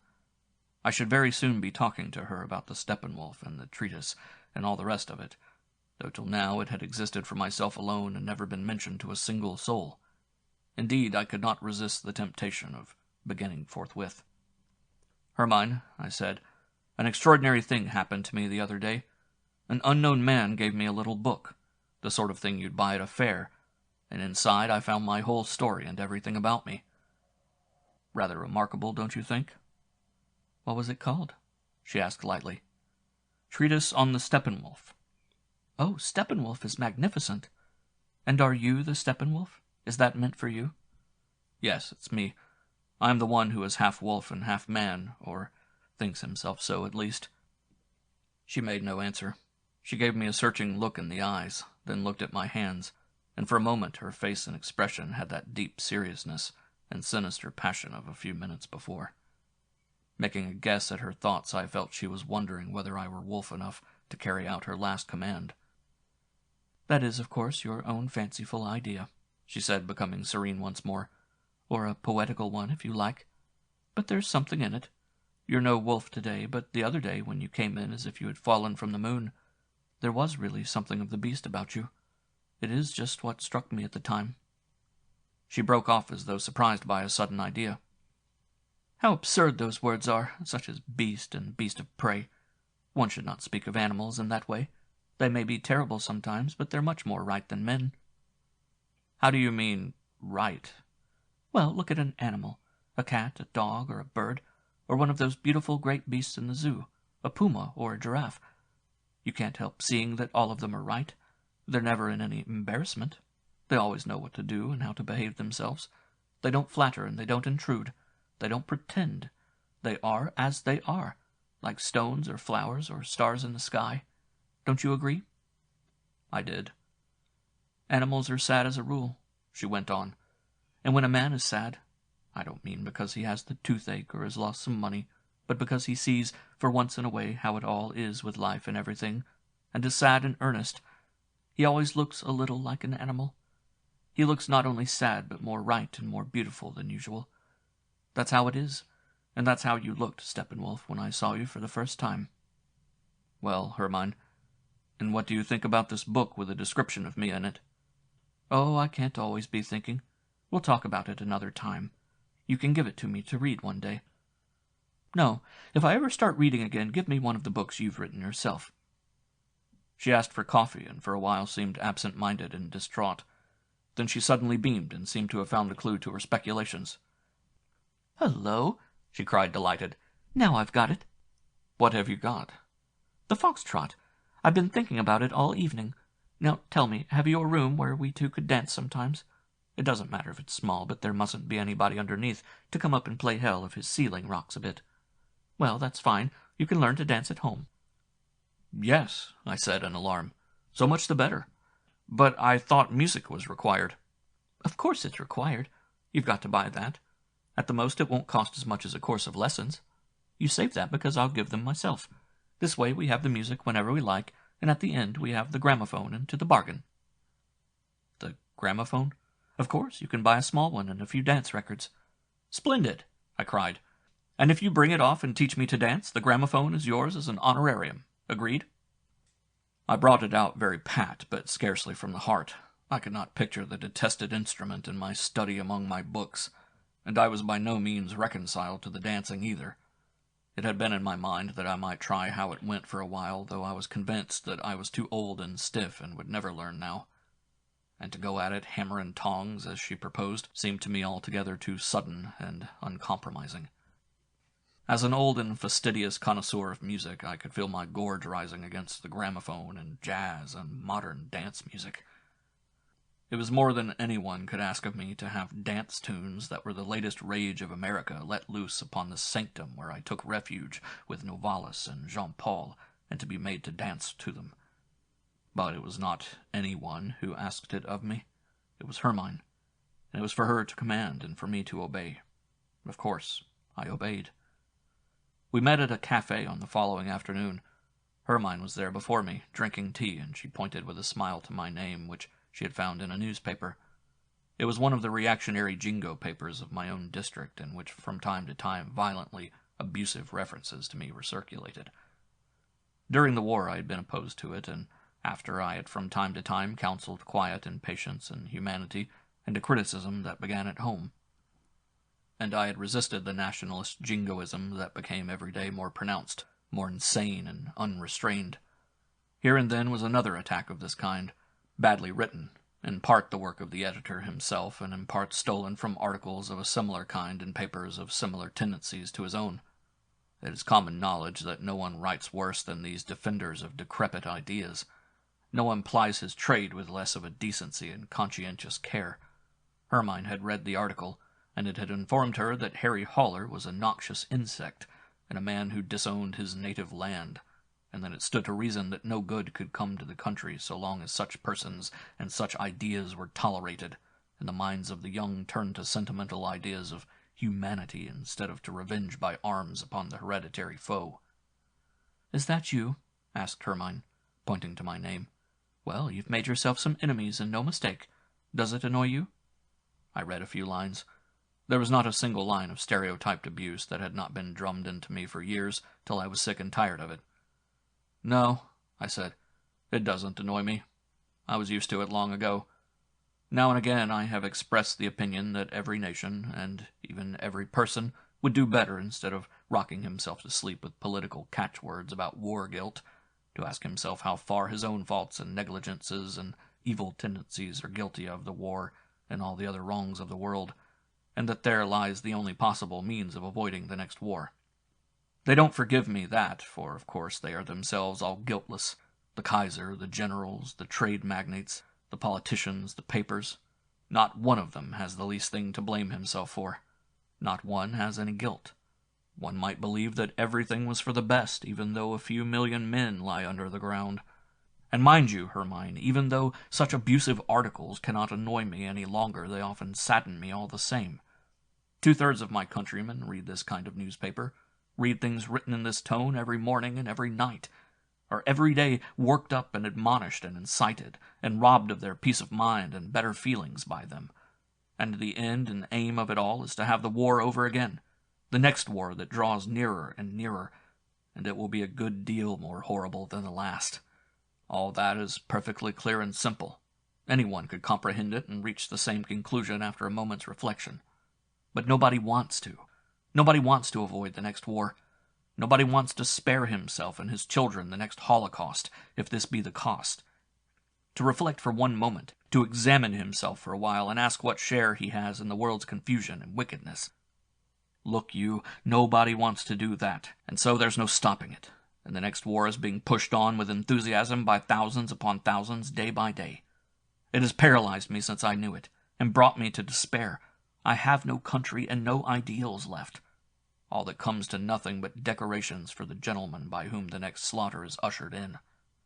There is no sense in thinking or saying or writing anything of human import, to bother one's head with thoughts of goodness. For 2 or 3 men who do that, there are thousands of papers, periodicals, speeches, meetings in public and private, that make the opposite their daily endeavor and succeed in it too. Hermann had listened attentively. "Yes," she said now. "There you're right enough. Of course there will be another war. One doesn't need to read the papers to know that. And of course one can be sad about it, but it isn't any use. It is just the same as when a man is sad to think that one day, in spite of his utmost efforts to prevent it, he will inevitably die. The war against death, dear Harry, is always a beautiful, noble, and wonderful and glorious thing, and so it follows is the war against war. But it is always hopeless and quixotic too." "That is perhaps true," I cried heatedly. "But truths like that we must all soon be dead, and so it is all one and the same, make the whole of life flat and stupid. Are we then to throw everything up and renounce the spirit altogether and all effort and all that is human and let ambition and money rule forever while we await the next mobilization over a glass of beer?" Remarkable, the look that Hermann now gave me, a look full of amusement, full of irony and roguishness and fellow-feeling, and at the same time so grave, so wise, so unfathomably serious. "You shan't do that," she said in a voice that was quite maternal. "Your life will not be flat and dull, even though you know that your war will never be victorious. It is far flatter, Harry, to fight for something good and ideal, and to know all the time that you are bound to attain it. Are ideals attainable? Do we live to abolish death? No. We live to fear it, and then again to love it, and just for death's sake it is that our spark of life glows for an hour now and then so brightly. You're a child, Harry. Now do as I tell you and come along. We've a lot to get done today. I'm not going to bother myself any more today about the war or the papers either. What about you?" Oh, no, I had no wish to. We went together. It was our first walk in the town, to a music shop, and looked at gramophones. We turned them on and off and heard them play, and when we had found one that was very suitable and nice and cheap, I wanted to buy it. Hermann, however, was not for such rapid transactions. She pulled me back, and I had to go off with her in search of another shop, and there, too, look and listen to gramophones of every shape and size, from the dearest to the cheapest, before she finally agreed to return to the first shop and buy the machine we first thought of. "You see," I said, "it would have been as simple to have taken it at once." "Think so? And then perhaps tomorrow we should have seen the very same one in a shop window at 20 francs less. And besides, it's fun buying things, and you have to pay for your fun. You've a lot to learn yet." We got a porter to carry the purchase home. Hermann made a careful inspection of my room. She commended the stove and the sofa, tried the chairs, picked up the books, stood a long while in front of the photograph of Erica. We had put the gramophone on a chest of drawers among piles of books, and now my instruction began. Hermann turned on a foxtrot, and, after showing me the first steps, began to take me in hand. I trotted obediently round with her, colliding with chairs, hearing her directions and failing to understand them, treading on her toes, and being as clumsy as I was conscientious. After the second dance, she threw herself on the sofa and laughed like a child. "Oh, how stiff you are!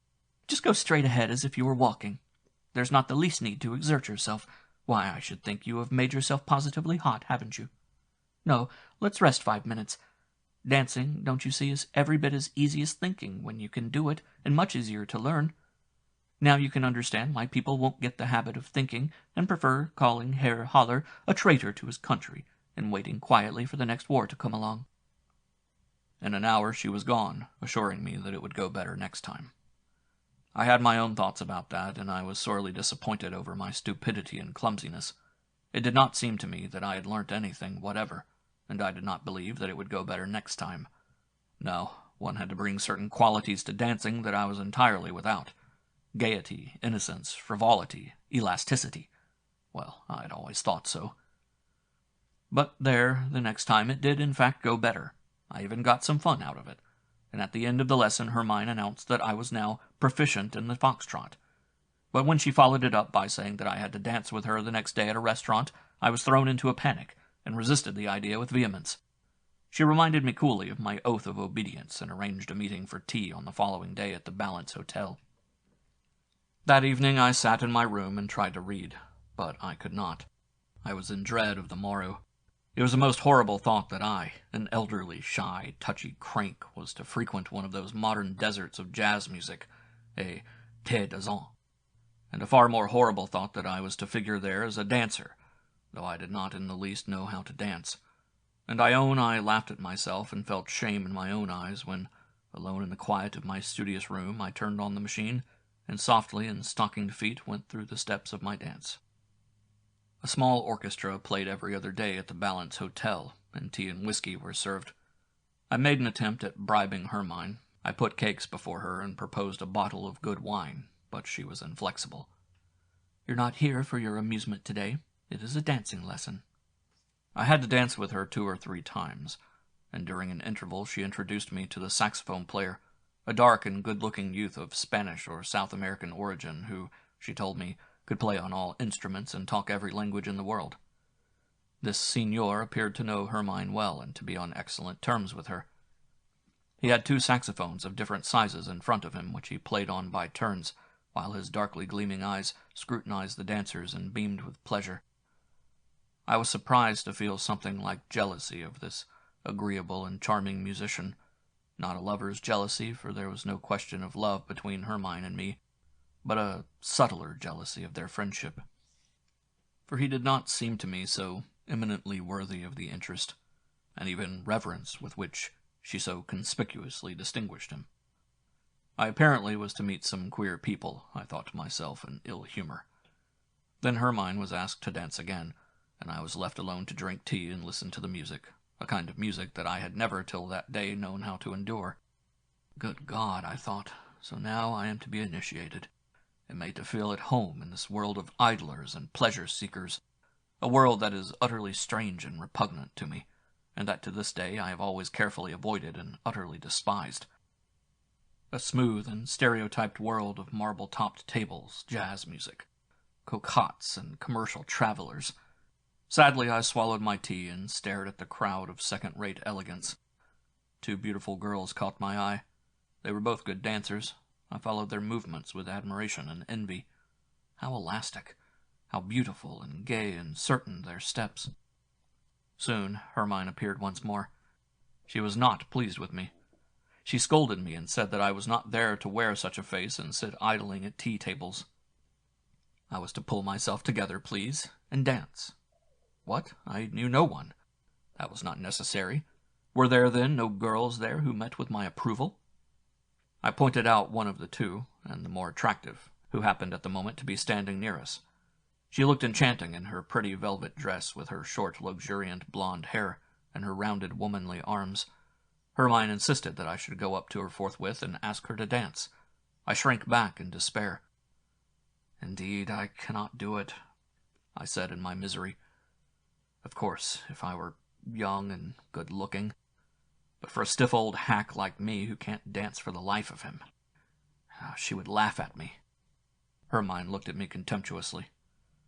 "And that I should laugh at you, of course, doesn't matter. What a coward you are! Everyone risks being laughed at when he addresses a girl. That's always at stake. So take the risk, Harry, and if the worst comes to the worst, let yourself be laughed at. Otherwise, it's all up with my beliefs and your obedience." She was obdurate. I got up automatically and approached the young beauty just as the music began again. "As a matter of fact, I'm engaged for this one," she said, and looked me up and down with her large clear eyes. "But my partner seems to have got stranded at the bar over there, so come along."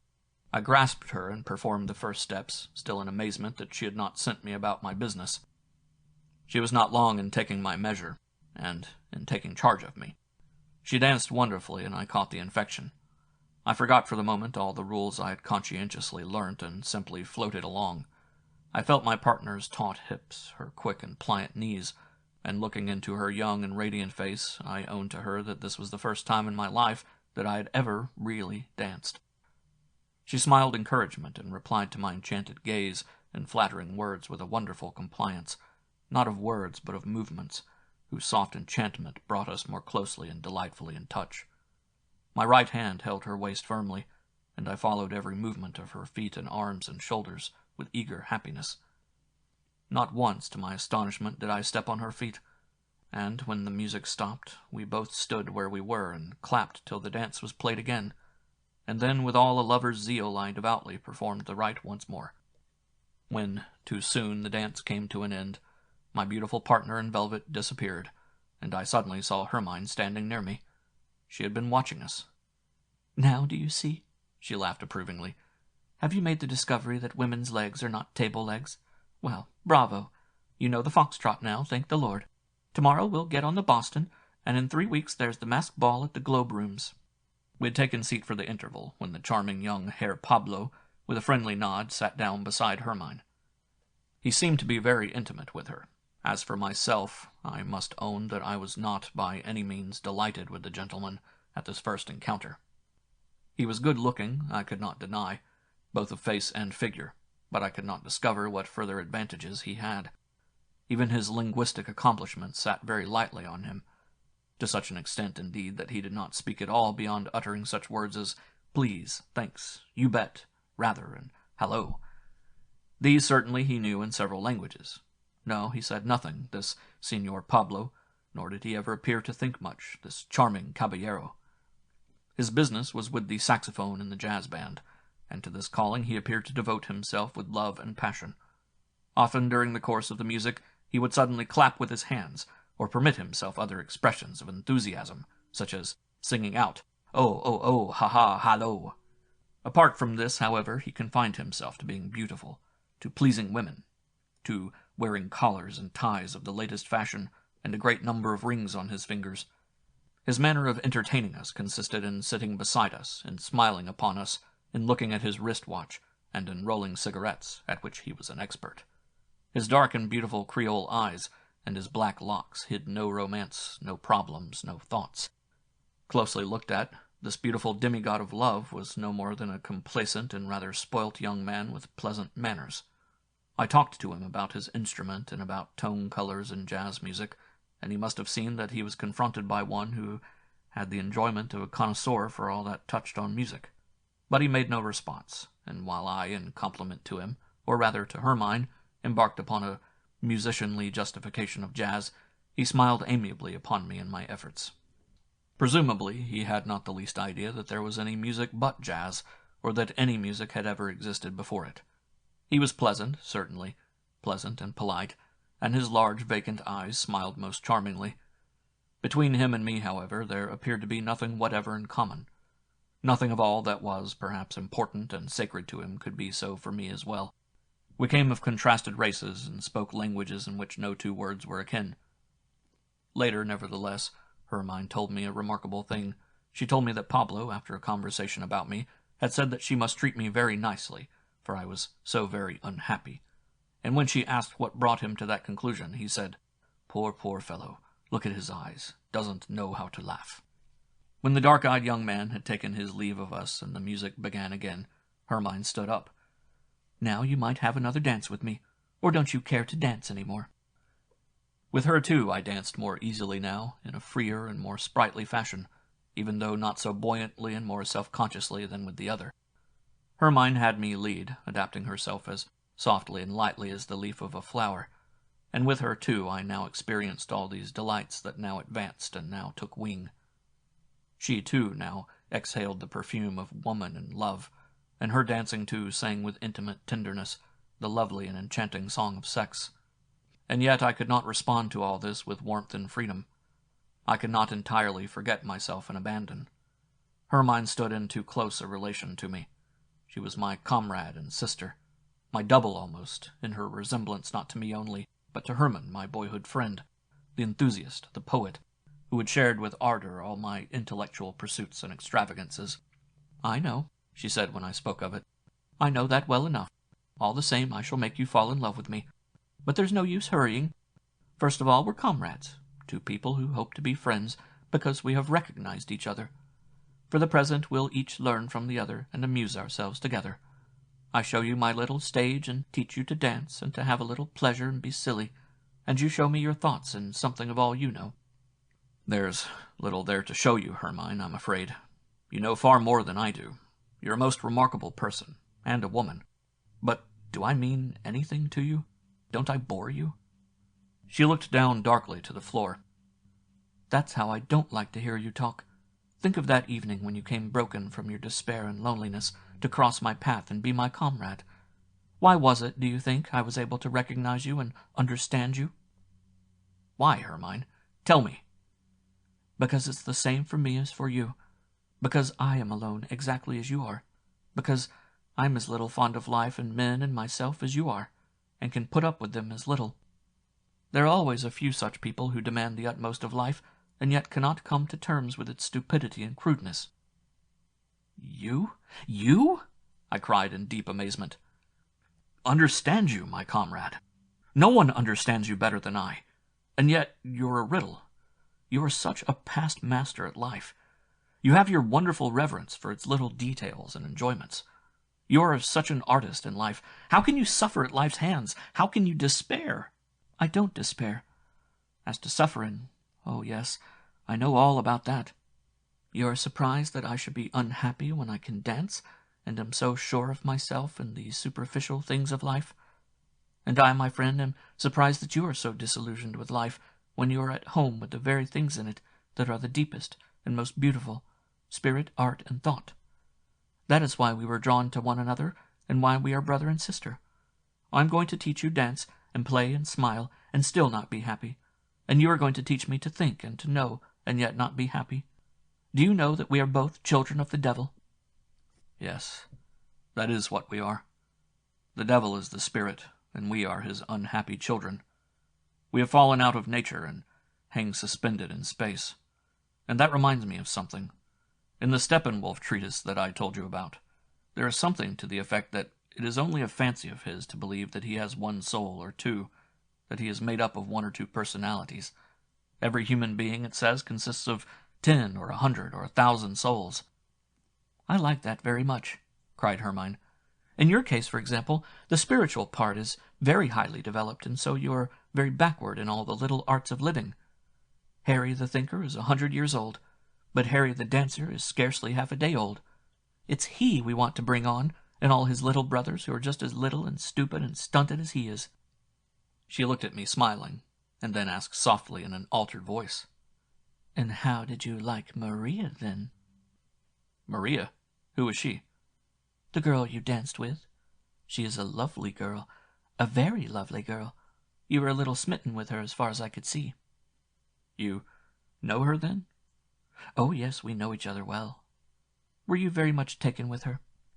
"I liked her very much, and I was delighted that she was so indulgent about my dancing." "As if that were the whole story. You ought to make love to her a little, Harry. She is very pretty and such a good dancer. And you are in love with her already, I know very well. You'll succeed with her, I'm sure." "Believe me, I have no such aspiration." "There, you're lying a little. Of course I know that you have an attachment. There is a girl somewhere or other whom you see once or twice a year in order to have a quarrel with her. Of course, it's very charming of you to wish to be true to this estimable friend of yours, but you must permit me not to take it so very seriously. I suspect you of taking love frightfully seriously. That is your own affair. You can love as much as you like in your ideal fashion, for all I care. All I have to worry about is that you should learn to know a little more of the little arts and lighter sides of life. In this sphere I am your teacher, and I shall be a better one than your ideal love ever was. You may be sure of that. It's high time you slept with a pretty girl again, Steppenwolf." "Hermine," I cried in torment, "you have only to look at me. I am an old man." "You're a child. You were too lazy to learn to dance till it was nearly too late, and in the same way you were too lazy to learn to love. As for ideal and tragic love, that, I don't doubt, you can do marvelously, and all honor to you. Now you will learn to love a little in an ordinary human way. We have made a start. You will soon be fit to go to a ball, but you must know the Boston first, and we'll begin on that tomorrow. I'll come at 3. How did you like the music, by the way?"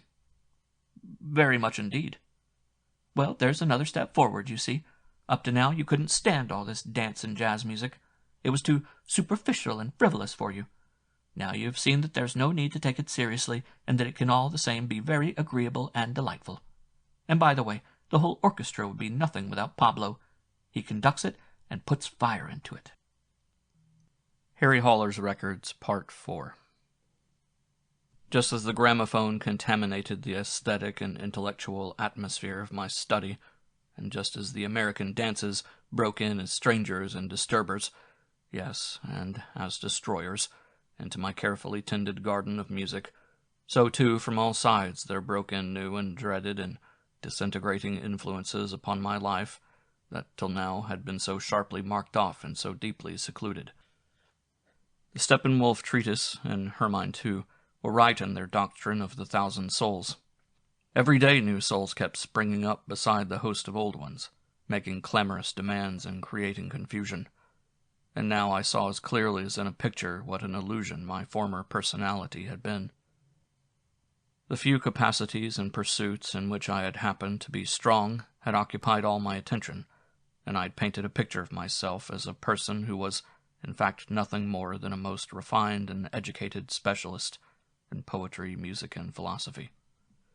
And as such I had lived, leaving all the rest of me to be a chaos of potentialities, instincts, and impulses, which I found an encumbrance and gave the label of Steppenwolf.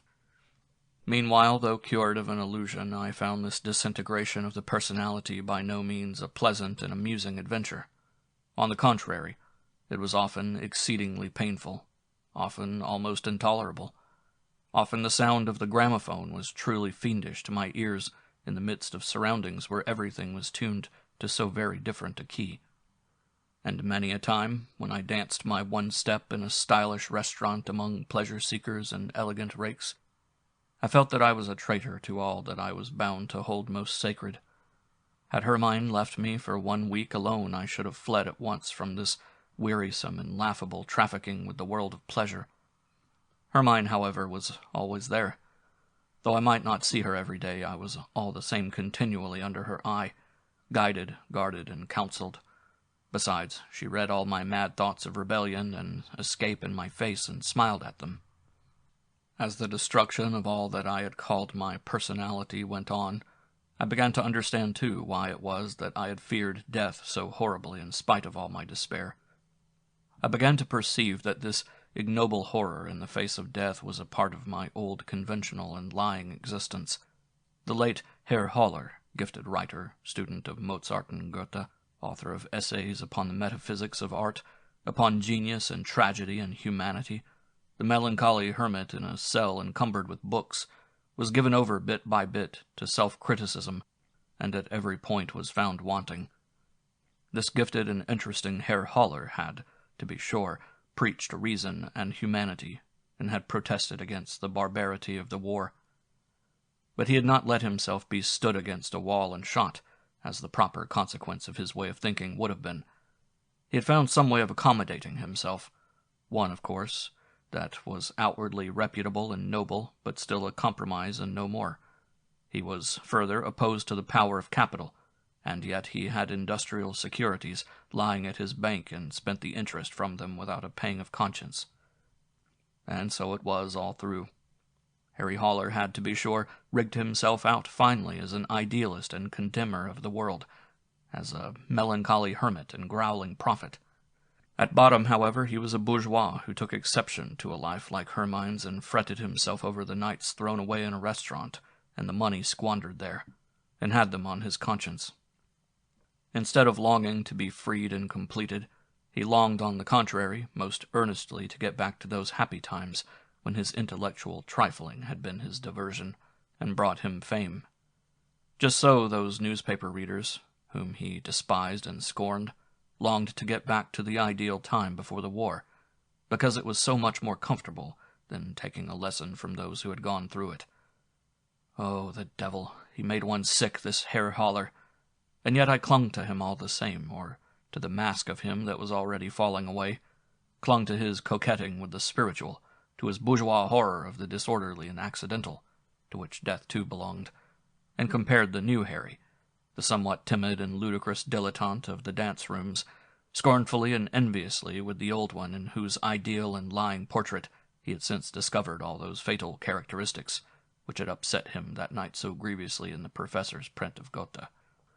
He himself, the old Harry, had been just such a bourgeois idealization of Goethe, a spirit champion whose all-too-noble gaze shone with the unction of elevated thought and humanity, until he was almost overcome by his own nobleness of mind. The devil. Now at last this fine picture stood badly in need of repairs. The ideal Herr Haller had been lamentably dismantled. He looked like a dignitary who had fallen among thieves, with his tattered breeches, and he would have shown sense if he had studied now the role that his rags appointed him, instead of wearing them with an air of respectability and carrying a whining pretense to lost repute. I was constantly finding myself in the company of Pablo the musician, and my estimate of him had to be revised, if only because Hermann liked him so much and was so eager for his company. Pablo had left on me the impression of a pretty non-entity, a little beau, and somewhat empty at that, as happy as a child for whom there are no problems, whose joy it is to dribble into his toy trumpet, and who is kept quiet with praises and chocolate. Pablo, however, was not interested in my opinions. They were as indifferent to him as my musical theories. He listened with friendly courtesy, smiling as he always did, but he refrained all the same from any actual reply. On the other hand, in spite of this, it seemed that I had aroused his interest. It was clear that he put himself out to please me and to show me good will. Once, when I showed a certain irritation, and even ill humor, over one of these fruitless attempts at conversation, he looked in my face with a troubled and sorrowful air, and, taking my left hand and stroking it, he offered me a pinch from his little gold snuff-box. It would do me good. I looked inquiringly at Hermann. She nodded, and I took a pinch. The almost immediate effect was that I became clearer in the head and more cheerful. No doubt there was cocaine in the powder. Hermann told me that Pablo had many such drugs, and that he procured them through secret channels. He offered them to his friends now and then, and was a master in the mixing and prescribing of them. He had drugs for stilling pain, for inducing sleep, for begetting beautiful dreams, lively spirits, and the passion of love. One day I met him in the street near the quay, and he turned at once to accompany me. This time I succeeded at last in making him talk. "Herr Pablo," I said to him as he played with his slender ebony and silver walking stick, "you are a friend of Hermann's, and that is why I take an interest in you, but I can't say you make it easy to get on with you. Several times I have attempted to talk about music with you. It would have interested me to know your thoughts and opinions, whether they contradicted mine or not, but you have disdained to make me even the barest reply." He gave me a most amiable smile, and this time a reply was accorded me. "Well," he said with equanimity, "you see, in my opinion, there is no point at all in talking about music. I never talk about music. What reply, then, was I to make to your very able and just remarks? You were perfectly right in all you said. But you see, I am a musician, not a professor, and I don't believe that, as regards music, there is the least point in being right. Music does not depend on being right, on having good taste and education and all that." "Indeed? Then what does it depend on?" "On making music, Herr Haller. On making music as well and as much as possible, and with all the intensity of which one is capable. That is the point, monsieur. Though I carried the complete works of Bach and Haydn in my head, and could say the cleverest things about them, not a soul would be the better for it. But when I take hold of my mouthpiece and play a lively shimmy, whether the shimmy be good or bad, it will give people pleasure. It gets into their legs and into their blood. That's the point, and that alone. Look at the faces in a dance hall at the moment when the music strikes up after a longish pause. How eyes sparkle, legs twitch, and faces begin to laugh. That is why one makes music." "Very good, Herr Pablo. But there is not only sensual music. There is spiritual also. Besides the music that is actually played at the moment, there is the immortal music that lives on even when it is not actually being played. It can happen to a man to lie alone in bed and to call to mind a melody from the magic flute or the Matthew Passion, and then there is music without anybody blowing into a flute or passing a bow across a fiddle." "Certainly, Herr Haller. Yearning and Valencia are recalled every night by many a lonely dreamer. Even the poorest typist in her office has the latest one step in her head and taps her keys in time to it. You are right. I don't grudge all those lonely persons their mute music, whether it's yearning or the magic flute or Valencia." But where do they get their lonely and mute music from? They get it from us, the musicians. It must first have been played and heard. It must have got into the blood before anyone at home in his room can think of it and dream of it. Granted, I said coolly. All the same, it won't do to put Mozart and the latest foxtrot on the same level, and it is not one and the same thing whether you play people divine and eternal music or cheap stuff of the day that is forgotten tomorrow. When Pablo observed from my tone that I was getting heated, he at once put on his most amiable expression, and touching my arm caressingly, he gave an unbelievable softness to his voice. "Ah, my dear sir, you may be perfectly right with your levels. I have nothing to say to your putting Mozart and Haydn and Valencia on what levels you please. It is all one to me. It is not for me to decide about levels. I shall never be asked about them.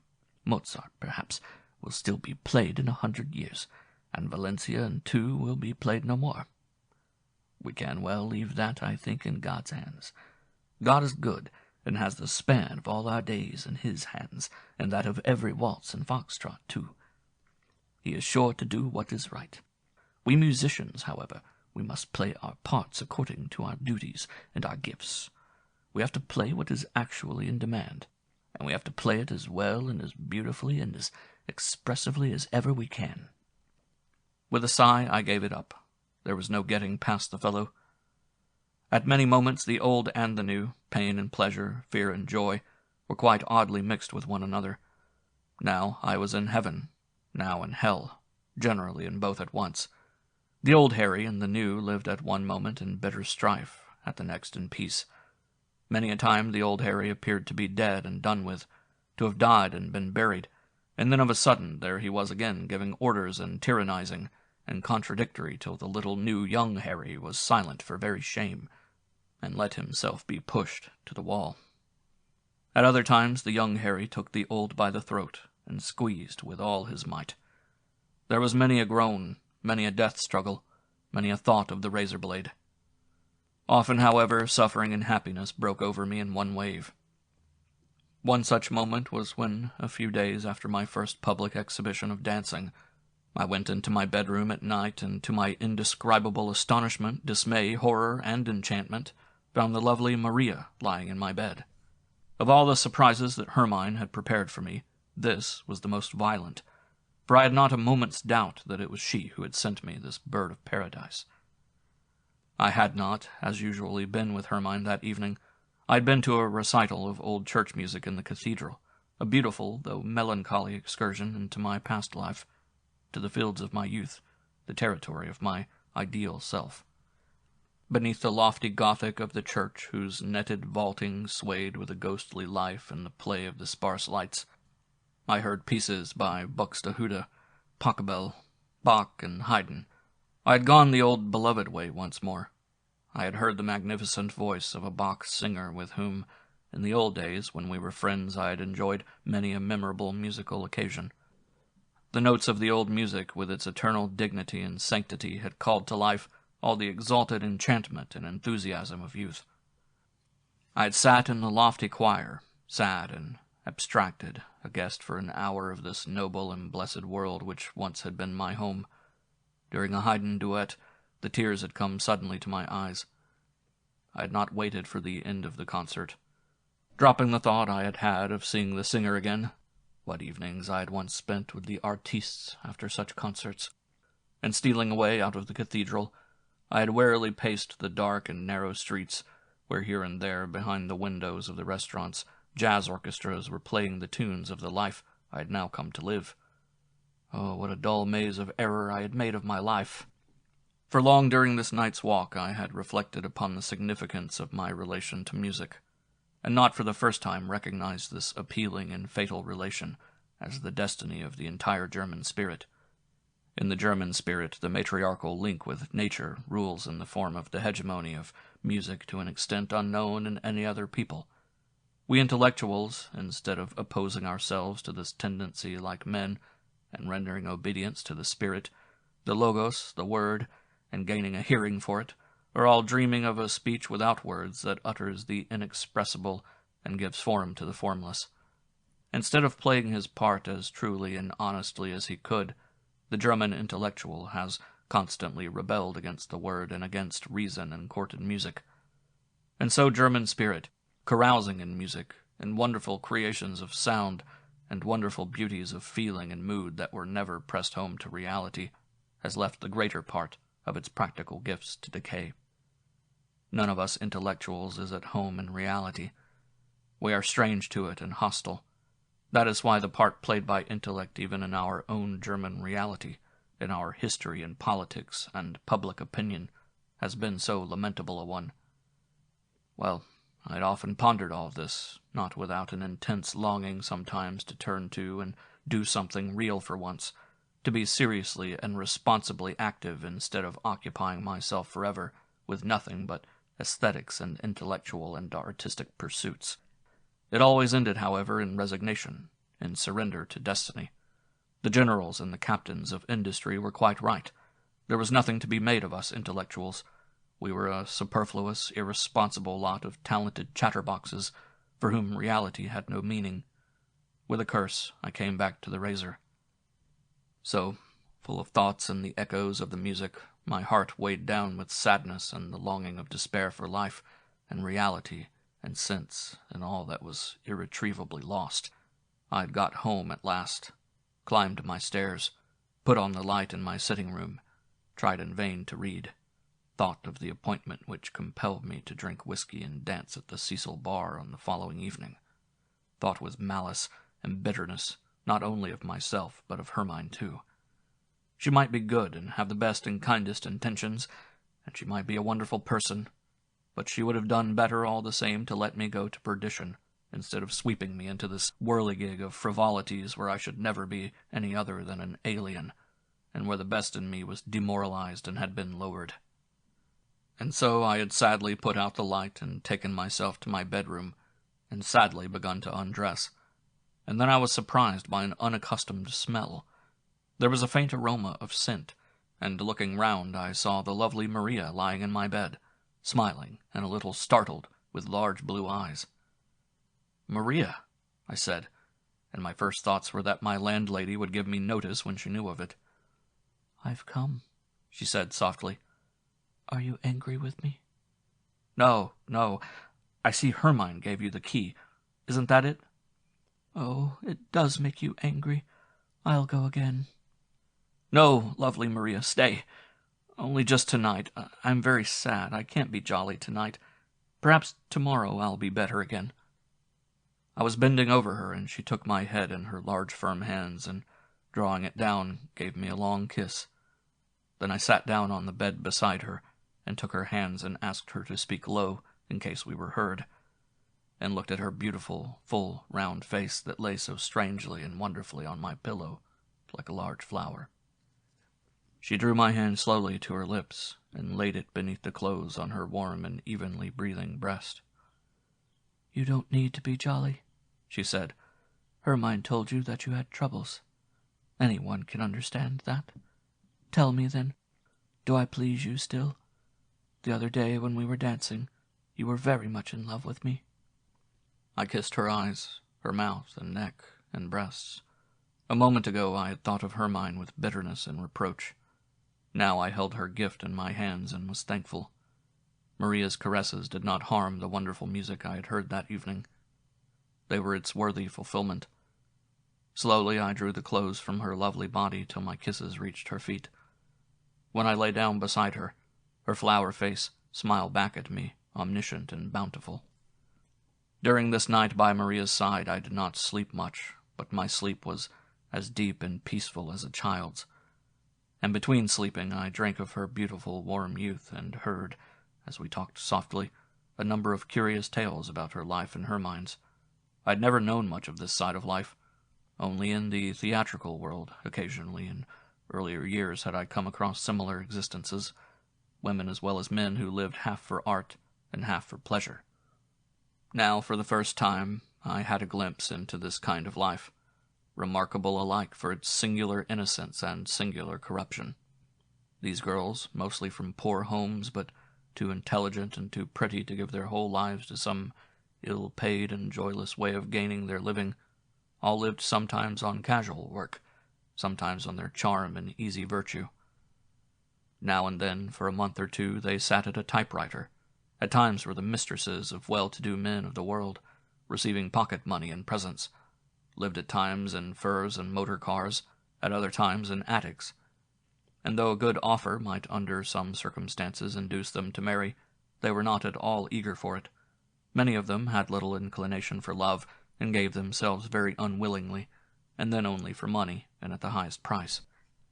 Others, and Maria was one of them, were unusually gifted in love, and unable to do without it. They lived solely for love, and besides their official and lucrative friends, had other love affairs as well.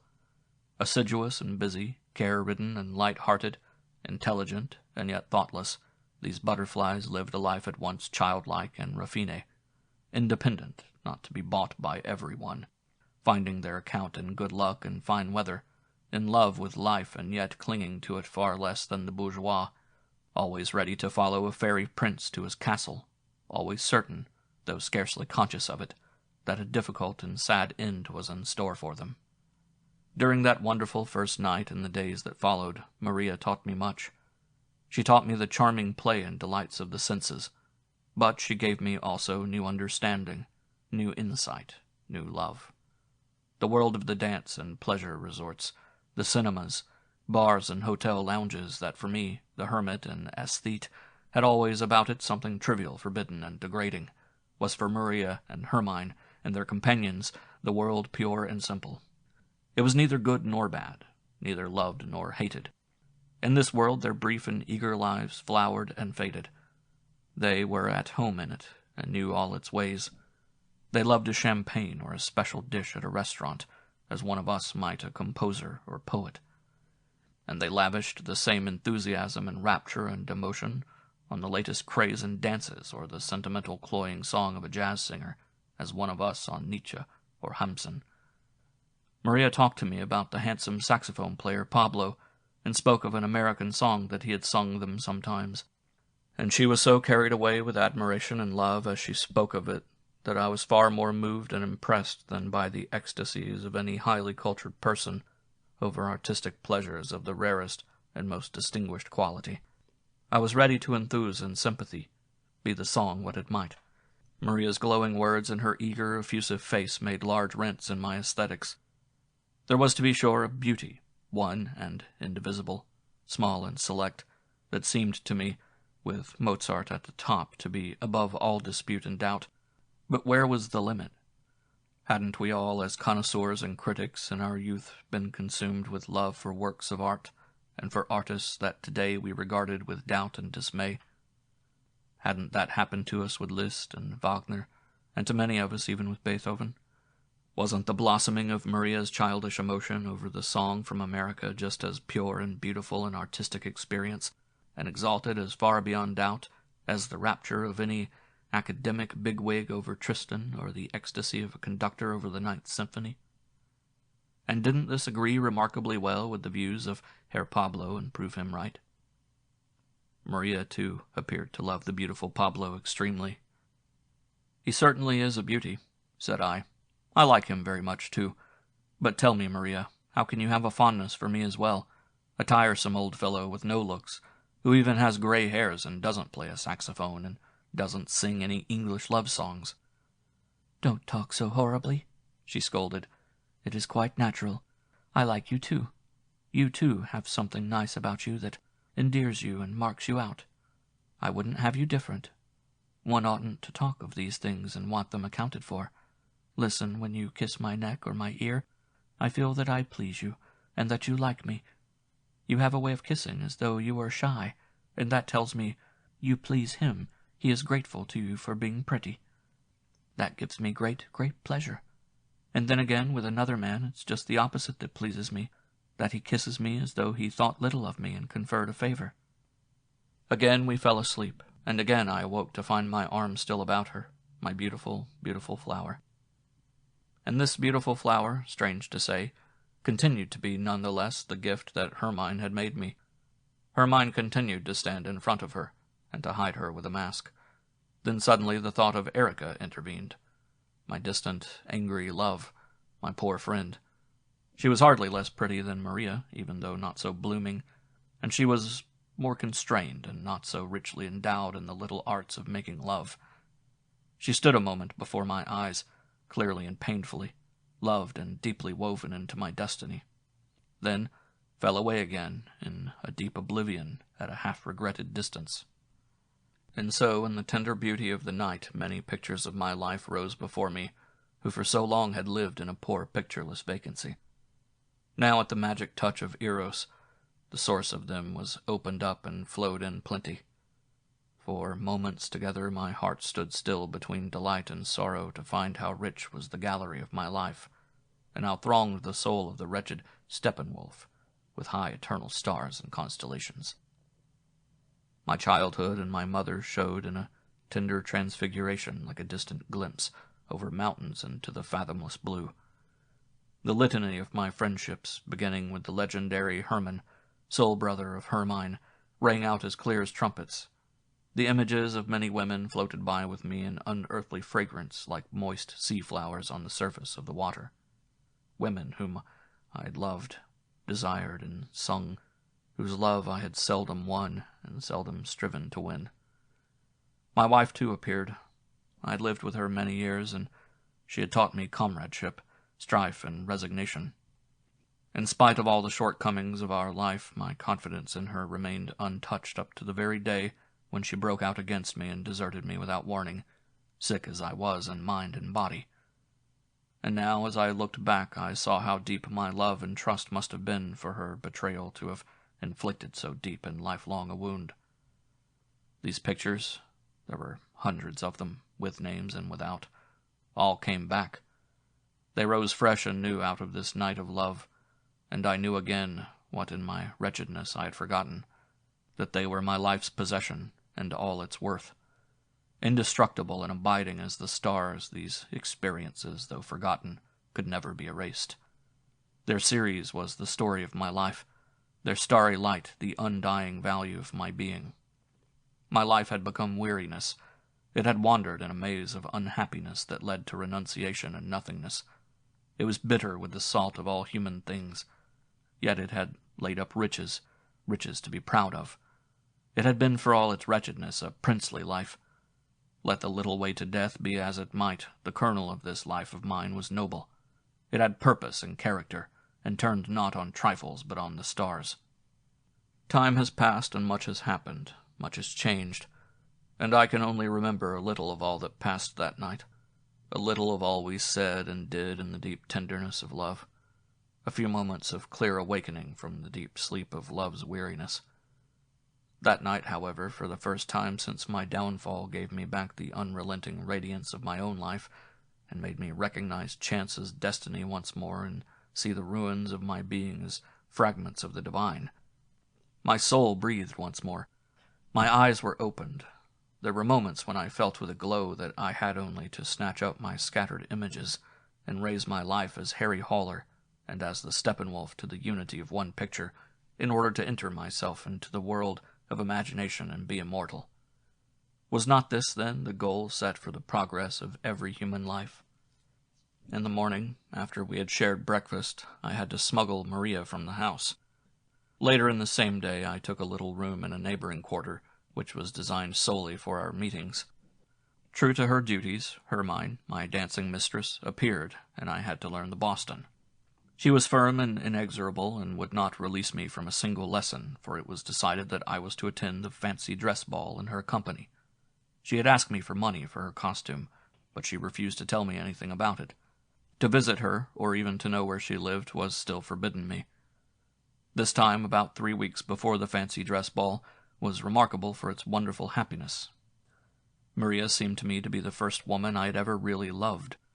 I had always wanted mind and culture in the women I had loved, and I had never remarked that even the most intellectual and, comparatively speaking, educated woman never gave any response to the logos in me, but rather constantly opposed it.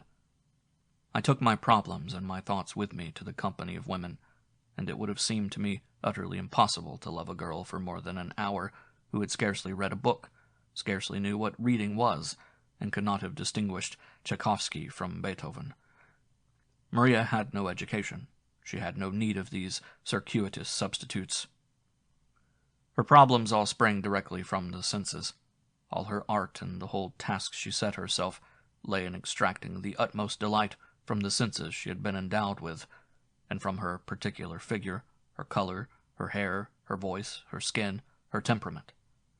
And in employing every faculty, every curve and line, and every softest modeling of her body to find responsive perceptions in her lovers, and to conjure up in them an answering quickness of delight. The first shy dance I had had with her had already told me this much. I had caught the scent and the charm of a brilliant and carefully cultivated sensibility, and had been enchanted by it. Certainly, too, it was no accident that Hermann, the all-knowing, introduced me to this Maria. She had the scent and the very significance of summer and of roses. It was not my fortune to be Maria's only lover, nor even her favorite one.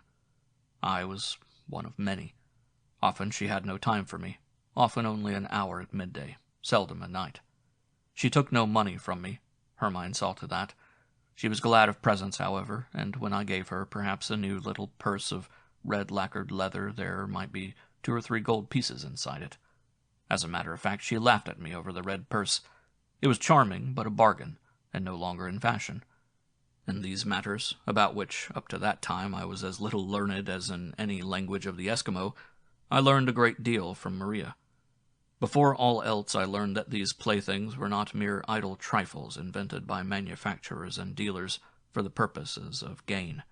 They were, on the contrary, a little, or rather, a big world, authoritative and beautiful, many-sided, containing a multiplicity of things, all of which had the one and only aim of serving love, refining the senses, giving life to the dead world around us, endowing it in a magical way with new instruments of love. From powder and scent to the dancing show, from ring to cigarette case, from waist-buckle to handbag. This bag was no bag, this purse was no purse, flowers no flowers, the fan no fan. All were the plastic material of love, of magic and delight. Each was a messenger, a smuggler, a weapon, a battle cry. I often wondered who it was whom Maria really loved. I think she loved the young Pablo of the saxophone, with his melancholy black eyes and his long, white, distinguished, melancholy hands. I should have thought Pablo a somewhat sleepy lover, spoilt and passive, but Maria assured me that though it took a long time to wake him up, he was then more strenuous and forward and virile than prize-fighter or riding-master. In this way I got to know many secrets about this person and that, jazz musicians, actors, and many of the women and girls and men of our circle. I saw beneath the surface of the various alliances and enmities, and by degrees, though I had been such an entire stranger to this world, I was drawn in and treated with confidence. I learned a good deal about Hermann, too. It was of Herr Pablo, however, of whom Maria was fond, that I saw the most. At times, she too availed herself of his secret drugs, and was forever procuring these delights for me also. And Pablo was always most markedly on the alert to be of service to me. Once he said to me without more ado, "You are so very unhappy.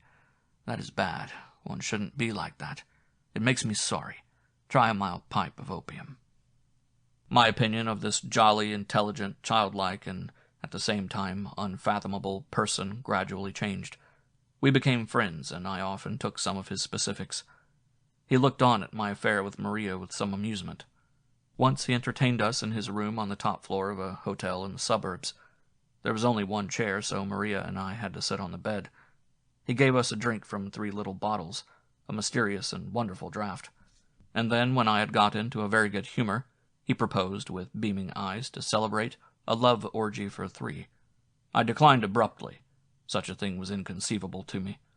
Nevertheless, I stole a glance at Maria to see how she took it, and though she at once backed up my refusal, I saw the gleam in her eyes and observed that the renunciation cost her some regret. Pablo was disappointed by my refusal, but not hurt. "Pity," he said. "Harry is too morally minded. Nothing to be done. All the same, it would have been so beautiful. So very beautiful. But I've got another idea." He gave us each a little opium to smoke, and sitting motionless with open eyes, we all 3 lived through the scenes that he suggested to us, while Maria trembled with delight. As I felt a little unwell after this, Pablo laid me on the bed and gave me some drops, and while I lay with closed eyes, I felt the fleeting breath of a kiss on each eyelid. I took the kiss as though I believed it came from Maria, but I knew very well it came from him. And one evening he surprised me still more. Coming to me in my room, he told me that he needed 20 francs, and would I oblige him? In return, he offered that I, instead of him, should have Maria for the night.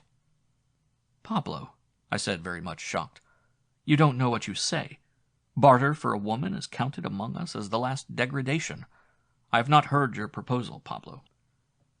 He looked at me with pity. "You don't want to, Harry. Very good. You're always making difficulties for yourself. Don't sleep tonight with Maria if you would rather not. But give me the money all the same. You shall have it back. I have urgent need of it." "What for?" "For Agostino, the little second violin, you know. He has been ill for a week, and there's no one to look after him. He hasn't a sou, nor have I at the moment." From curiosity, and also partly to punish myself, I went with him to Agostino. He took milk and medicine to him in his attic, and a wretched one it was. He made his bed and aired the room, and made a most professional compress for the fevered head, all quickly and gently and efficiently, like a good sick nurse. The same evening I saw him playing till dawn in the city bar. I often talked at length and in detail about Maria with Hermann, about her hands and shoulders and hips, and her way of laughing and kissing and dancing. "Has she shown you this?" asked Hermann on one occasion, describing to me a peculiar play of the tongue and kissing.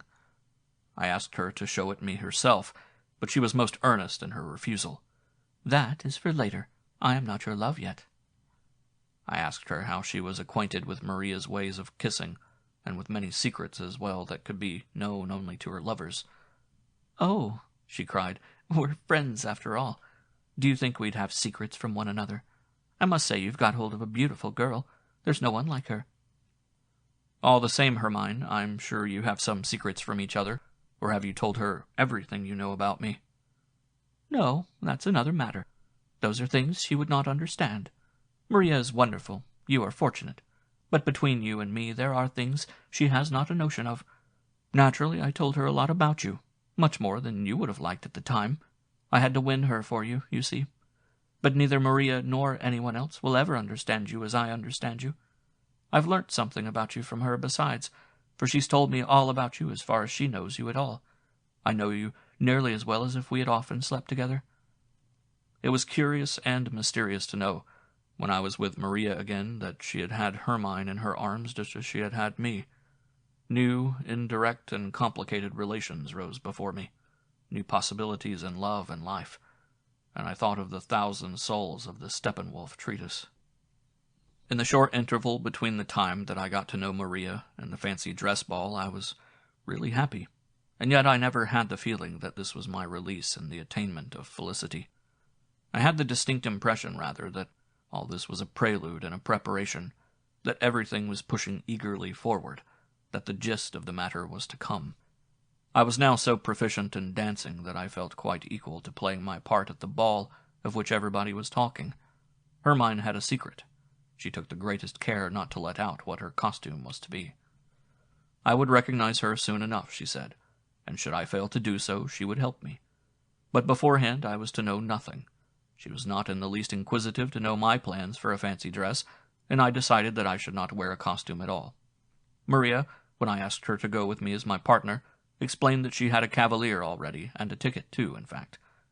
And I saw with some disappointment that I should have to attend the festivity alone. It was the principal fancy dress ball of the town, organized yearly by the Society of Artists in the Globe Rooms. During these days I saw little of Hermann, but the day before the ball she paid me a brief visit.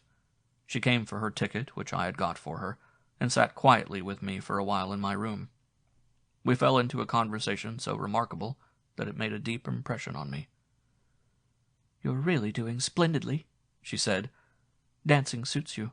Anyone who hadn't seen you for the last 4 weeks would scarcely know you."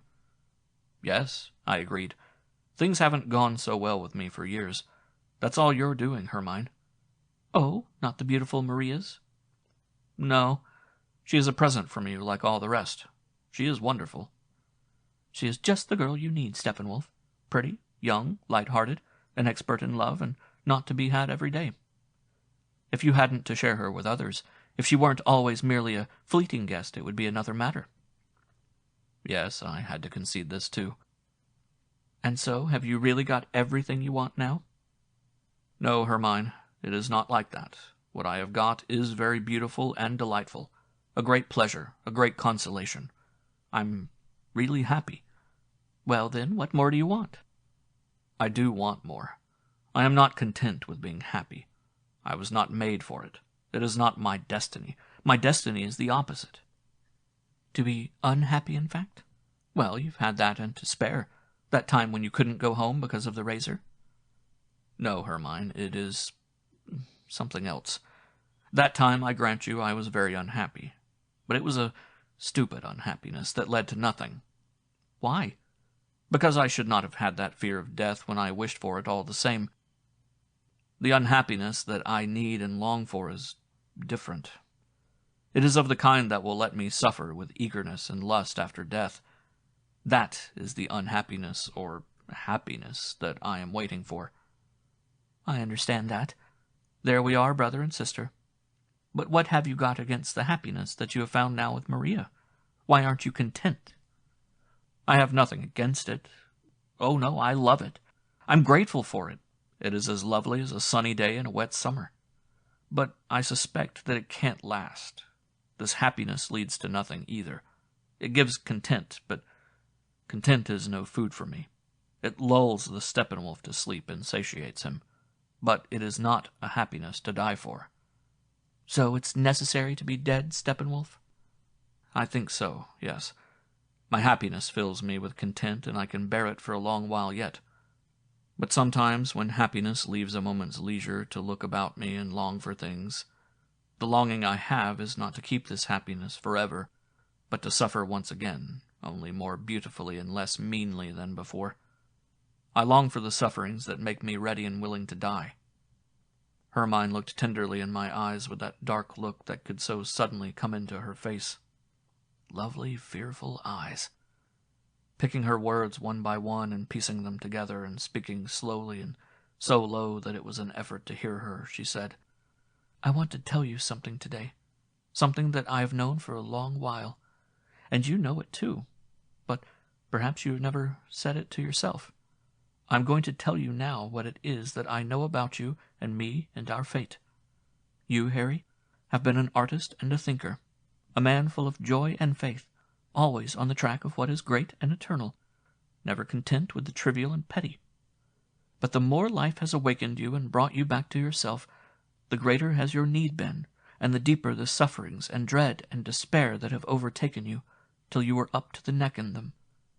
And all that you once knew and loved and revered as beautiful and sacred, all the belief you once had in mankind and our high destiny, has been of no avail, and has lost its worth and gone to pieces. Your faith found no more air to breathe, and suffocation is a hard death. Is that true, Harry? Is that your fate? I nodded again and again. You have a picture of life within you, a faith, a challenge, and you were ready for deeds and sufferings and sacrifices, and then you became aware by degrees that the world asked no deeds and no sacrifices of you whatever, and that life is no poem of heroism with heroic parts to play and so on, but a comfortable room where people are quite content with eating and drinking, coffee and knitting, cards and wireless. And whoever wants more and has got it in him, the heroic and the beautiful and the reverence for the great poets or for the saints, is a fool and a Don Quixote. Good. And it has been just the same for me, my friend. I was a gifted girl. I was meant to live up to a high standard, to expect much of myself and do great things. I could have played a great part. I could have been the wife of a king, the beloved of a revolutionary, the sister of a genius, the mother of a martyr. And life has allowed me just this, to be a courtesan of fairly good taste, and even that has been hard enough. That is how things have gone with me. For a while I was inconsolable, and for a long time I put the blame on myself. Life, thought I, must in the end be in the right, and if life scorned my beautiful dreams, so I argued, it was my dreams that were stupid and wrong-headed. But that did not help me at all. and as I had good eyes and ears and was a little inquisitive too, I took a good look at this so-called life and at my neighbors and acquaintances, 50 or so of them and their destinies, and then I saw you. And I knew that my dreams had been right 1,000 times over, just as yours had been. It was life and reality that were wrong. It was as little right that a woman like me should have no other choice than to grow old in poverty and in a senseless way at a typewriter in the pay of a money-maker, or to marry such a man for his money's sake, or to become some kind of drudge as for a man like you to be forced in his loneliness and despair to have recourse to a razor. Perhaps the trouble with me was more material and moral, and with you more spiritual, but it was the same road. Do you think I can't understand your horror of the foxtrot, your dislike of bars and dancing floors, your loathing of jazz music and the rest of it? I understand it only too well, and your dislike of politics as well, your despondence over the chatter and irrepressible antics of the parties and the press, your despair over the war, the one that has been and the one that is to be, over all that people nowadays think, read, and build, over the music they play, the celebrations they hold, the education they carry on. You are right, Steppenwolf, right 1,000 times over, and yet you must go to the wall. You are much too exacting and hungry for this simple, easy-going, and easily contented world of today.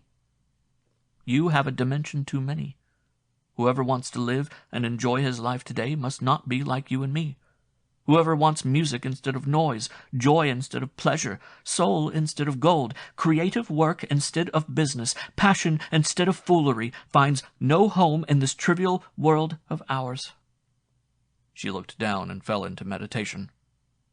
Hermine, I cried tenderly, sister, how clearly you see, and yet you taught me the foxtrot.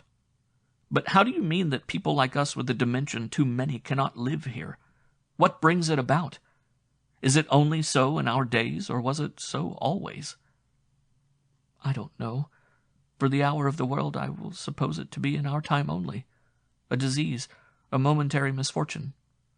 Our leaders strain every nerve, and with success to get the next war going, while the rest of us meanwhile dance the foxtrot, earn money, and eat pralines. In such a time the world must indeed cut a poor figure. Let us hope that other times were better, and will be better again, richer, broader, and deeper. But that is no help to us now, and perhaps it has always been the same. Always as it is today? Always a world only for politicians, profiteers, waiters, and pleasure-seekers, and not a breath of air for men? Well, I don't know. Nobody knows. Anyway, it is all the same. But I am thinking now of your favorite, of whom you have talked to me sometimes, and read me, too, some of his letters, of Mozart. How was it with him in his day, who controlled things in his times and ruled the roost and gave the tone and counted for something? Was it Mozart or the business people, Mozart or the average man? And in what fashion did he come to die and be buried? And perhaps, I mean, it has always been the same and always will be in what is called history at school, and all we learn by heart there about heroes and geniuses and great deeds and fine emotions is all nothing but a swindle invented by the schoolmasters for educational reasons to keep children occupied for a given number of years. It has always been so and always will be. Time and the world, money and power belong to the same small people and the shallow people. To the rest, to the real men, belongs nothing. Nothing but death. Nothing else? Yes, eternity. You mean a name, and fame with posterity? No, Steppenwolf, not fame. Has that any value? And do you think that all true and real men have been famous and known to posterity? No, of course not. Then it isn't fame. Fame exists in that sense only for the schoolmasters. No, it isn't fame. It is what I call eternity. The pious call it the kingdom of God. I say to myself, all we who ask too much and have a dimension too many could not contrive to live at all if there were not another air to breathe outside the air of this world, if there were not eternity at the back of time, and this is the kingdom of truth. The music of Mozart belongs there, and the poetry of your great poets. The saints, too, belong there, who have worked wonders and suffered martyrdom and given a great example to men. But the image of every true act, the strength of every true feeling, belongs to eternity just as much. even though no one knows of it, or sees it, or records it, or hands it down to posterity. In eternity, there is no posterity. You are right. The pious, she went on meditatively, after all, know most about this. That is why they set up the saints in what they call the communion of the saints. The saints, that is to say, the true men, the younger brothers of the Savior. We are with them all our lives long in every good deed, in every brave thought, in every love. The communion of the saints, in earlier times, it was set by painters in a golden heaven, shining, beautiful, and full of peace, and it is nothing else but what I meant a moment ago when I called it eternity. It is the kingdom on the other side of time and appearances. It is there we belong. There is our home. It is that which our heart strives for, and for that reason, Steppenwolf, we long for death. There you will find your Goethe again, and Novalis, and Mozart, and I my saints, Christopher, Philip, of Neri, and all. There are many saints who at first were sinners. Even sin can be a way to saintliness, sin and vice.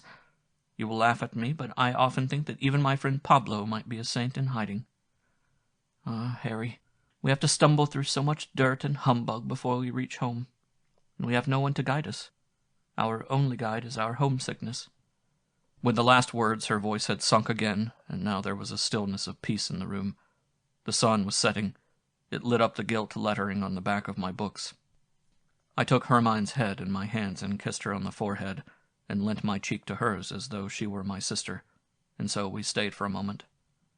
And so I should have liked best to stay and to have gone out no more that day.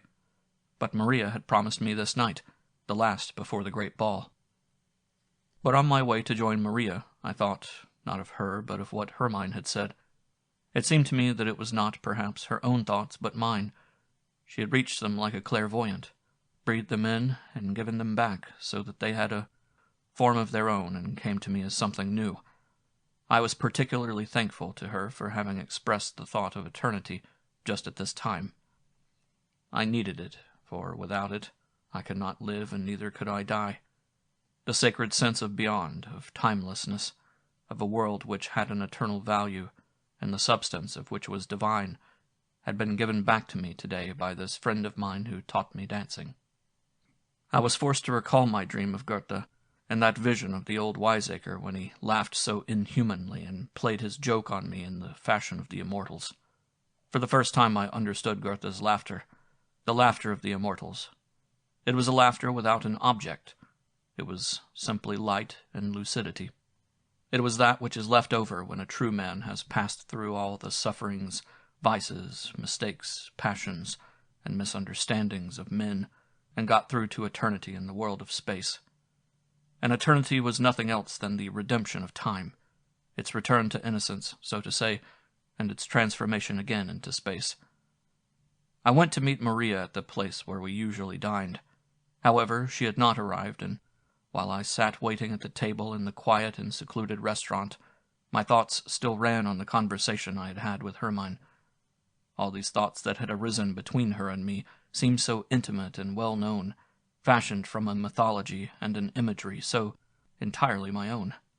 The immortals, living their life in timeless space, enraptured, refashioned, and immersed in a crystalline eternity like ether, in the cool starry brightness and radiant serenity of this world outside the earth. Whence was all this so intimately known? As I reflected, passages of Mozart's Cassations, of Bach's well-tempered clavier, came to my mind, and it seemed to me that all through this music there was the radiance of this cool starry brightness, and the quivering of this clearness of ether. Yes, it was there. In this music there was a feeling as of time frozen into space, and above it there quivered a never-ending and superhuman serenity, an eternal divine laughter. Yes, and how well the aged Goethe of my dreams fitted into. And suddenly I heard this fathomless laughter around me. I heard the immortals laughing. I sat entranced. Entranced, I felt for a pencil in my waistcoat pocket, and looking for paper saw the wine card lying on the table. I turned it over and wrote on the back. I wrote verses and forgot about them till one day I discovered them in my pocket. They ran, "The Immortals. Ever reeking from the vales of earth, ascends to us life's fevered surge, wealth's excess, the rage of dearth, smoke of death meals on the gallows' verge, greed without end, imprisoned air, murderers' hands, usurers' hands, hands of prayer. Exhales in fetid breath the human swarm, whipped on by fear and lust, blood raw, blood warm, breathing blessedness in savage heats, eating itself and spewing what it eats, hatching war and lovely art, decking out with idiot craze bawdy houses while they blaze through the childish fair-time mart, weltering to its own decay in the glare of pleasure's way, rising for each newborn and then sinking for each to dust again. But we above you, evermore residing in the ether star translumined ice, know not day nor night nor times dividing, where nor age nor sex for our device. All your sins and anguish self-affrighting, your murders and lascivious delighting, are to us but as a show, like the suns that circling go, changing not our day for night. On your frenzied life we spy, and refreshing ourselves thereafter.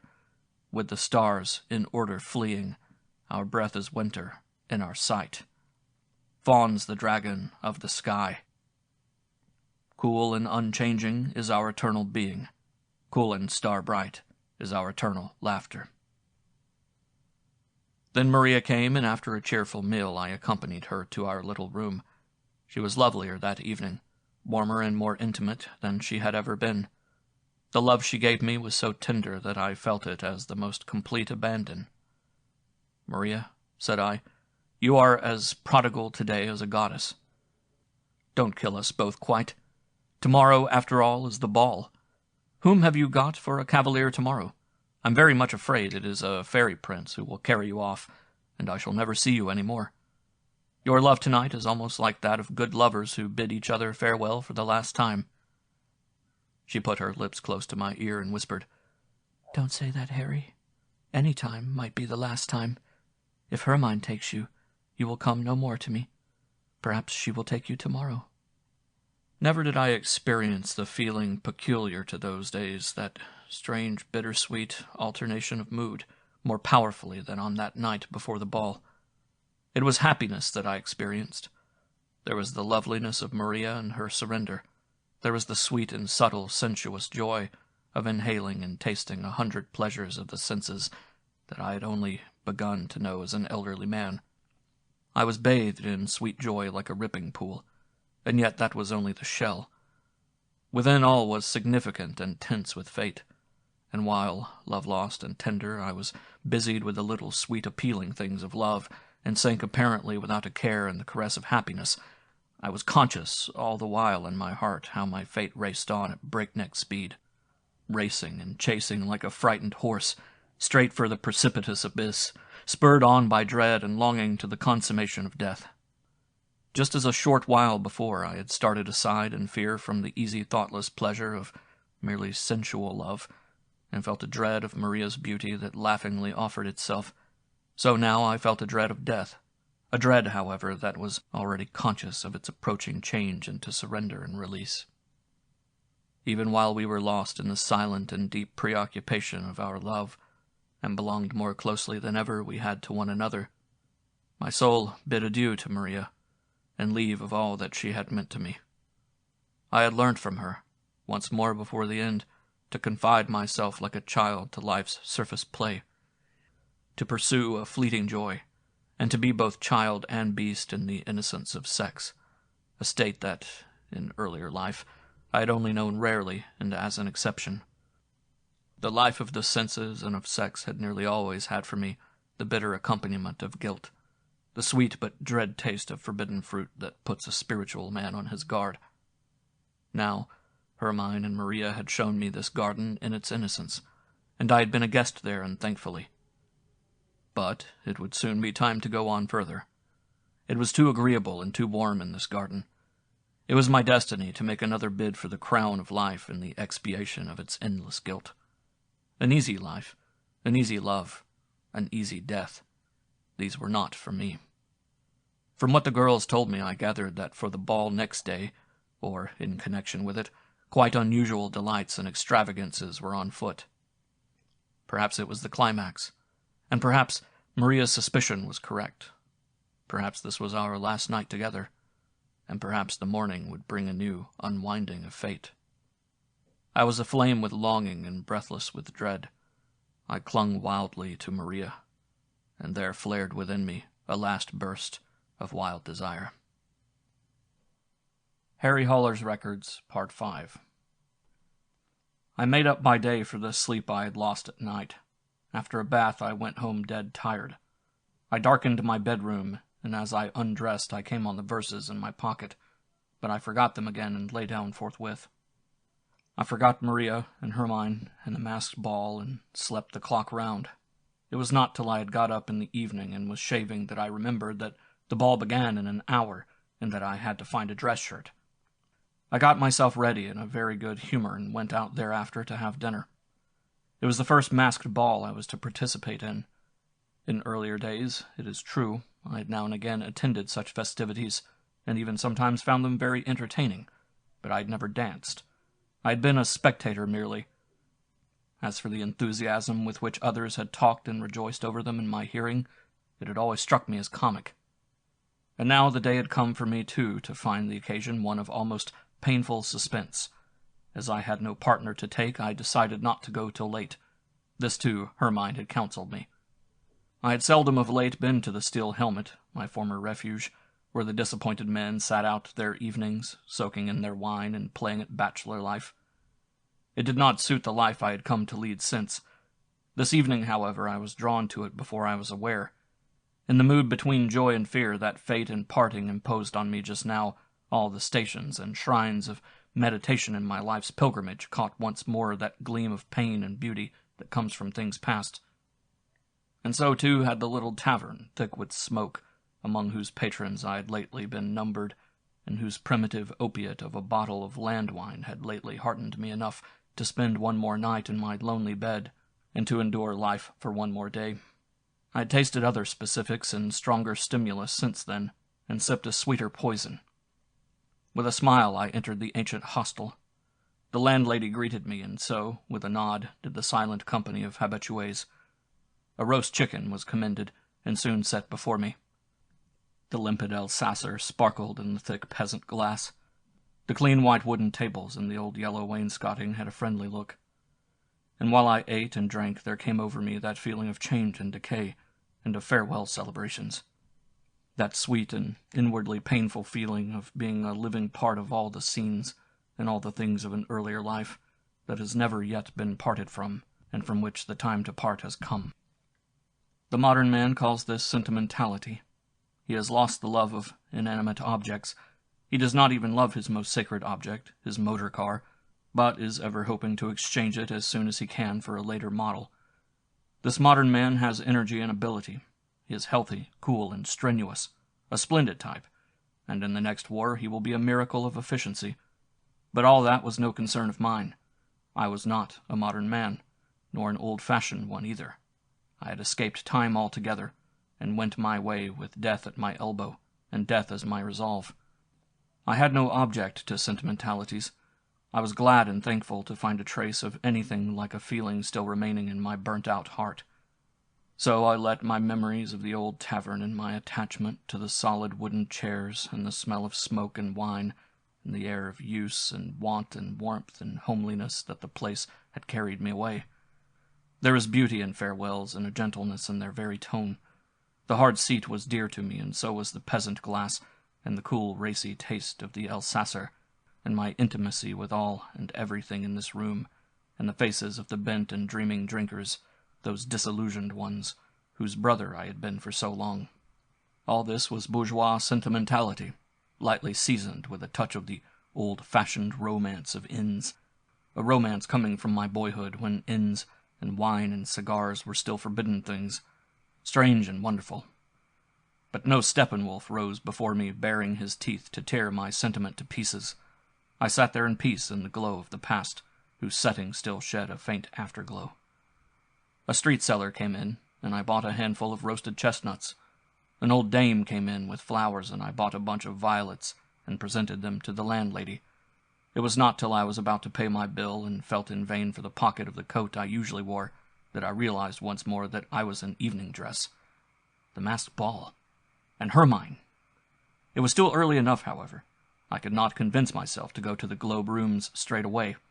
I felt, too, as I had in the case of all the pleasures that had lately come my way, a whole array of checks and resistances. I had no inclination to enter the large and crowded and noisy rooms. I had a schoolboy's shyness of the strange atmosphere in the world of pleasure and dancing. As I sauntered along, I passed by a cinema with its dazzling lights and huge colored posters. I went on a few steps, then turned again and went in. There till 11 I could sit quietly and comfortably in the dark. Following the attendant with the pocket light, I stumbled through the curtains into the darkened hall, found a seat, and was suddenly in the middle of the Old Testament. The film was one of those that are nominally not shown for money. Much expense and many refinements are lavished upon them in a more sacred and nobler cause, and at midday even schoolchildren are brought to see them by their religious teachers. This one was the story of Moses and the Israelites in Egypt, with a huge crowd of men, horses, camels, palaces, splendors of the pharaohs, and tribulations of the Jews in the desert. I saw Moses, whose hair recalled portraits of Walt Whitman, a splendidly theatrical Moses, wandering through the desert at the head of the Jews, with a dark and fiery eye, and a long staff and the stride of a wotan. I saw him pray to God at the edge of the Red Sea, and I saw the Red Sea parted to give free passage, a deep road between piled-up mountains of water. The confirmation classes conducted by the clergy to see this religious film could argue without end as to how the film people managed this. I saw the prophet and his awestruck people pass through to the other side, and behind them I saw the war chariots of Pharaoh come into sight, and the Egyptians stop and start on the brink of the sea, and then, when they ventured courageously on, I saw the mountainous waters close over the heads of Pharaoh in all the splendor of his gold trappings, and over all his chariots and all his men, recalling as I saw it Handel's wonderful duet for two basses, in which this event is magnificently sung. I saw Moses further climbing Sinai, a gloomy hero in a gloomy wilderness of rocks, and I looked on as Jehovah, in the midst of storm and thunder and lightning, imparted the 10 Commandments to him, while his worthless people set up the golden calf at the foot of the mountain, and gave themselves over to somewhat roisterous celebrations. I found it so strange and incredible to be looking on at all this, to be seeing the sacred writ, with its heroes and its wonders, the source in our childhood of the first dawning suspicion of another world than this, presented for money before a grateful public that sat quietly eating the provisions brought with it from home. A nice little picture indeed, picked up by chance in the huge wholesale clearance of culture in these days. My God, rather than come to such a pass, it would have been better for the Jews and everyone else, let alone the Egyptians, to have perished in those days, and forthwith of a violent and becoming death, instead of this dismal pretense of dying by inches that we go in for today. Yes, indeed. My secret repressions and unconfessed fright in face of the masked ball were by no means lessened by the feelings provoked in me by the cinema.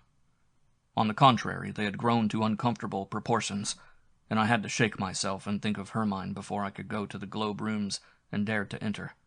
It was late, and the ball had been for a long time in full swing. At once, before I had even taken off my things, I was caught up, shy and sober as I was, in the swirl of the masked throng. I was accosted familiarly. Girls summoned me to the champagne rooms. Clowns slapped me on the back, and I was addressed on all sides as an old friend. I responded to none of it, but fought my way through the crowded rooms to the cloakroom, and when I got my cloakroom ticket I put it in my pocket with great care, reflecting that I might need it before very long when I had had enough of the uproar. Every part of the great building was given over to the festivities. There was dancing in every room and in the basement as well. Corridors and stairs were filled to overflowing with masks and dancing and music and laughter and tumult. Oppressed in the heart, I stole through the throng, from the nigger orchestra to the peasant band, from the large and brilliantly lighted principal room into the passages and on to the stairs, to bars, buffets, and champagne parlors. The walls were mostly hung with wild and cheerful paintings by the latest artists. All the world was there, artists, journalists, professors, businessmen, and, of course, every adherent of pleasure in the town. In one of the orchestras sat Pablo, blowing with enthusiasm in his curved mouthpiece. As soon as he saw me, he sang out a greeting. Pushed hither and thither in the crowd, I found myself in one room after another, upstairs here and downstairs there. A corridor in the basement had been staged as hell by the artists, and there a band of devils played furiously. After a while I began to look for Hermann or Maria, and strove time after time to reach the principal room, but either I missed my way or had to meet the current.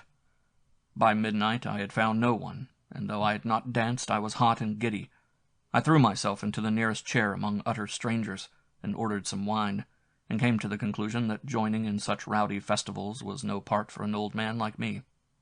I drank my glass of wine while I stared at the naked arms and backs of the women, watched the crowd of grotesquely masked figures drifting by, and silently declined the advances of a few girls who wished to sit on my knee or get me to dance. Old Growler, one called after me, and she was right. I decided to raise my spirits with the wine, but even the wine went against me, and I could scarcely swallow a second glass. And then the feeling crept over me that the Steppenwolf was standing behind me with his tongue out. Nothing pleased me. I was in the wrong place. To be sure, I had come with the best intentions, but this was no place for me to be merry in. And all this loud effervescence of pleasure, the laughter and the whole foolery of it on every side, seemed to me forced and stupid. Thus it was that, at about 1 o'clock, in anger and disillusionment, I steered a course for the cloakroom, to put on my coat again and go. It was surrender and backsliding into my wolfishness, and Hermann would scarcely forgive me. But I could not do otherwise. All the way as I squeezed through the throng to the cloakroom, I still kept a careful lookout, in case I might yet see one of my friends, but in vain. Now I stood at the counter. Already the attendant was politely extending his hand for my number. I felt in my waistcoat pocket. The number was no longer there. The devil was in it, if even this failed me. Often enough during my forlorn wanderings through the rooms, and while I sat over my tasteless wine, I had felt in my pocket, fighting back the resolve to go away again. And I had always found the round flat check in its place. And now it was gone. Everything was against me. "Lost your number?" came in a shrill voice from a small red and yellow devil at my elbow. "Here, comrade, you can take mine." And he held it out to me without more ado. While I mechanically took it and turned it over in my fingers, the brisk little fellow rapidly disappeared. When, however, I examined the pasteboard counter for a number, no number was to be seen. Instead, there was a scribble in a tiny hand. I asked the attendant to wait and went to the nearest light to read it. There, in little crazy letters that were scarcely legible, was scrawled, "Tonight at the Magic Theater. For madmen only. Price of admittance, your mind. Not for everybody. Hermann is in hell." As a marionette whose thread the operator has let go for a moment wakes to new life after a brief paralysis of death and coma, and once more plays its lively part, so did I at this jerk of the magic thread throw myself with the elasticity and eagerness of youth into the tumult from which I had just retreated in the listlessness and weariness of elderly years. Never did sinner show more haste to get to hell. A moment before, my patent leather shoes had galled me, the heavily scented air disgusted me, and the heat undone me. Now, on my winged feet, I nimbly one-stepped through every room on the way to hell. The very air had a charm. The warmth embedded me and wafted me on. And so, no less did the riotous music, the intoxication of colors, the perfume of women's shoulders, the clamor of the 100 tongues, the laughter, the rhythm of the dance, and the glances of all the kindled eyes. A Spanish dancing girl flung herself into my arms. "Dance with me." "Can't," said I. "I'm bound for hell, but I'll gladly take a kiss with me." The red mouth beneath the mask met mine, and with the kiss I recognized Maria. I caught her tight in my arms, and like a June rose bloomed her full lips. By this time we were dancing, our lips still joined. Past Pablo we danced, who hung like a lover over his softly wailing instrument. Those lovely animal eyes embraced us with their half-abstracted radiance. But before we had gone 20 steps, the music broke off, and regretfully I let go of Maria. "I'd have loved to have danced with you again," I said, intoxicated with her warmth. "Come with me a step or two, Maria. I'm in love with your beautiful arm. Let me have it a moment longer. But you see, Hermann has summoned me. She is in hell." "I thought so. Farewell, Harry. I won't forget you." She left me. Left me indeed. Yes, it was autumn. It was fate that had given the summer rose so full and ripe a scent. On I went through the long corridors, luxuriously thronged, and down the stairs to hell. There, on pitch-black walls, shone wicked garish lights, and the orchestra of devils was playing feverishly. On a high stool at the bar there was seated a pretty young fellow without a mask, and an evening dress who scrutinized me with a cursory and mocking glance. Pressed to the wall by the swirl of dancers, about 20 couples were dancing in this very confined space, I examined all the women with eager suspense. Most were still in masks and smiled at me, but none was Hermann. The handsome youth on the high stool glanced mockingly at me. At the next pause, thought I, she will come and summon me. The dance ended, but no one came. I went over to the bar, which was squeezed into a corner of the small and low room, and taking a seat near the young man, ordered a whiskey. While I drank it, I saw his profile. It had a familiar charm, like a picture from long ago, precious for the very dust that had settled on it from the past. Oh, then it flashed through me. It was Hermann, the friend of my youth. "Hermann," I stammered. She smiled. "Harry, have you found me?" It was Hermann, barely disguised by the makeup of her hair and a little paint. The stylish collar gave an unfamiliar look to the pallor of her intelligent face. The wide black sleeves of her dress coat and the white cuffs made her hands look curiously small, and the long black trousers gave a curious elegance to her feet in their black and white silk socks. "Is this the costume, Hermann, in which you mean to make me fall in love with you?" "So far," she said, "I've contented myself with turning the heads of the ladies. But now your turn has come. First, let's have a glass of champagne."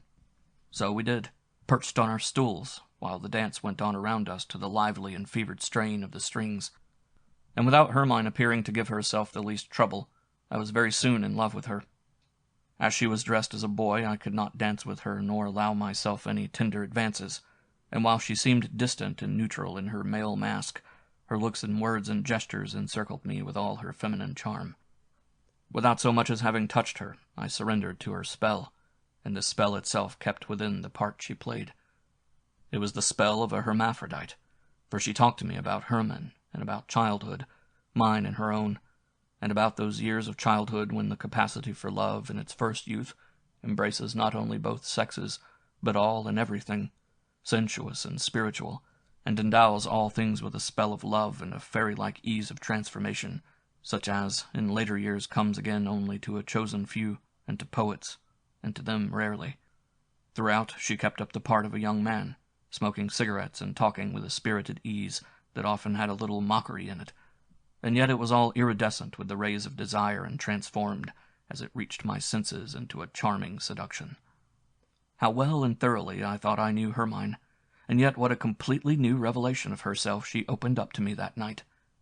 How gently and inconspicuously she cast the net I longed for around me, and how playfully, and how like a pixie she gave the sweet poison to drink. We sat and talked and drank champagne. We strolled through the rooms and looked about us. We went on voyages of exploration to discover couples whose love-making it amused us to spy upon. She pointed out women whom she recommended me to dance with, and gave me advice as to the methods of attack to be employed with each.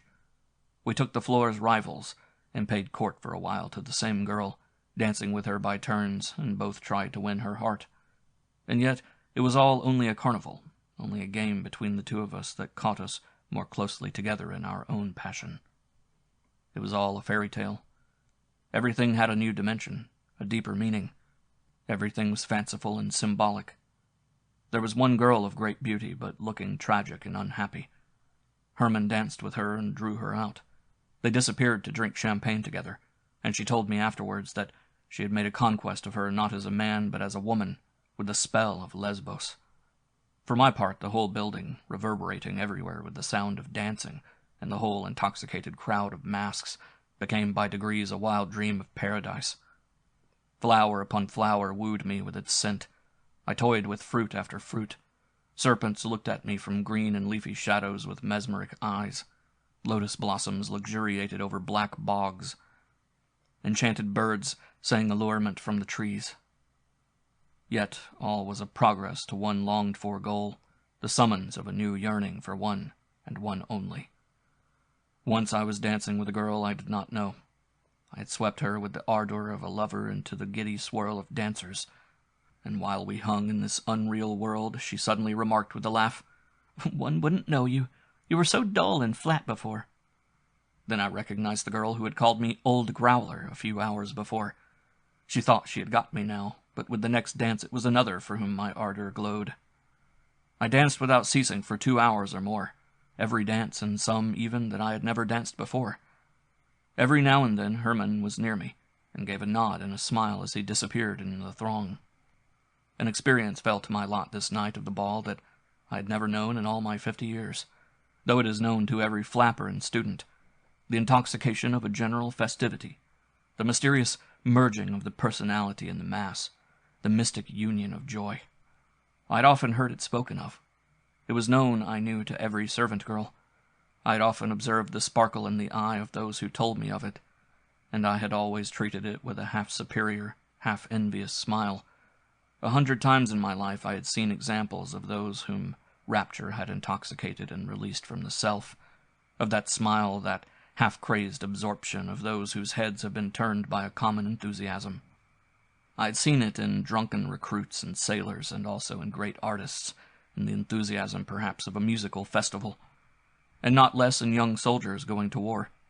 Even in recent days I had marveled at, and loved, and mocked, and envied this gleam and this smile in my friend Pablo when he hung over his saxophone in the blissful intoxication of playing in the orchestra, or when, enraptured and ecstatic, he looked over to the conductor, the drum, or the man with the banjo. It had sometimes occurred to me that such a smile, such a childlike radiance, could be possible only to quite young persons or among those peoples whose customs permitted no marked differences between one individual and another. But today, on this blessed night, I myself, the Steppenwolf, was radiant with this smile. I myself swam in this deep and childlike happiness of a fairy tale. I myself breathed the sweet intoxication of a common dream, and of music and rhythm and wine and women. I, who had in other days so often listened with amusement or dismal superiority to its panegyric in the ballroom chatter of some student. I was myself no longer. My personality was dissolved in the intoxication of the festivity, like salt in water. I danced with this woman or that, but it was not only the one I had in my arms and whose hair brushed my face that belonged to me. All the other women who were dancing in the same room and the same dance and to the same music, and whose radiant faces floated past me like fantastic flowers, belonged to me, and I to them. All of us had a part in one another. And the men, too. I was with them also. They, too, were no strangers to me. Their smile was mine, and mine their wooing, and theirs mine. A new dance, a foxtrot, with the title Yearning, had swept the world that winter. Once we had heard it, we could not have enough of it. We were all soaked in it and intoxicated with it, and everyone hummed the melody whenever it was played. I danced without stop and with anyone who came in my way, with quite young girls, with women in their earlier or their latter prime, and with those who had sadly passed them both. And with them all I was enraptured, laughing, happy, radiant. And when Pablo saw me so radiant, me whom he had always looked on as a very lamentable poor devil, his eyes beamed blissfully upon me, and he was so inspired that he got up from his chair and, blowing lustily in his horn, climbed up on it. From this elevation he blew with all his might, while at the same time his whole body, and his instrument with it, swayed to the tune of Yearning. I and my partner kissed our hands to him and sang loudly in response. Ah, thought I, meanwhile let come to me what may, for once at least I too have been happy, radiant, released from myself, a brother of Pablo's, a child. I had lost the sense of time, and I don't know how many hours or moments the intoxication of happiness lasted. I did not observe either that the brighter the festal fire burned, the narrower were the limits within which it was confined. Most people had already left. The corridors were silent and many of the lights out. The stairs were deserted, and in the rooms above one orchestra after another had stopped playing and gone away. It was only in the principal room, and in hell below, that the orgy still raged in a crescendo. Since I could not dance with Hermann as a boy, we had only had fleeting encounters in the pauses between the dances, and at last I lost sight of her entirely. And not only sight, but thought. There were no thoughts left. I was lost in the maze and whirl of the dance.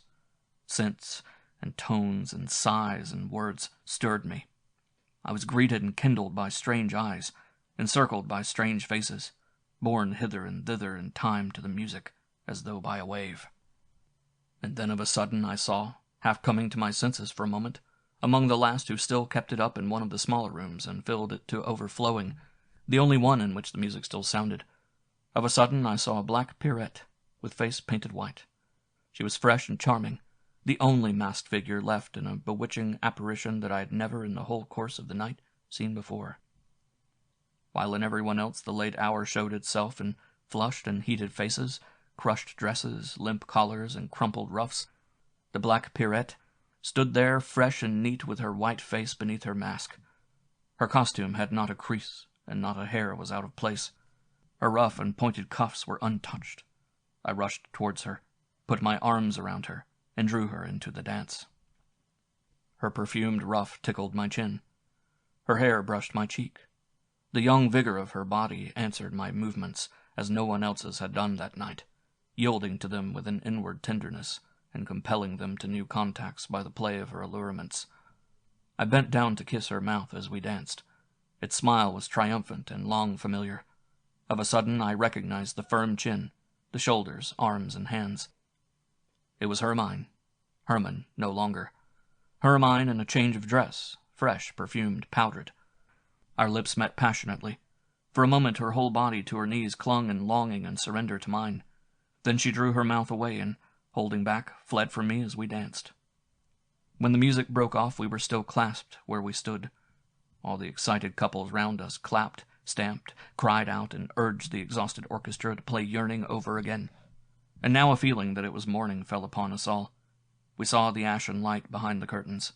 It warned us of pleasure's approaching end, and gave us symptoms of the weariness to come.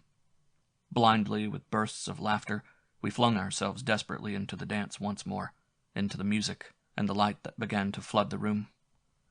Our feet moved in time to the music as though we were possessed, every couple touching, and once more we felt the great wave of bliss break over us. Hermann abandoned her triumphant air, her mockery and coolness. She knew that there was no more to do to make me in love with her.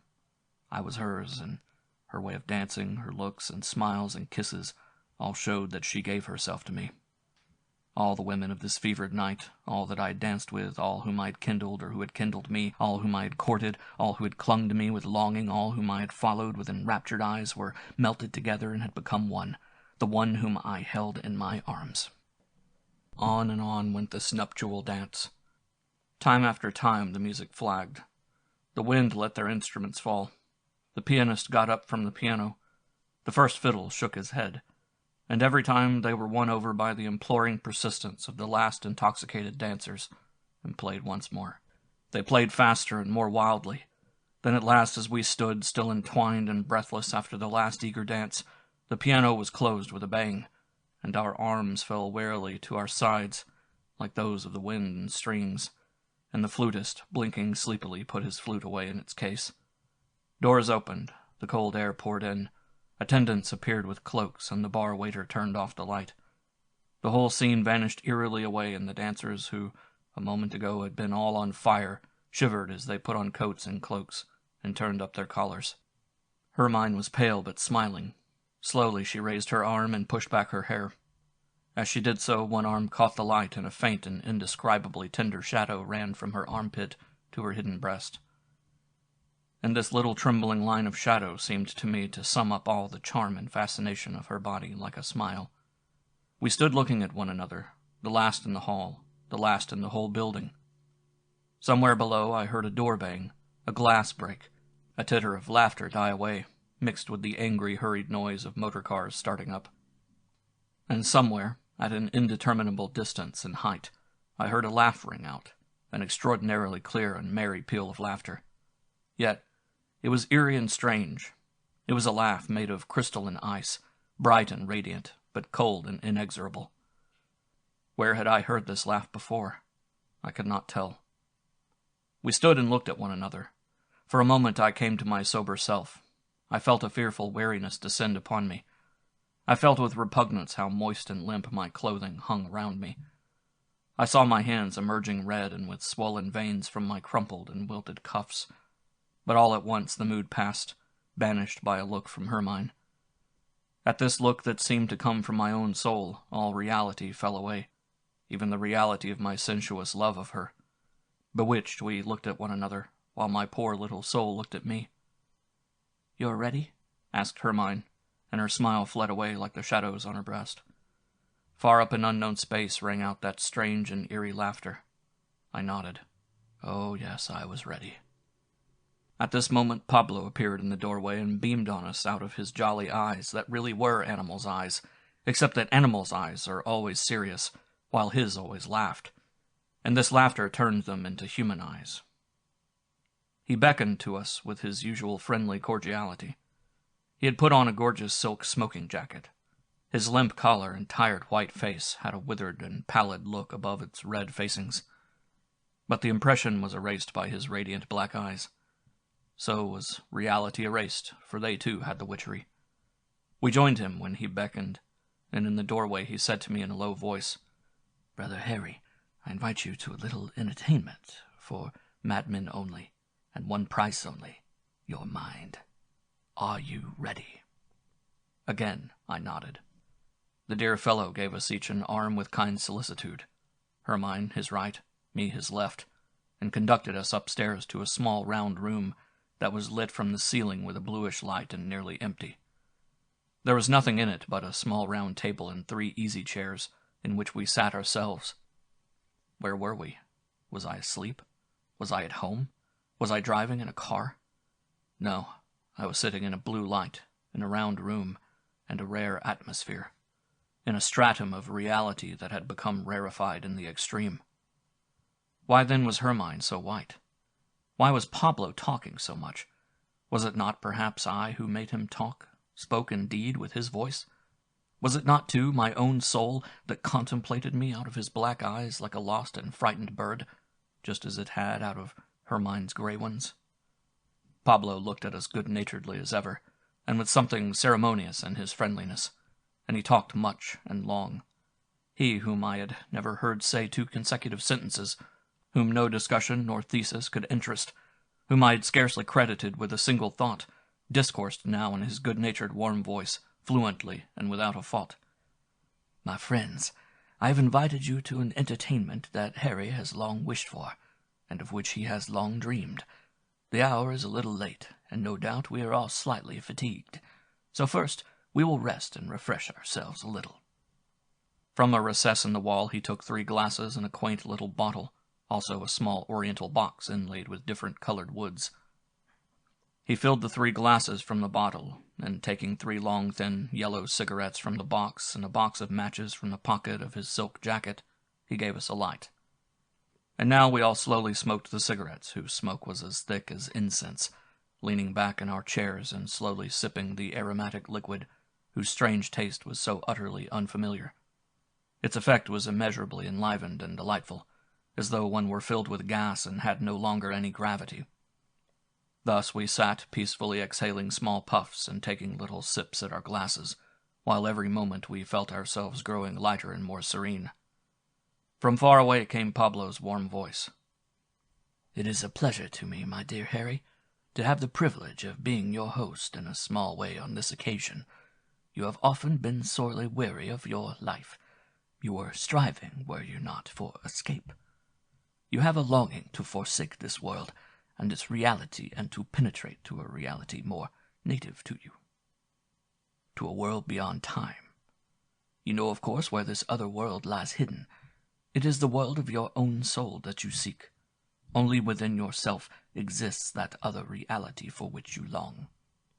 I can give you nothing that has not already its being within yourself. I can throw open to you no picture gallery but your own soul. All I can give you is the opportunity, the impulse, the key. I help you to make your own world visible.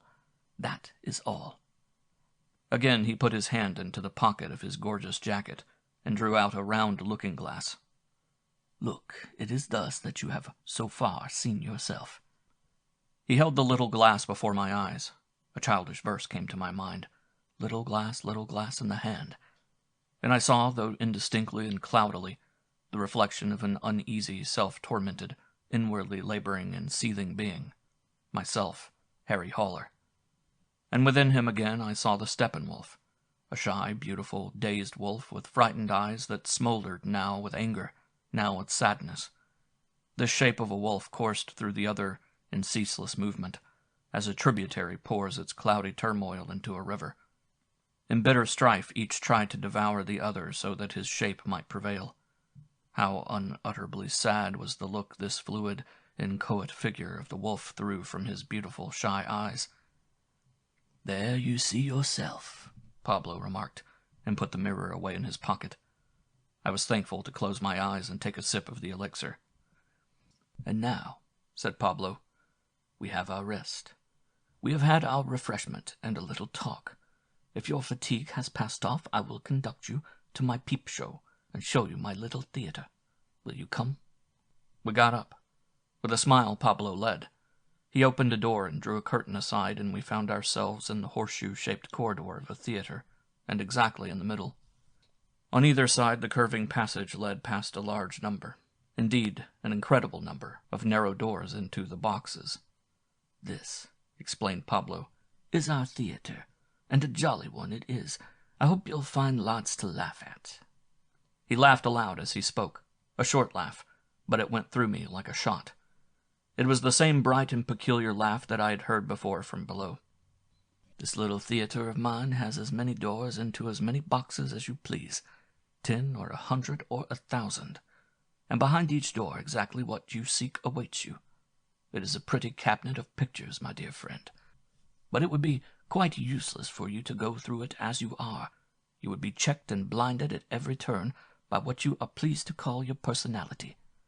You have no doubt guessed long since that the conquest of time and the escape from reality, or however else it may be that you choose to describe your longing, means simply the wish to be relieved of your so-called personality. That is the prison where you lie. And if you were to enter the theater as you are, you would see everything through the eyes of Harry and the old spectacles of the Steppenwolf. You are therefore requested to lay these spectacles aside, and to be so kind as to leave your highly esteemed personality here in the cloakroom, where you will find it again when you wish. The pleasant dance from which you have just come, the treatise on the Steppenwolf, and the little stimulant that we have only this moment partaken of, may have sufficiently prepared you. You, Harry, after having left behind your valuable personality, will have the left side of the theater at your disposal, Hermann the right. Once inside, you can meet each other as you please. Hermann will be so kind as to go for a moment behind the curtain. I should like to introduce Harry first." Hermann disappeared to the right past a gigantic mirror that covered the rear wall from floor to vaulted ceiling. "Now, Harry, come along, be as jolly as you can. To make it so and to teach you to laugh is the whole aim in getting up this entertainment. I hope you will make it easy for me. You feel quite well, I trust. Not afraid? That's good. Excellent.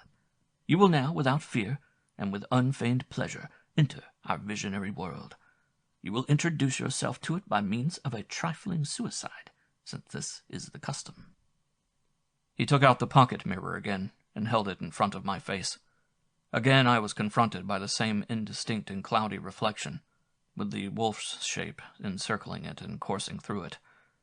I knew it too well and disliked it too sincerely for its destruction to cause me any sorrow. "You will now extinguish this superfluous reflection, my dear friend. That is all that is necessary. To do so, it will suffice that you greet it, if your mood permits, with a hearty laugh. You are here in a school of humor. You are to learn to laugh. Now, true humor begins when a man ceases to take himself seriously." I fixed my eyes on the little mirror where the man Harry and the wolf were going through their convulsions. For a moment there was a convulsion deep within me, too, a faint but painful one, like remembrance, or like homesickness, or like remorse. Then the slight oppression gave way to a new feeling like that a man feels when a tooth has been extracted with cocaine, a sense of relief and of letting out a deep breath, and of wonder at the same time that it has not hurt in the least. And this feeling was accompanied by a buoyant exhilaration, and a desire to laugh so irresistible that I was compelled to give way to it. The mournful image in the glass gave a final convulsion and vanished. The glass itself turned gray and charred and opaque, as though it had been burnt. With a laugh, Pablo threw the thing away, and it went rolling down the endless corridor and disappeared. "Well laughed, Harry," cried Pablo. "You will learn to laugh like the immortals yet. You have done with the Steppenwolf at last. It's no good with a razor. Take care that he stays dead. You'll be able to leave the farce of reality behind you directly. At our next meeting we'll drink brotherhood, dear fellow. I never liked you better than I do today, and if you still think it worth your while, we can philosophize together and argue and talk about music and Mozart and Gluck and Plato and Goethe to your heart's content. You will understand now why it was so impossible before. I wish you good riddance of the Steppenwolf for today at any rate. For naturally your suicide is not a final one. We are in a magic theater, a world of pictures, not realities. See that you pick out beautiful and cheerful ones, and show that you really are not in love with your highly questionable personality any longer. Should you still, however, have a hankering after it, you need only have another look in the mirror that I will now show you. But you know the old proverb, a mirror in the hand is worth two on the wall. Again that laugh, beautiful and frightful. And now there only remains one little ceremony, and quite a jolly one. You have now to cast aside the spectacles of your personality. So come here and look in a proper looking-glass. It will give you some fun." Laughingly, with a few droll caresses, he turned me about so that I faced the gigantic mirror on the wall. There I saw myself.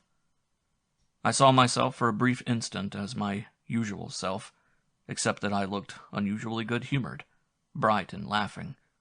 But I had scarcely had time to recognize myself before the reflection fell to pieces. A second, a third, a 10th, a 20th figure sprang from it, till the whole gigantic mirror was full of nothing but Harrys or bits of him, each of which I saw only for the instant of recognition. Some of these multitudinous Harrys were as old as I, some older, some very old. Others were young. There were youths, boys, schoolboys, scamps, children. 50-year-olds and 20-year-olds playing leapfrog, 30-year-olds and 5-year-olds, solemn and merry, worthy and comic, well-dressed and unpresentable, and even quite naked, long-haired and hairless. All were I, and all were seen for a flash, recognized and gone. They sprang from each other in all directions, left and right and into the recesses of the mirror, and clean out of it. One, an elegant young fellow, leaped laughing into Pablo's arms, and embraced him, and they went off together. And one who particularly pleased me, a good-looking and charming boy of 16 or 17 years, sprang like lightning into the corridor and began reading the notices on the doors. I went after him and found him in front of a door on which was inscribed, "All girls are yours, 1 quarter in the slot." The dear boy hurled himself forward, made a leap, and, falling headfirst into the slot himself, disappeared behind the door. Pablo, too, had vanished, so apparently had the mirror, and with it all the countless figures. I realized that I was now left to myself and to the theater, and I went with curiosity from door to door, and read on each its alluring invitation. The inscription, "Jolly hunting, great hunt in automobiles," attracted me. I opened the narrow door and stepped in. I was swept at once into a world of noise and excitement. Motor cars, some of them armored, were run through the streets chasing the pedestrians. They ran them down and either left them mangled on the ground or crushed them to death against the walls of the houses. I saw at once that it was the long-prepared, long-awaited, and long-feared war between men and machines, now at last broken out. On all sides lay dead and decomposing bodies, and on all sides, too, smashed and distorted and half-burnt motor cars. Aeroplanes circled above the frightful confusion and were being fired upon from many roofs and windows with rifles and machine guns. On every wall were wild and magnificently stirring placards, whose giant letters flamed like torches, summoning the nation to side with the men against the machines, to make an end at last of the fat and well-dressed and perfumed plutocrats who used the machines to squeeze the fat from other men's bodies, of them and their huge, fiendishly purring automobiles. Set factories afire at last, make a little room on the crippled earth, depopulate it so that the grass may grow again, and woods, meadows, heather, stream, and moor return to this world of dust and concrete. Other placards, on the other hand, in wonderful colors and magnificently phrased, warned all those who had a stake in the country and some share of prudence, in more moderate and less childish terms which testified to the remarkable cleverness and intellect of those who had composed them, against the rising tide of anarchy. They depicted, in a truly impressive way, the blessings of order and work and property and education and justice, and praised machinery as the last and most sublime invention of the human mind. With its aid, men would be equal to the gods. I studied these placards, both the red and the green, and reflected on them and marveled at them. The flaming eloquence affected me as powerfully as the compelling logic. They were right, and I stood as deeply convinced in front of one as in front of the other, a good deal disturbed all the time by the rather juicy firing that went on all round me. Well, the principal thing was clear. There was a war on, a violent, genuine, and highly sympathetic war, where there was no concern for Kaiser or Republic, for frontiers, flags or colors, and other equally decorative and theatrical matters, all nonsense at bottom, but a war in which everyone who lacked air to breathe and no longer found life exactly pleasing gave emphatic expression to his displeasure and strove to prepare the way for a general destruction of this iron-cast civilization of ours. In every eye I saw the unconcealed spark of destruction and murder, and in mine, too, these wild red roses bloomed as rank and high, and sparkled as brightly. I joined the battle joyfully. The best of all, however, was that my school friend Gustav turned up close beside me. I had lost sight of him for dozens of years, the wildest, strongest, most eager and venturesome of the friends of my childhood. I laughed in my heart as I saw him beckon me with his bright blue eyes. He beckoned, and at once I followed him joyfully. "Good Lord, Gustav," I cried happily. "Fancy seeing you again. Whatever has become of you?" "Keep quiet with your questions and chatter. I'm a professor of theology, if you want to know. But the Lord be praised there's no occasion for theology now, my boy. It's war. Come on!" He shot the driver of a small car that came snorting towards us, and leaping into it as nimbly as a monkey, brought it to a standstill for me to get in. Then we drove like the devil between bullets and crashed cars out of town and suburbs. "Are you on the side of the manufacturers?" I asked my friend. "Oh, Lord, that's a matter of taste, so we can leave it out of account. Though now you mention it, I rather think we might take the other side, since at bottom it's all the same, of course. I'm a theologian, and my professor Luther took the side of the princes and plutocrats against the peasants. So now we'll establish the balance a little. This rotten car, I hope she'll hold out another mile or two." Swift as the wind, that child of heaven, we rattled on, and reached a green and peaceful countryside many miles distant. We traversed a wide plain and then slowly climbed into the mountains. Here we made a halt on a smooth and glistening road that led in bold curves between the steep wall of rock and the low retaining wall. Far below shone the blue surface of a lake. "Lovely view," said I. "Very pretty. We'll call it the Axel Way. A good many axles of one sort or another are going to crash here, Harry, my boy, so watch out." A tall pine grew by the roadside, and among the tall branches we saw something like a little hut made of boards to serve as an outlook and point of vantage. Gustav smiled with a knowing twinkle in his blue eyes. We hurried out of the car, climbed up the trunk, and, breathing hard, concealed ourselves in the outlook post, which pleased us much.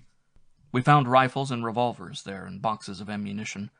We had scarcely cooled down when we heard the hoarse, imperious hoot of a large touring car from the next bend of the road. It came purring at top speed up the smooth road. Our rifles were ready in our hands. The excitement was intense. "Aim at the chauffeur," commanded Gustav quickly, just as the heavy car went by beneath us. I aimed, and fired at the chauffeur in his blue cap. The man fell in a heap. The car careened on, charged the cliff face, rebounded, attacked the lower wall furiously with all its unwieldy weight like a great bumblebee, and, tumbling over, crashed with a brief and distant report into the depths below. "Got him!" Gustav laughed. "My turn next." Another came as he spoke. There were 3 of 4 occupants packed in the back seat. From the head of a woman a bright blue veil streamed out behind. It filled me with genuine remorse. Who could say how pretty a face it might adorn? Good God! Though we did play the brigand, we might at least emulate the illustrious and spare pretty woman. Gustav, however, had already fired. The driver shuddered and collapsed. The car leaped against the perpendicular cliff, fell back and overturned, wheels uppermost. Its engine was still running and the wheels turned absurdly in the air. But suddenly, with a frightful explosion, it burst into flames. "A Ford," said Gustav. "We must get down and clear the road." We climbed down and watched the burning heap. It soon burnt out. Meanwhile, we made levers of green wood and hoisted it to the side of the road and over the wall into the abyss, where for a long time it went crashing through the undergrowth. 2 of the dead bodies had fallen out as we turned the car over and lay on the road with their clothing partly burnt. 1 wore a pretty good coat. I searched the pockets to see who he was.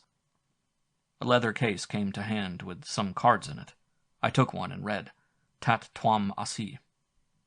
"Very witty," said Gustav. "Though, as a matter of fact, it is all one what our victims are called.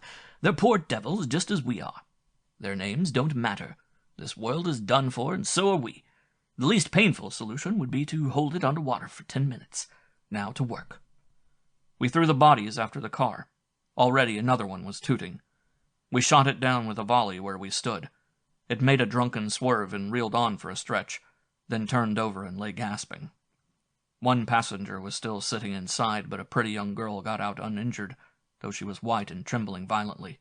We greeted her politely and offered our assistance. She was too much shaken to speak and stared at us for a while, quite dazed.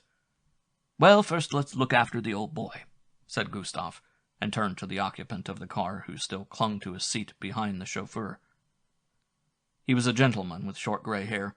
His intelligent, clear gray eyes were open, but he seemed to be seriously hurt. At least, blood flowed from his mouth, and he held his neck askew and rigid. "Allow me to introduce myself. My name is Gustav. We have taken the liberty of shooting your chauffeur. May we inquire whom we have the honor to address?" The old man looked at us coolly and sadly out of his small gray eyes. "I am the Attorney General Loring," he said slowly. "You have not only killed my poor chauffeur, but me too, I fancy. Why did you shoot on us?" "For exceeding the speed limit." "We were not traveling at more than normal speed." "What was normal yesterday is no longer normal today, Mr. Attorney General. We are of the opinion that whatever speed a motor car travels is too fast. We are destroying all motor cars and all other machines also." "Your rifles, too?" "Their turn will come. Granted, we have the time. Presumably by tomorrow or the day after we shall all be done for. You know, of course, that this part of the world was shockingly overpopulated. Well, now we are going to let in a little air." "Are you shooting everyone without distinction?" "Certainly. In many cases it may no doubt be a pity. I'm sorry, for example, about this charming young lady. Your daughter, I presume?" "No, she is my stenographer." "So much the better. And now will you please get out, or let us carry you out, as the car is to be destroyed?" "I prefer to be destroyed with it." "As you wish, but allow me to ask you one more question. You are a public prosecutor. I never could understand how a man could be a public prosecutor. You make your living by bringing other men, poor devils mostly, to trial and passing sentence on them. Isn't that so?" "It is. I do my duty. It was my office, exactly as it is the office of the hangman, to hang those whom I condemn to death. You too have assumed a like office. You kill people also." "Quite true. Only we do not kill from duty, but pleasure, or much more, rather, from displeasure and despair of the world. For this reason we find a certain amusement in killing people. Has it never amused you?" "You bore me. Be so kind as to do your work, since the conception of duty is unknown to you." He was silent and made a movement of his lips as though to spit. Only a little blood came, however, and clung to his chin. "One moment," said Gustav politely. "The conception of duty is certainly unknown to me. Now, formerly I had a great deal of official concern with it. I was a professor of theology. Besides that, I was a soldier and went through the war. What seemed to me to be duty and what the authorities and my superior officers from time to time enjoined upon me was not by any means good. I would rather have done the opposite. But granting that the conception of duty is no longer known to me, I still know the conception of guilt. Perhaps they are the same thing. And so far as a mother bore me, I am guilty. I am condemned to live. I am obliged to belong to a state, to serve as a soldier, to kill and to pay taxes for armaments. And now at this moment the guilt of life has brought me once more to the necessity of killing people as it did in the war. And this time I have no repugnance. I am resigned to the guilt. I have no objection to this stupid, congested world going to bits. I am glad to help and glad to perish with it. The public prosecutor made an effort to smile a little with his lips on which the blood had coagulated. He did not succeed very well, though the good intention was manifest. "Good," said he. "So we are colleagues. Well, as such, please do your duty." The pretty girl had meanwhile sat down by the side of the road and fainted. At this moment there was again the tooting of a car coming down the road at full speed. We drew the girl a little to one side and, standing close against the cliff, let the approaching car run into the ruins of the other. The brakes were applied violently, and the car reared up in the air. It came to a standstill undamaged. We seized our rifles and quickly had the newcomers covered. "Get out!" commanded Gustav. "Hands up!" 3 men got out of the car and obediently held up their hands. "Is any one of you a doctor?" Gustav asked. They shook their heads. "Then be so good as to remove this gentleman. He is seriously hurt. Take him in your car to the nearest town. Forward, and get on with it." The old gentleman was soon lying in the other car. Gustav gave the word, and off they went. The stenographer meanwhile had come to herself and had been watching these proceedings. I was glad we had made so fair a prize. "Madam," said Gustav, "you have lost your employer. I hope you are not bound to the old gentleman by other ties. You are now in my service, so be our good comrade. So much for that. And now time presses. It will be uncomfortable here before long. Can you climb, madam? Yes? Then go ahead, and we'll help you up between us." We all climbed up to our hut in the tree as fast as we could. The lady did not feel very well up there, but we gave her some brandy, and she was soon so much recovered that she was able to admire the wonderful view over lake and mountains, and to tell us also that her name was Dora. Immediately after this there was another car below us. It steered carefully past the overturned one without stopping and then gathered speed. "Poltroon!" laughed Gustav and shot the driver. The car zigzagged, and dashing into the wall, stove it in, and hung suspended over the abyss. "Dora," I said, "can you use firearms?" She could not, but we taught her how to load. She was clumsy at first, and hurt her finger and cried and wanted court plaster. But Gustav told her it was war, and that she must show her courage. Then it went better. "But what's going to become of us?" she asked. "Don't know," said Gustav. "My friend Harry is fond of pretty girls. He'll look after you." "But the police and the soldiers will come and kill us." "There aren't any police and such like any more. We can choose, Dora. Either we stay quietly up here and shoot down every car that tries to pass, or else we can take a car and drive off in it and let others shoot at us. It's all the same which side we take. I'm for staying here." And now there was the loud tooting of another car beneath us. It was soon accounted for and lay there wheels uppermost. Gustav smiled. "Yes, there are indeed too many men in the world. In earlier days it wasn't so noticeable, but now that everyone wants air to breathe and a car to drive as well, one does notice it. Of course, what we are doing isn't rational. It's childishness, just as war is childishness on a gigantic scale. In time, mankind will learn to keep its numbers in check by rational means. Meanwhile, we are meeting an intolerable situation in a rather irrational way. However, the principle's correct. We eliminate." "Yes," said I. "What we are doing is probably mad, and probably it is good and necessary all the same. It is not a good thing when man overstrains his reason and tries to reduce to rational order matters that are not susceptible of rational treatment. Then there arise ideals such as these of the Americans or of the Bolsheviks. Both are extraordinarily rational, and both lead to a frightful oppression and impoverishment of life, because they simplify it so crudely. The likeness of man, once a high ideal, is in process of becoming a machine-made article. It is for madmen like us, perhaps, to ennoble it again." With a laugh, Gustav replied, "You talk like a book, my boy. It is a pleasure and a privilege to drink at such a fount of wisdom, and perhaps there is even something in what you say. But now kindly reload your piece. You are rather too dreamy for my taste. Any moment may bring a few buck, and we cannot kill them with philosophy. We must have ball in our barrels." A car came and was dropped at once. The road was blocked. A survivor, a stout, red-faced man, gesticulated wildly over the ruins. Then he stared up and down, and, discovering our hiding place, came for us, bellowing and shooting up at us with a revolver. "Get off with you, or I'll shoot!" Gustav shouted down. The man took aim at him and fired again. Then we shot him. After this, 2 more came and were bagged. Then the road was silent and deserted. Apparently the news had got about that it was dangerous. We had time to enjoy the beauty of the view. On the far side of the lake a small town lay in the valley. Smoke rose from it, and soon we saw fire leaping from roof to roof. Shooting could be heard. Dora cried a little, and I stroked her wet cheeks. "Have we all got to die, then?" she asked. There was no reply. Meanwhile, a man on foot went past below.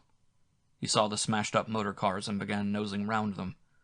Leaning over into one of them, he pulled out a gay parasol, a lady's handbag, and a bottle of wine. Then he sat down contentedly on the walk, took a drink from the bottle, and ate something wrapped in tinfoil out of the handbag. After emptying the bottle, he went on, well pleased, with the parasol clasped under his arm. And I said to Gustav, "Could you find it in you to shoot at this good fellow and make a hole in his head? God knows I couldn't." "You're not asked to," my friend growled. But he did not feel very comfortable either. We had no sooner caught sight of a man whose behavior was harmless and peaceable and childlike, and who was still in a state of innocence, than all our praiseworthy and most necessary activities became stupid and repulsive. Pah! All that blood. We were ashamed of ourselves. But in the war there must have been generals even who felt the same. "Don't let us stay here any longer," Dora implored. "Let's go down. We are sure to find something to eat in the cars. Aren't you hungry, you Bolsheviks?" Down in the burning town the bells began to peal with a wild terror. We set ourselves to climb down. As I helped Dora to climb over the breastwork, I kissed her knee. She laughed aloud, and then the planks gave way, and we both fell into vacancy. Harry Haller's Records, Part 6. Once more I stood in the round corridor, still excited by the hunting adventure, and everywhere on all the countless doors were the alluring inscriptions: Mutabor, transformation into any animal or plant you please. Kama Sutram, instruction in the Indian arts of love, course for beginners, 42 different methods and practices. Delightful suicide, you laugh yourself to bits. Do you want to be all spirit? The wisdom of the East. Downfall of the West, moderate prices, never surpassed. Compendium of art, transformation from time into space by means of music. Laughing tears, cabinet of humor. Solitude made easy, complete substitute for all forms of sociability. The series of inscriptions was endless. One was, guidance in the building up of the personality, success guaranteed. This seemed to me to be worth looking into, and I went in at this door. I found myself in a quiet twilit room, where a man with something like a large chessboard in front of him sat in Eastern fashion on the floor. At first glance I thought it was friend Pablo. He wore at any rate a similar gorgeous silk jacket and had the same dark and shining eyes. "Are you Pablo?" I asked. "I am not anybody," he replied amiably. "We have no names here, and we are not anybody. I am a chess player. Do you wish for instruction in the building up of the personality?" "Yes, please." "Then be so kind as to place a few dozen of your pieces at my disposal." "My pieces?" "Of the pieces into which you saw your so-called personality broken up. I can't play without pieces." He held a glass up to me, and again I saw the unity of my personality broken up into many selves, whose number seemed even to have increased. The pieces were now, however, very small, about the size of chessmen. The player took a dozen or so of them in his sure and quiet fingers, and placed them on the ground near the board. As he did so, he began to speak in the monotonous way of one who goes through a recitation or reading that he has often gone through before. "The mistaken unhappy notion that a man is an enduring unity is known to you. It is also known to you that man consists of a multitude of souls, of numerous selves. The separation of the unity of the personality into these numerous pieces passes for madness. Science has invented the name schizomania for it. Science is in this, so far as no multiplicity may be dealt with unless there be a series, a certain order and grouping. It is wrong in so far as it holds that one only and binding and lifelong order is possible for the multiplicity of subordinate cells. This error of science has many unpleasant consequences, and the single advantage of simplifying the work of the state-appointed pastors and masters and saving them the labors of original thought. In consequence of this error, many persons pass for normal, and indeed for highly valuable members of society who are incurably mad, and many, on the other hand, are looking upon as mad who are geniuses. Hence it is that we supplement the imperfect psychology of science by the conception that we call the art of building up the soul. We demonstrate to anyone whose soul has fallen to pieces that he can rearrange these pieces of a previous self in what order he pleases, and so attain to an endless multiplicity of moves in the game of life. As the playwright shapes a drama from a handful of characters, so do we from the pieces of the disintegrated self build up ever new groups, with ever new interplay and suspense, and new situations that are eternally inexhaustible. Look. With the sure and silent touch of his clever fingers he took hold of my pieces. All the old men and young men and children and women, cheerful and sad, strong and weak, nimble and clumsy, and swiftly arranged them on his board for a game. At once they formed themselves into groups and families, games and battles, friendships and enmities, making a small world. For a while he let this lively and yet orderly world go through its evolutions before my enraptured eyes and play and strife, making treaties and fighting battles, wooing, marrying, and multiplying. It was indeed a crowded stage, a moving, breathless drama. Then he passed his hand swiftly over the board and gently swept all the pieces into a heap, and meditatively, with an artist's skill, made up a new game of the same pieces, with quite other groupings, relationships, and entanglements. The second game had an affinity with the first.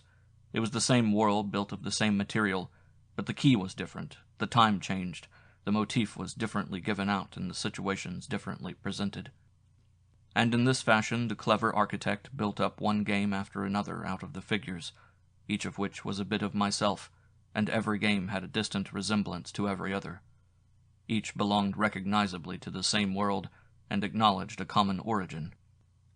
Yet each was entirely new. "This is the art of life," he said dreamily. "You may find yourself as an artist developing the game of your life and lend it animation. You may complicate and enrich it as you please. It lies in your hands. Just as madness, in a higher sense, is the beginning of all wisdom, so is schizomania the beginning of all art and all fantasy. Even learned men have come to a partial recognition of this, as may be gathered, for example, from Prince Wonderhorn, that enchanting book in which the industry and pains of a man of learning, with the assistance of the genius of a number of madmen and artists shut up as such, are immortalized. Here, take your little pieces away with you. The game will often give you pleasure. The piece that today grew to the proportions of an intolerable bugbear, you will degrade tomorrow to a mere lay figure. The luckless Cinderella will in the next game be the princess. I wish you much pleasure, my dear sir." I bowed low in gratitude to the gifted chess player, put the little pieces in my pocket, and withdrew through the narrow door. My real intention was to seat myself at once on the floor in the corridor, and play the game for hours, for whole eternities. But I was no sooner in the bright light of the circular theater passage than a new and irresistible current carried me along. A dazzling poster flashed before my eyes.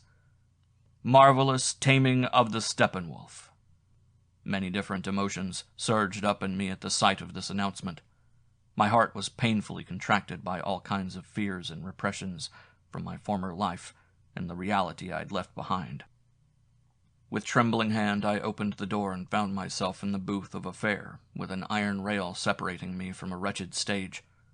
On the stage I saw an animal tamer, a cheap-jack gentleman with a pompous air, who, in spite of a large mustache, exuberantly muscular biceps, and his absurd circus get-up, had a malicious and decidedly unpleasant resemblance to myself. The strong man led on a leash like a dog, lamentable sight, a large, beautiful, but terribly emaciated wolf, whose eyes were cowed and furtive, and it was as disgusting as it was intriguing, as horrible as it was all the same secretly entertaining to see this brutal tamer of animals put the noble and yet so ignominiously obedient beast of prey through a series of tricks and sensational turns. At any rate, the man, my diabolically distorted double, had his wolf marvelously broken.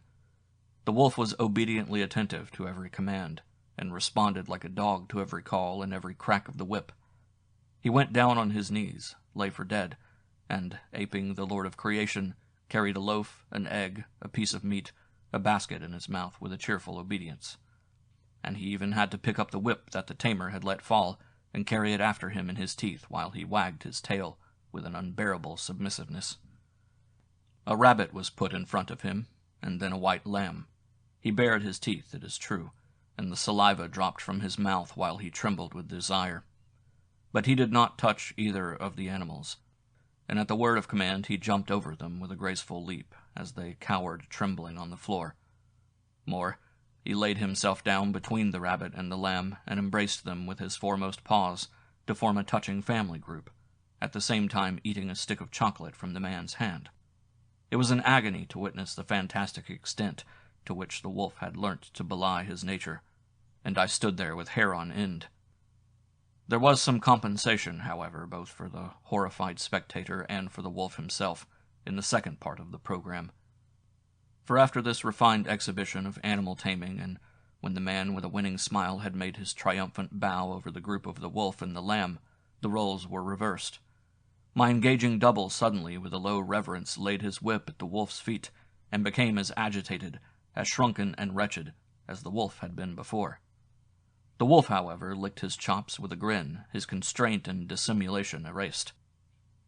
His eyes kindled, his whole body was taut, and showed the joy he felt at recovering his wild nature. And now the wolf commanded, and the man obeyed.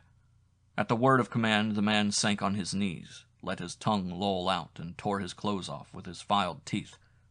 He went on 2 feet or all fours just as the wolf ordered him, played the human being, lay for dead, let the wolf ride on his back, and carried the whip after him.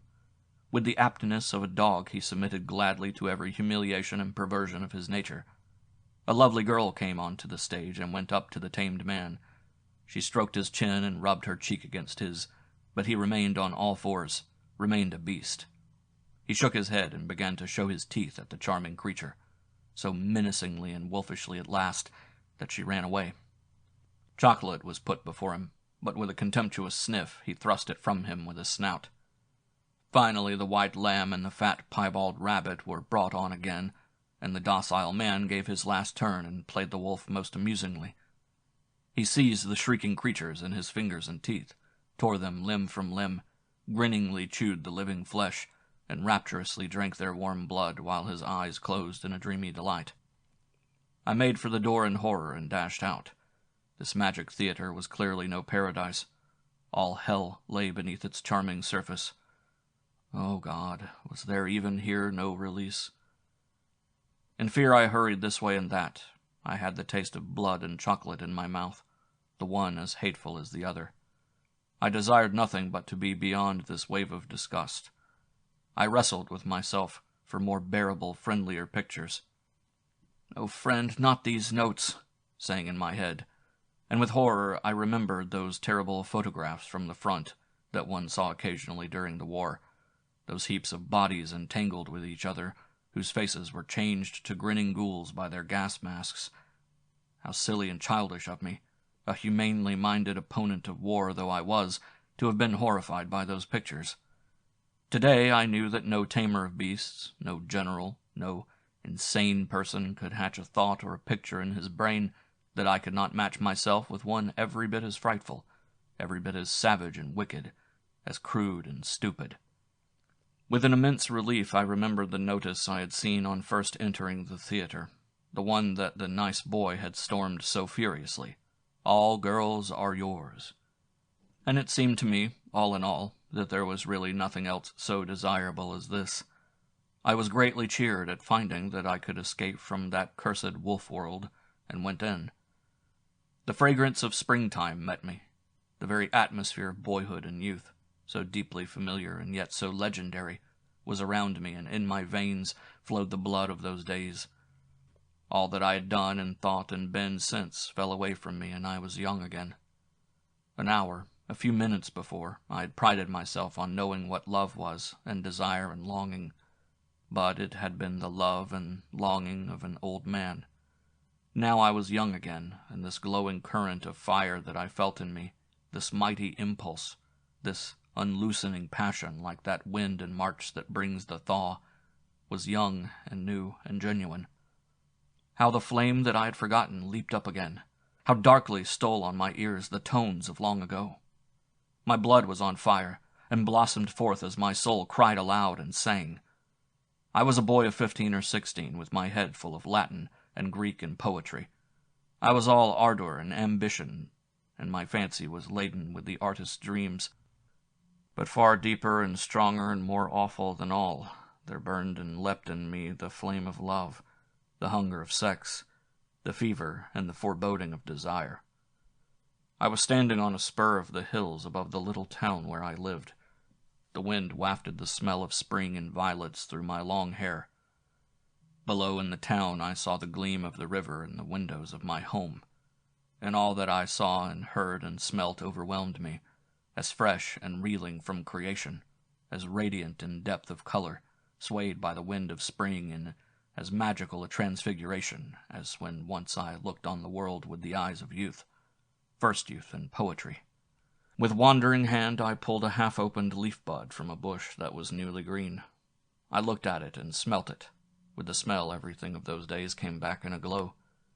And then I had put it between my lips, lips that no girl had ever kissed, and began playfully to bite it.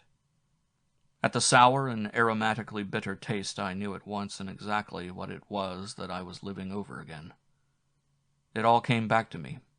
I was living again an hour of the last few years of my boyhood, a Sunday afternoon in early spring, the day that, on a lonely walk, I met Rosa Kreisler and greeted her so shyly and fell in love with her so madly. She came that day, alone and dreamingly up the hill towards me. She had not seen me, and the sight of her approaching filled me with apprehension and suspense. I saw her hair, tied in two thick plaits, with loose strands on either side, her cheeks blown by the wind. I saw for the first time in my life how beautiful she was, and how beautiful and dreamlike the play of the wind in her delicate hair, how beautiful and provocative the fall of her thin blue dress over her young limbs. And just as the bitter spice of the chewed bud coursed through me with the whole dread pleasure and pain of spring, so the sight of the girl filled me with the whole deadly foreboding of love, the foreboding of woman. In that moment was contained the shock and the forewarning of enormous possibilities and promises, nameless delight, unthinkable bewilderments, anguish, suffering, release to the innermost and deepest guilt. Oh, how sharp was the bitter taste of spring on my tongue, and how the wind streamed playfully through the loose hair beside her rosy cheeks. She was close now. She looked up and recognized me. For a moment she blushed a little and looked aside, but when I took off my school cap she was self-possessed at once, and, raising her head, returned my greeting with a smile that was quite grown up. Then, entirely mistress of the situation, she went slowly on, in a halo of the 1,000 wishes, hopes, and adorations that I sent after her. So it had once been on a Sunday 35 years before, and all that had been then came back to me in this instant. Hill and town, March wind and buddy taste, Rosa and her brown hair, the welling up of desire and the sweet suffocation of anguish. All was as it was then, and it seemed to me that I had never in my life loved as I loved Rosa that day. But this time it was given me to greet her otherwise than on that occasion. I saw her blush when she recognized me, and the pains she took to conceal it, and I knew at once that she had a liking for me, and that this encounter meant the same for her as for me. And this time, instead of standing ceremoniously cap in hand till she had gone by, I did, in spite of anguish bordering on obsession, what my blood bade me do. I cried, "Rosa, thank God you've come, you beautiful, beautiful girl. I love you so dearly." It was not perhaps the most brilliant of all things that might have been said at this moment, but there was no need for brilliance, and it was enough and more. Rosa did not put on her grown-up air, and she did not go on. She stopped and looked at me, and Growing even redder than before, she said, "Heaven be praised, Harry. Do you really like me?"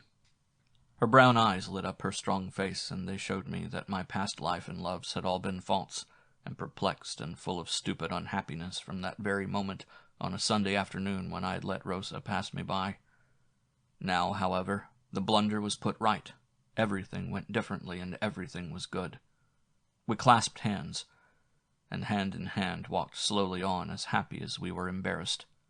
We did not know what to do or to say, so we began to walk faster from embarrassment, and then broke into a run, and ran till we lost our breath and had to stand still. But we did not let go of our hands. We were both still children, and did not know quite what to do with each other. That Sunday we did not even kiss, but we were immeasurably happy. We stood to get our breath. We sat on the grass, and I stroked her hand while she passed the other one shyly over my hair. And then we got up again and tried to measure which of us was the taller. In reality, I was the taller by a finger's breadth, but I would not have it so. I maintained that we were of exactly the same height, and that God had designed us for each other, and that later on we would marry. Then Rosa said that she smelt violets, and we knelt in the short spring grass and looked for them, and found a few with short stalks, and I gave her mine, and she gave me hers, and as it was getting chill and the sun slanted low over the cliffs, Rosa said that she must go home. At this we both became very sad, for I dared not accompany her. But now we shared a secret, and it was our dearest possession. I stayed behind on the cliffs, and lying down with my face over the edge of the sheer descent, I looked down over the town and watched for her sweet little figure to appear far below, and saw it past the spring and over the bridge. And now I knew that she had reached her home and was going from room to room, and I lay up there far away from her. But there was a bond between her and me. The same current ran in both of us, and a secret passed to and fro. We saw each other again here and there all through this spring, sometimes on the cliffs, sometimes over the garden hedge. And when the elder began to bloom, we gave each other the first shy kiss. It was little that children like us had to give each other, and our kiss lacked warmth and fullness. I scarcely ventured to touch the strands of her hair about her ears, but all the love and all the joy that was in us were ours. It was a shy emotion, and the troth we plighted was still unripe, but this timid waiting on each other taught us a new happiness. We climbed one little step up on the ladder of love, and thus, beginning from Rosa and the violets, I lived again through all the loves of my life, but under happier stars.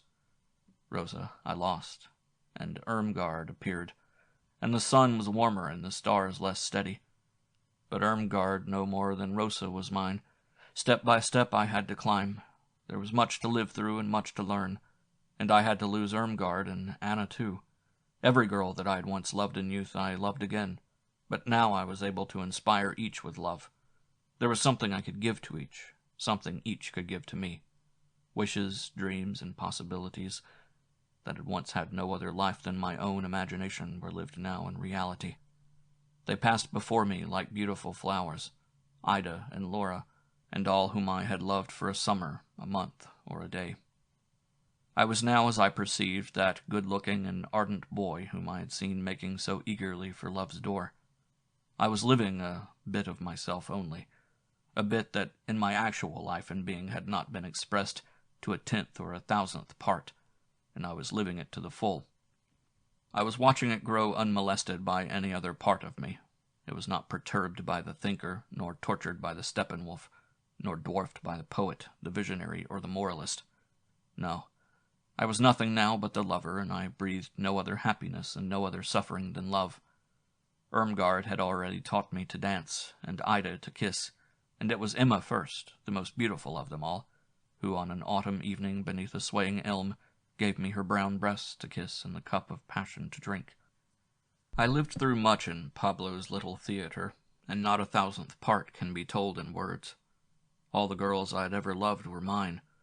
Each gave me what she alone had to give, and to each I gave what she alone knew how to take. Much love, much happiness, much indulgence, and much bewilderment too, and suffering fell to my share. All the love that I had missed in my life bloomed magically in my garden during this hour of dreams. There were chaste and tender blooms, garish ones that blazed, dark ones swiftly fading.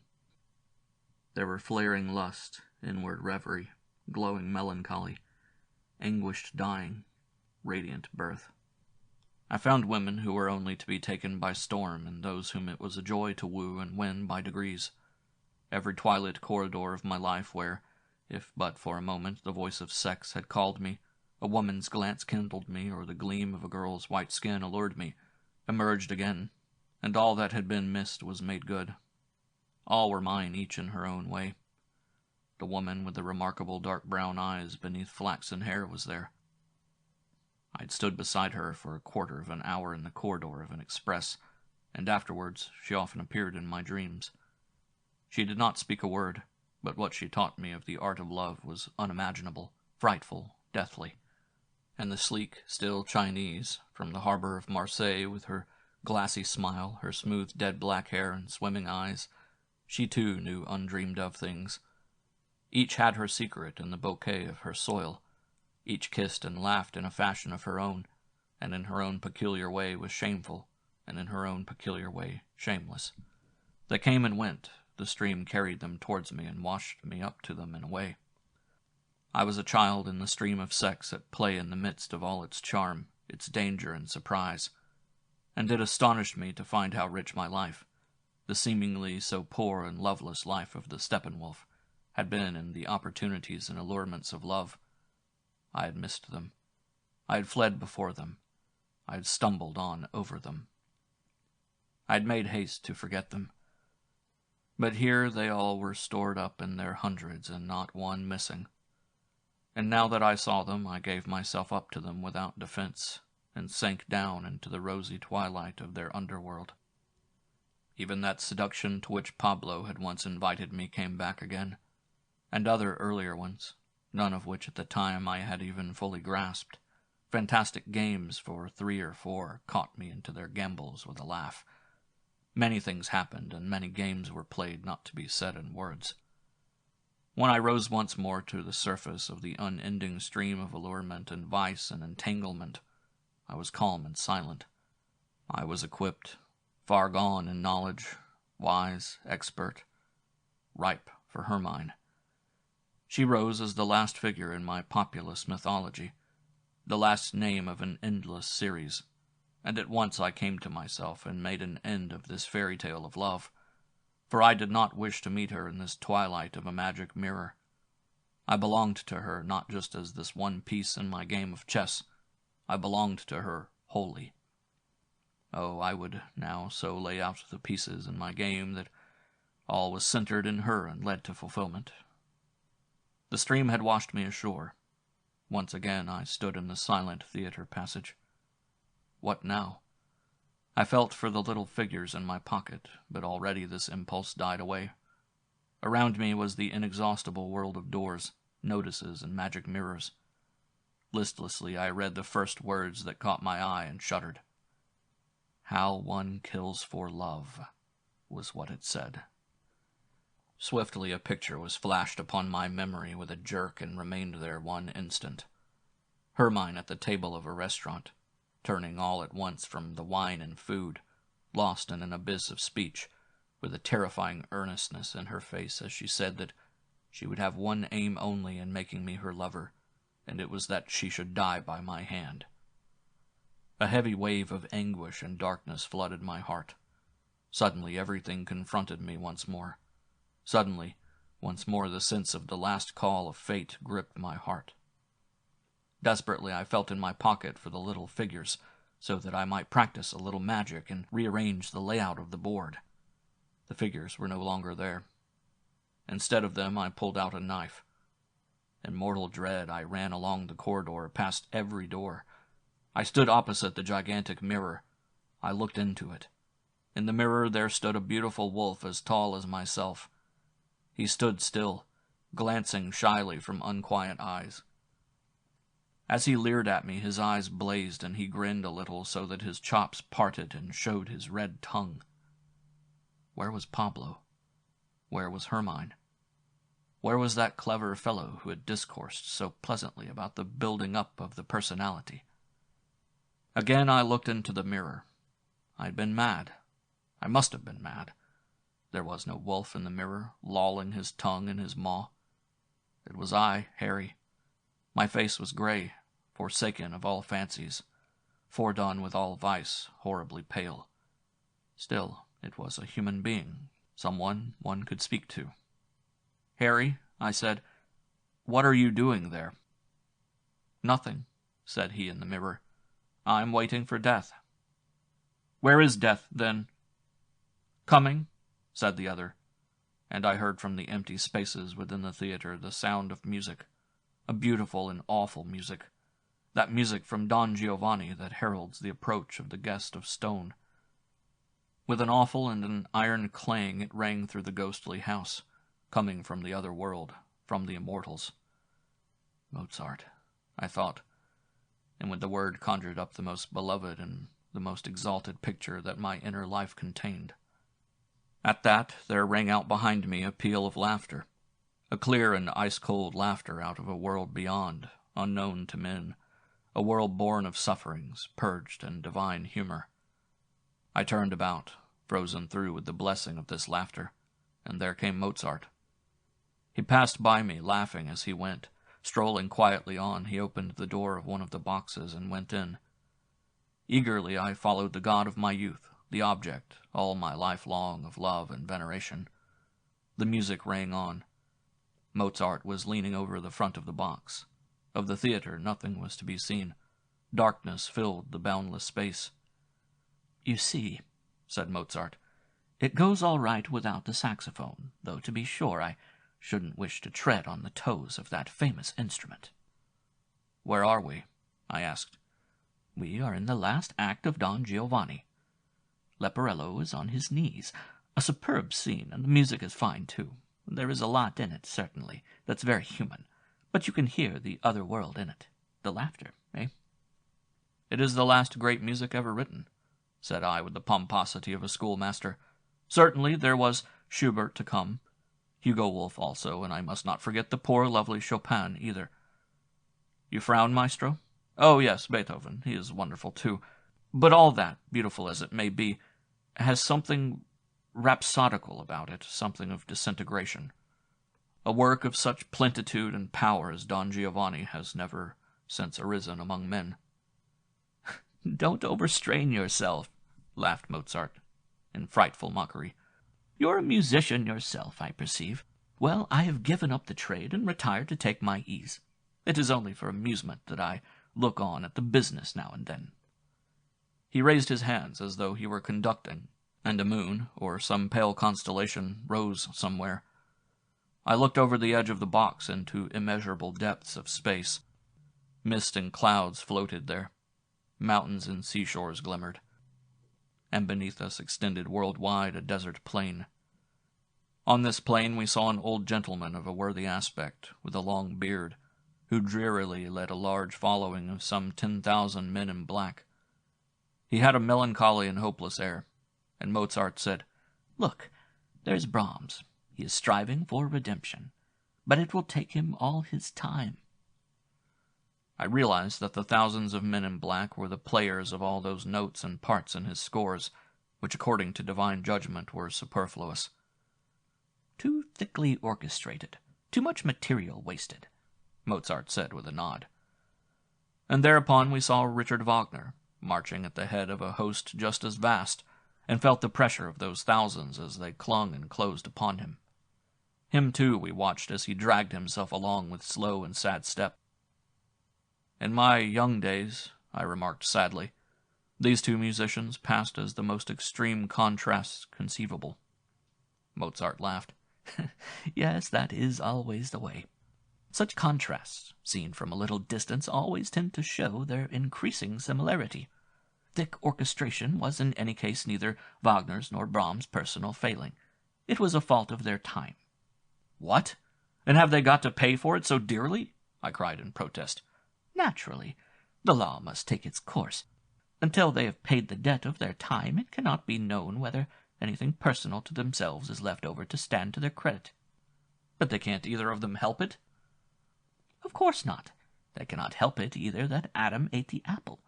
but they have to pay for it all the same. But that is frightful. Certainly, life is always frightful. We cannot help it, and we are responsible all the same. One's born, and at once one is guilty. You must have had a remarkable sort of religious education if you did not know that. I was now thoroughly miserable. I saw myself as a dead, weary pilgrim, dragging myself across the desert of the other world, laden with the many superfluous books I had written, and all the articles and feuilletons, followed by the army of compositors who had had the type to set up, by the army of readers who had had it all to swallow. My God! And over and above it all there was Adam and the apple, and the whole of original sin. All this, then, was to be paid for in endless purgatory, and only then could the question arise whether behind all that there was anything personal, anything of my own, left over, or whether all that I had done and all its consequences were merely the empty foam of the sea and a meaningless ripple in the flow of what was over and done. Mozart laughed aloud when he saw my long face. He turned a somersault in the air for laughter's sake and played trills with his heels. At the same time he shouted at me. "Hey, my young man, you're biting your tongue, man, with a gripe in your lung, man. You think of your readers, those carrion feeders, and all your typesetters, those wretched abettors and saber wetters. You dragon, you make me laugh till I shake me and burst the stitches of my breeches. Oh, heart of a gull, with printer's ink dull, and soul sorrowful, a candle I'll leave you, and if that'll relieve you, betittled, betattled, spectacled, and shackled, and pitifully snagged, and by the tail wagged, with shilly and shally no more shall you dally. For the devil, I pray, will bear you away, and slice you and splice you till that shall suffice you, for your writings and rotten plagiarizings ill-gotten." This, however, was too much for me. Anger left me no time for melancholy. I caught hold of Mozart by the pigtail, and off he flew. The pigtail grew longer and longer, like the tail of a comet, and I was whirled along at the end of it. The devil! But it was cold in this world we traversed. These immortals put up with a rarefied and glacial atmosphere. But it was delightful all the same, this icy air. I could tell that, even in the brief moment that elapsed before I lost my senses. A bitter, sharp, and steel-bright, icy gaiety coursed through me, and a desire to laugh as shrilly and wildly and unearthly as Mozart had done. But then breath and consciousness failed me. When I came to myself, I was bewildered and done up. The white light of the corridor shone in the polished floor. I was not among the immortals, not yet. I was still, as ever, on this side of the riddle of suffering, of wolfmen and torturing complexities. I had found no happy spot, no endurable resting place. There must be an end of it. In the great mirror, Harry stood opposite me. He did not appear to be very flourishing. His appearance was much the same as on that night when he visited the professor and sat through the dance at the Black Eagle. But that was far behind, years, centuries behind. He had grown older. He had learnt to dance. He had visited the Magic Theatre. He had heard Mozart laugh. Dancing and women and knives had no more terrors for him. Even those who have average gifts, given a few 100 years, come to maturity. I looked for a long time at Harry in the looking-glass. I still knew him well enough, and he still bore a faint resemblance to the boy of 15 who, one Sunday in March, had met Rosa on the cliffs and taken off his school-cap to her. And yet he had grown a few centuries older since then. He had pursued philosophy and music, and had had his fill of war, and his Elsasser at the still helmet, and discussed Krishna with men of honest learning. He had loved Erica and Maria, and had been Hermann's friend, and shot down motor cars, and slept with the sleek Chinese, and encountered Mozart and Goethe, and made sundry holes in the webs of time and rents in reality's disguise, though it held him a prisoner still. And suppose he had lost his pretty chessmen again, still he had a fine blade in his pocket. On then, old Harry, old wary loon. Bah, the devil!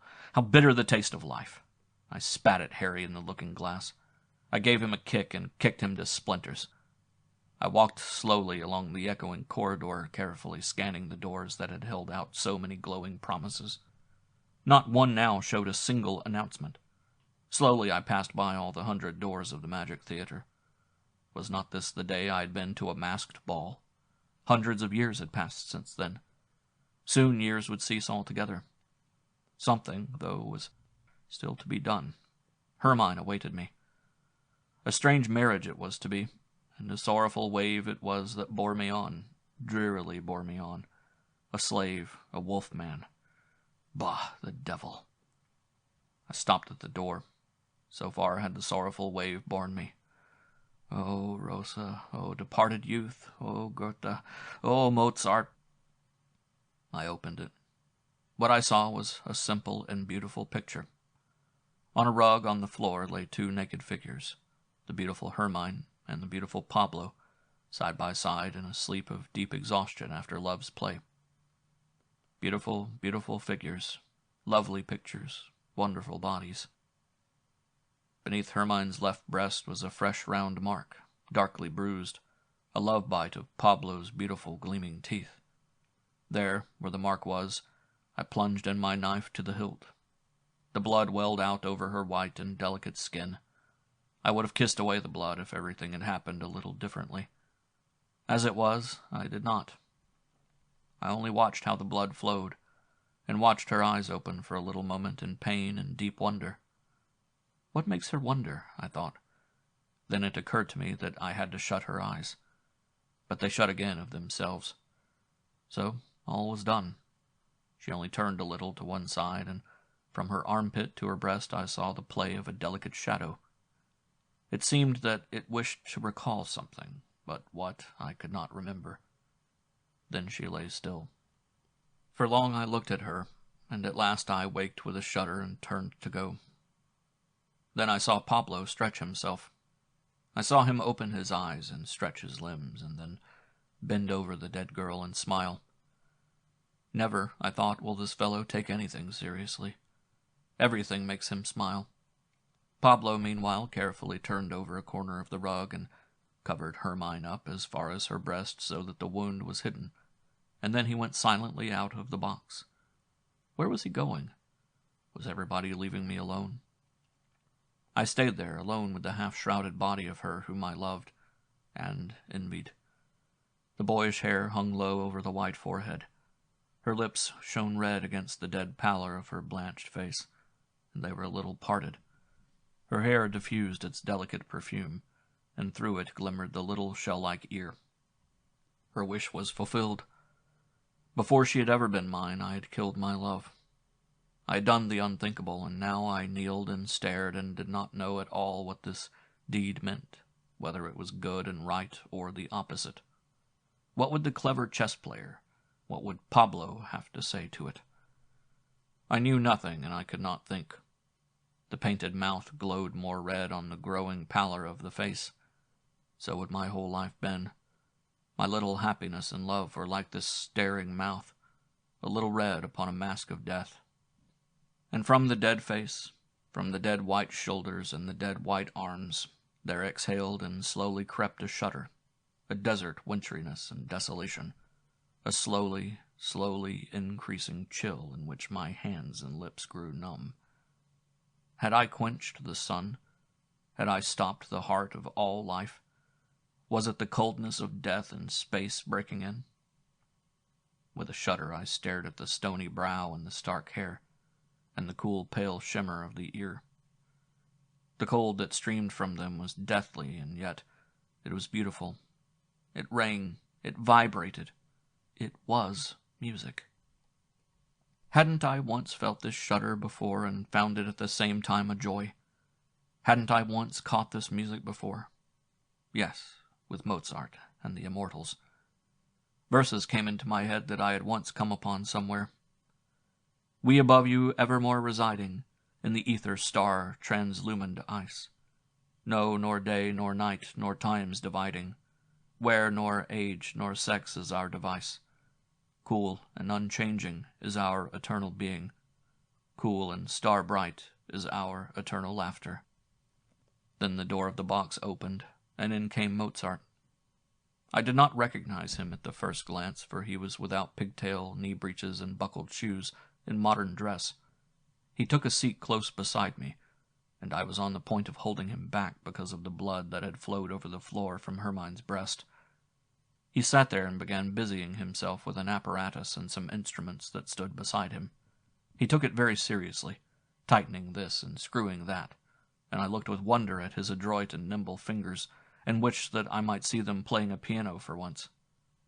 I watched him thoughtfully, or in a reverie rather, lost in admiration of his beautiful and skillful hands, warmed too by the sense of his presence and a little apprehensive as well. Of what he was actually doing and of what it was that he screwed and manipulated, I took no heed whatever. I soon found, however, that he had fixed up a wireless set and put it in going order, and now he inserted the loudspeaker and said, "Munich calling, Concerto Grosso in F major of Handel." At once, to my indescribable astonishment and horror, the devilish metal funnel spat out, without more ado, its mixture of bronchial slime and chewed rubber, that noise that possessors of gramophones and wireless sets are prevailed upon to call music. And behind the slime and the croaking there was, sure enough, like an old master beneath a layer of dirt, the noble outline of that divine music. I could distinguish the majestic structure, and the deep wide breath, and the full broad bowing of the strings. "My God," I cried in horror, "what are you doing, Mozart? Do you really mean to inflict this mess on me and yourself? This triumph of our day? The last victorious weapon in the war of extermination against art? Must this be, Mozart?" How the uncomfortable man laughed, and what a cold and eerie laugh! It was noiseless, and yet everything went to smithereens in it. He marked my torment with deep satisfaction while he bent over the cursed screws and attended to the metal trumpet. Laughing still, he let the distorted, the murdered and murderous music ooze out and on, and laughing still, he replied, "Please, no pathos, my friend. Anyway, did you observe the ritardando? An inspiration, eh? Yes. And now, you tolerant man, let the sense of this ritardando touch you. Do you hear the basses? They stride like gods. And let this inspiration of old Handel penetrate your restless heart and give it peace. Just listen, you poor creature. Listen without either pathos or mockery, while far away behind the veil of this hopelessly idiotic and ridiculous apparatus, the form of this divine music passes by. Pay attention, and you will learn something. Observe what this crazy-speaking trumpet, apparently the most stupid, the most useless, the most damnable thing that the world contains, contrives to do. It takes hold of some music, played where you please, without distinction or discretion, lamentably distorted to boot, and chucks it into space, to land where it has no business to be. And yet, after all this, it cannot destroy the original spirit of the music. It can only, however it may meddle and mar, lay its senseless mechanism at its feet. Listen, then, you poor thing. Listen well. You have need of it. And now you hear not only a Handel who, disfigured by wireless, is all the same, in this most ghastly of disguises, still divine. You hear as well, and you observe, most worthy sir, a most admirable symbol of all life. When you listen to wireless, you are a witness of the everlasting war between idea and appearance, between time and eternity, between the human and the divine. Exactly, my dear sir, as the wireless for 10 minutes together projects the most lovely music without regard into the most impossible places, into the snug drawing-rooms and the attics, and into the midst of chattering, guzzling, yawning, and sleeping listeners, and exactly as it strips this music of its sensuous beauty, spoils and scratches and beslimes it, and yet cannot altogether destroy its spirit, just so does life, the so-called reality, deal with the sublime picture-play of the world, and make a hurly-burly of it. It makes its unappetizing tone slime of the most magical orchestral music. Everywhere it obtrudes its mechanism, its activity, its dreary exigencies, and vanity between the ideal and the real, between orchestra and ear.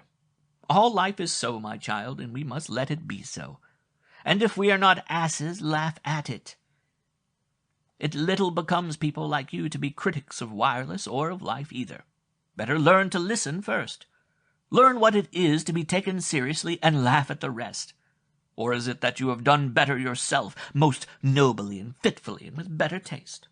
Oh, no, Mr. Harry, you have not. You have made a frightful history of disease out of your life, and a misfortune of your gifts. And you have, as I see, found no better use for so pretty, so enchanting a young lady than to stick a knife into her body and destroy her. Was that right, do you think?" "Right?" I cried in despair. "No! My God, everything is so false, so hellishly stupid and wrong.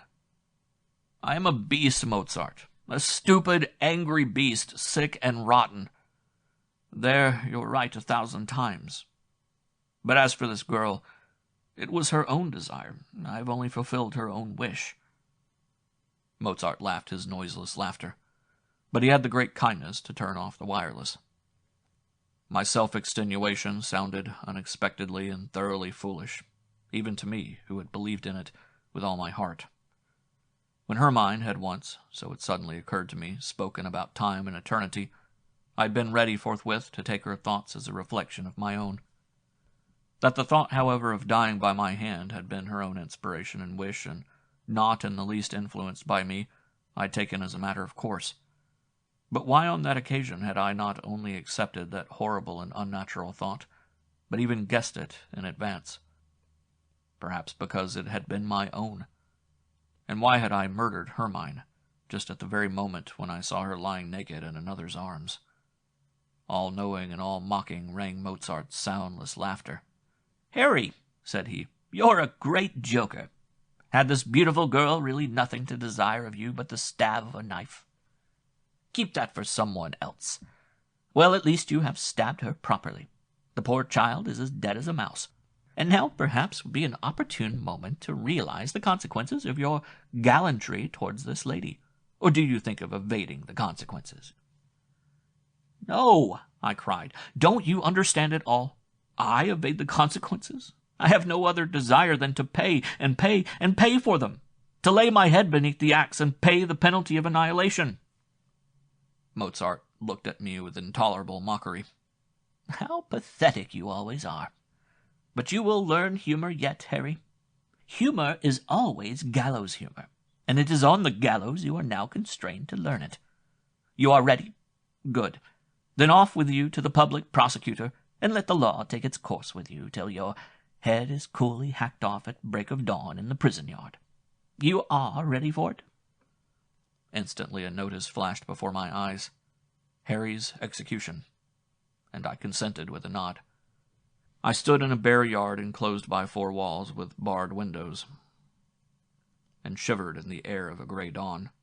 There were a dozen gentlemen there in morning coats and gowns, and a newly erected guillotine. My heart was contracted with misery and dread, but I was ready and acquiescent.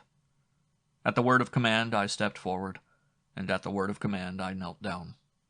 The public prosecutor removed his cap and cleared his throat, and all the other gentlemen cleared their throats. He unfolded an official document and held it before him and read out. "Gentlemen, there stands before you Harry Haller, accused and found guilty of the willful misuse of our magic theatre.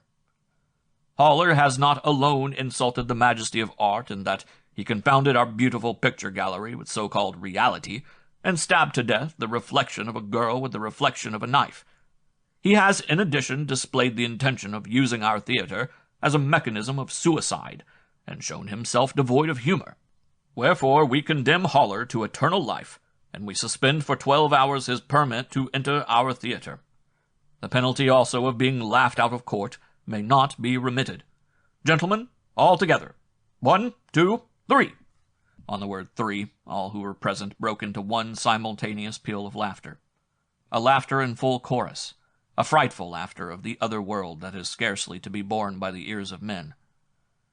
When I came to myself again, Mozart was sitting beside me as before.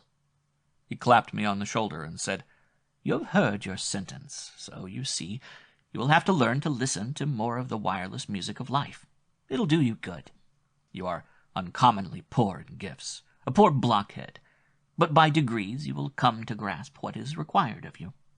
You've got to learn to laugh. That will be required of you. You must apprehend the humor of life. It's gallows humor. But of course you are ready for everything in the world except what will be required of you. You are ready to stab girls to death. You are ready to be executed with all solemnity.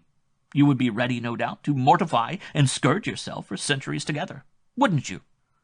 "Oh, yes, ready with all my heart," I cried in my misery. "Of course. When it's a question of anything stupid and pathetic and devoid of humor or wit, you're the man, you tragedian. Well, I am not. I don't care a fig for all your romantics of atonement. You wanted to be executed, and to have your head chopped off, you berserker. For this imbecile ideal you would suffer death 10 times over. You are willing to die, you coward, but not to live. The devil, but you shall live. It would serve you right if you were condemned to the severest of penalties." "Oh, and what would that be?" "We might, for example, restore this girl to life again and marry you to her." "No, I should not be ready for that. It would bring unhappiness." "As if there were not enough unhappiness in all you have designed already. However, enough of pathos and death-dealing. It is time to come to your senses. You are to live, and you are to learn to laugh. You are to listen to life's wireless music and to reverence the spirit behind it, and to laugh at the bim-bim in it. So there you are. More will not be asked of you." Gently from behind clenched teeth, I asked, "And if I do not submit? And if I deny your right, Mozart, to interfere with the Steppenwolf and to meddle in his destiny?"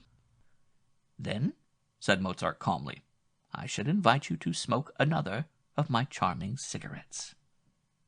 And as he spoke and conjured up a cigarette from his waistcoat pocket and offered it me, he was suddenly Mozart no longer. It was my friend Pablo looking warmly at me out of his dark, exotic eyes, and like the man who had taught me to play chess with the little figures as a twin. "Pablo!" I cried with a convulsive start. "Pablo, where are we?" "We are in my magic theater," he said with a smile. "And if you wish at any time to learn the tango, or to be a general, or to have a talk with Alexander the Great, it is always at your service. But I'm bound to say, Harry, you have disappointed me a little. You forgot yourself badly. You broke through the humor of my little theater and tried to make a mess of it, stabbing with knives and spattering our pretty picture world with the mud of reality. That was not pretty of you. I hope at least you did it from jealousy when you saw Hermann and me lying there. Unfortunately, you did not know what to do with this figure. I thought you had learnt the game better. Well, you will do better next time." He took Hermann, who had once shrank in his fingers to the dimensions of a toy figure, and put her in the very same waistcoat pocket from which he had taken the cigarette. Its sweet and heavy smoke diffused a pleasant aroma. I was utterly done up and ready to sleep for a year. I understood it all. I understood Pablo. I understood Mozart. And somewhere behind me I heard his ghastly laughter. I knew that all the 100,000 pieces of life's game were in my pocket. A glimpse of its meaning had stirred my reason, and I was determined to begin the game afresh. I would sample its tortures once more, and shudder again at its senselessness. I would traverse not once more, but often, the hell of my inner being. One day I would be a better hand at the game. One day I would learn how to laugh. Pablo was waiting for me. And Mozart too.